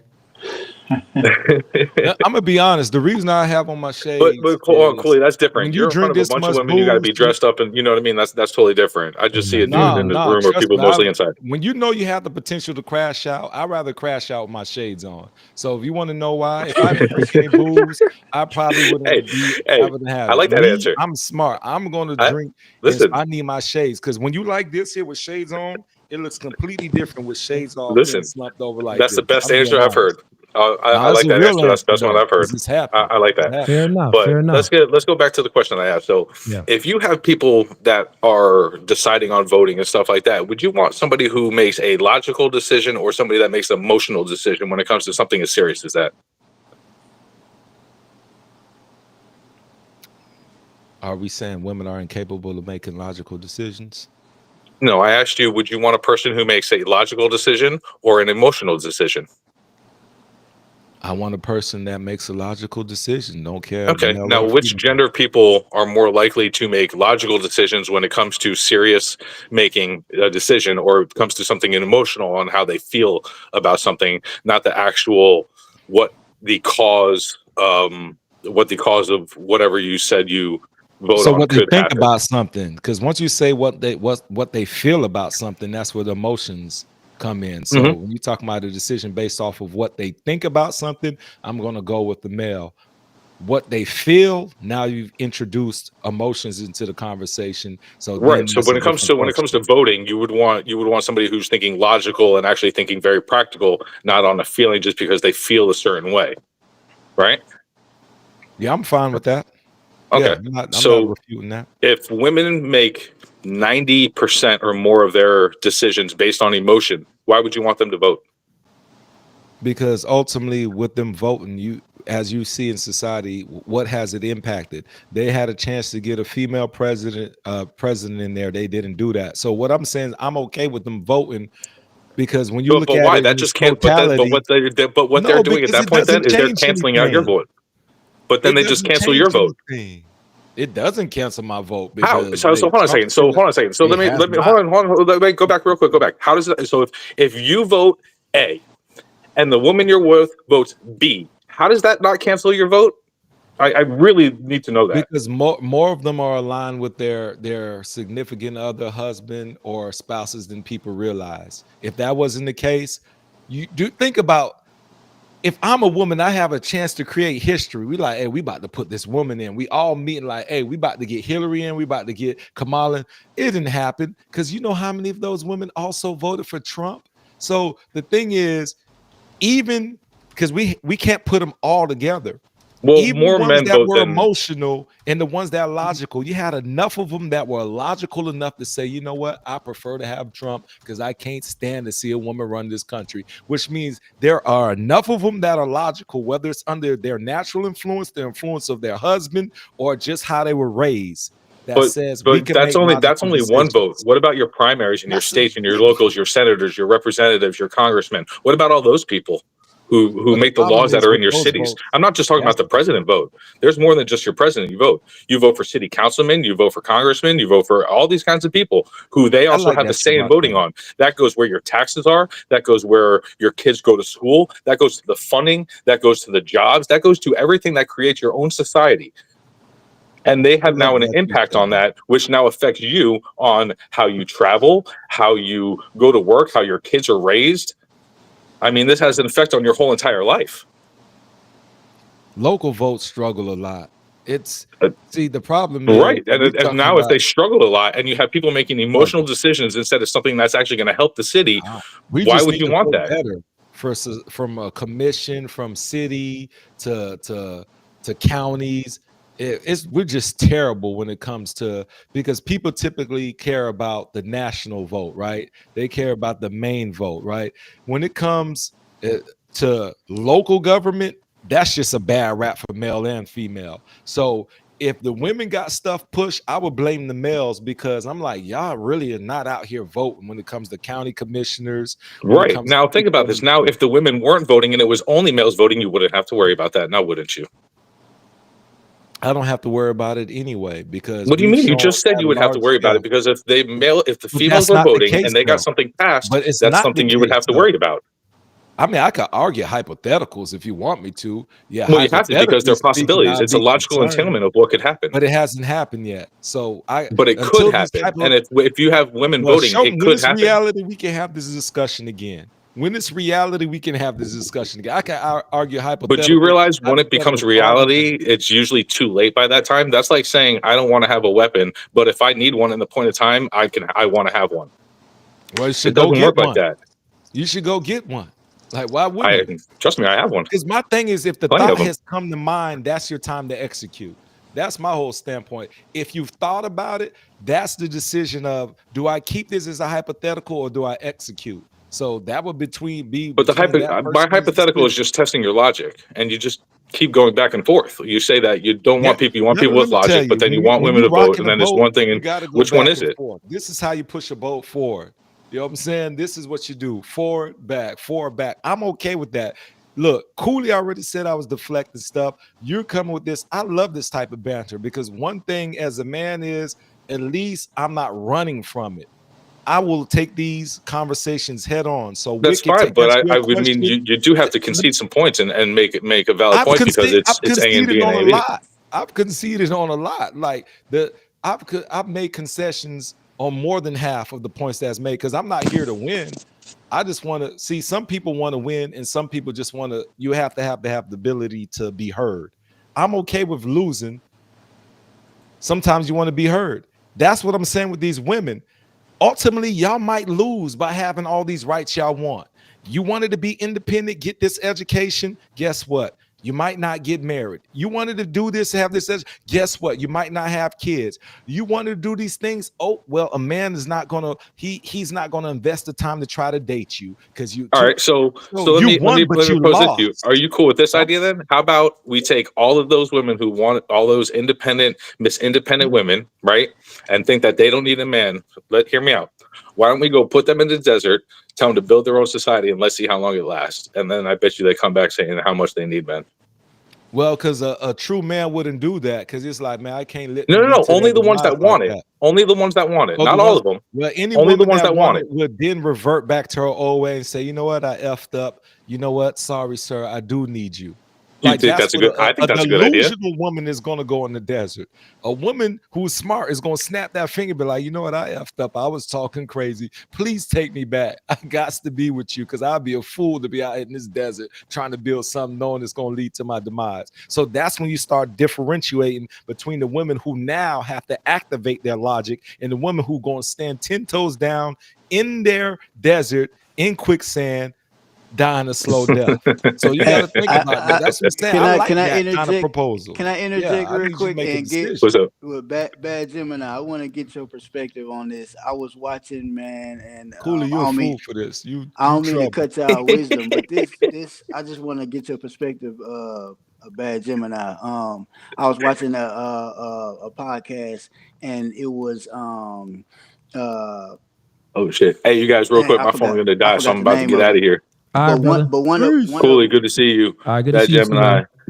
you. I'll see y'all later. Have a good night, man. All right, but Cooley, you're a fool.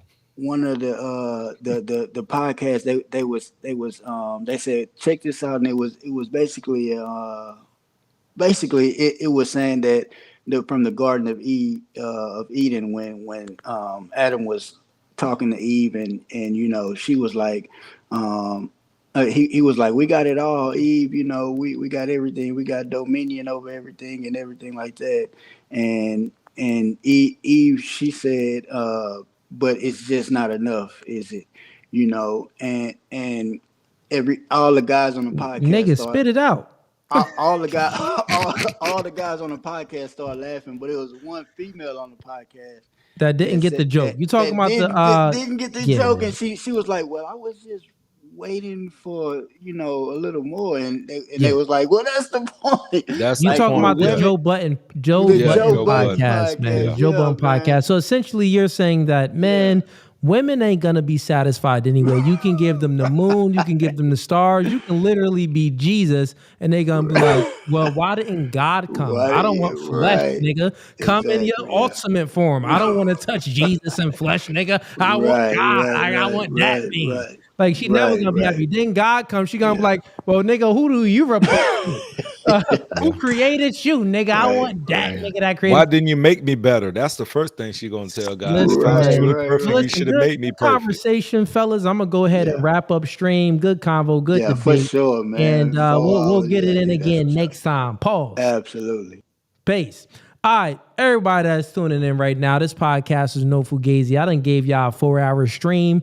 Appreciate everyone that stuck it out with me since y'all was rocking with me when I first started the stream. Had some audio issues in the beginning of the stream, probably for like a few minutes. And then we went ahead and reacted to the Andrew Tate, Myron Gaines, and the Nick conversation. Wasn't really a debate that they had, but a conversation that they had, which was, interesting. I guess it was a little bit different for my audience. My audience wasn't really rocking with it. So like, coolly, let's just hop into debate. So that's what we did. We started to react to clips and finally got into a little debating discussion. But other than that, man, this podcast is No Fugazi. I will be going live this Sunday at 7 p.m. Eastern Standard Time. So that's when you can see me once again. That's this Sunday at 7 p.m. Eastern Standard Time. We're going to do this again. It's going to be open panel debate night, and we will be reacting to content. So stay tuned then. Then next week, you can see I'm going to have at least one-on-one debate set up for me. That's going to be like a more formal, structured debate that I'll have me versus one individual. But then we'll also do open panel debate nights and reactions again.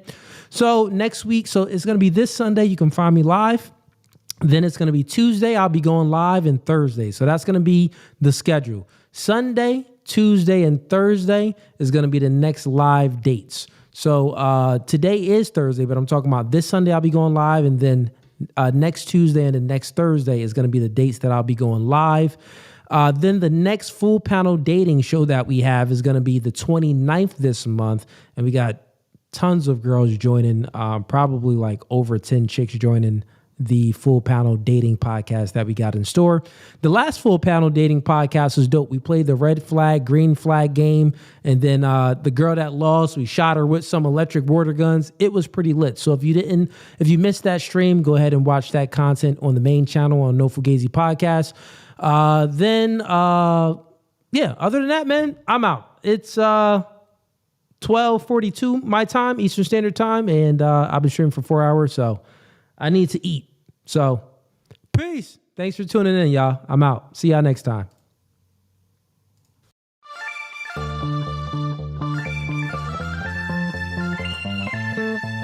And y'all see the suit too, man. Listen, new studio, new podcast by the spirit, not by the letter. Bro, we can go verse for verse all day long. Doing new things. Men are okay with understanding the reality that we are in competition with one another. But you ladies think that you're special. You are in competition. Men are men of their word. So here's my word. I'll fly you out here and we can do it in person. And after that, we could box. I'm about my business. So remember I said, when I ask you these questions, I will dismantle your entire argument. That's the end of the debate, my dog. I'm 39, but I don't look your typical 39. Belly. Yeah. You look 39. It's okay though.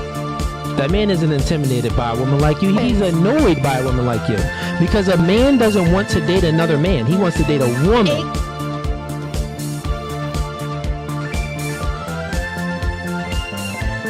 Hold up, I'm back. Shelly, you look 39.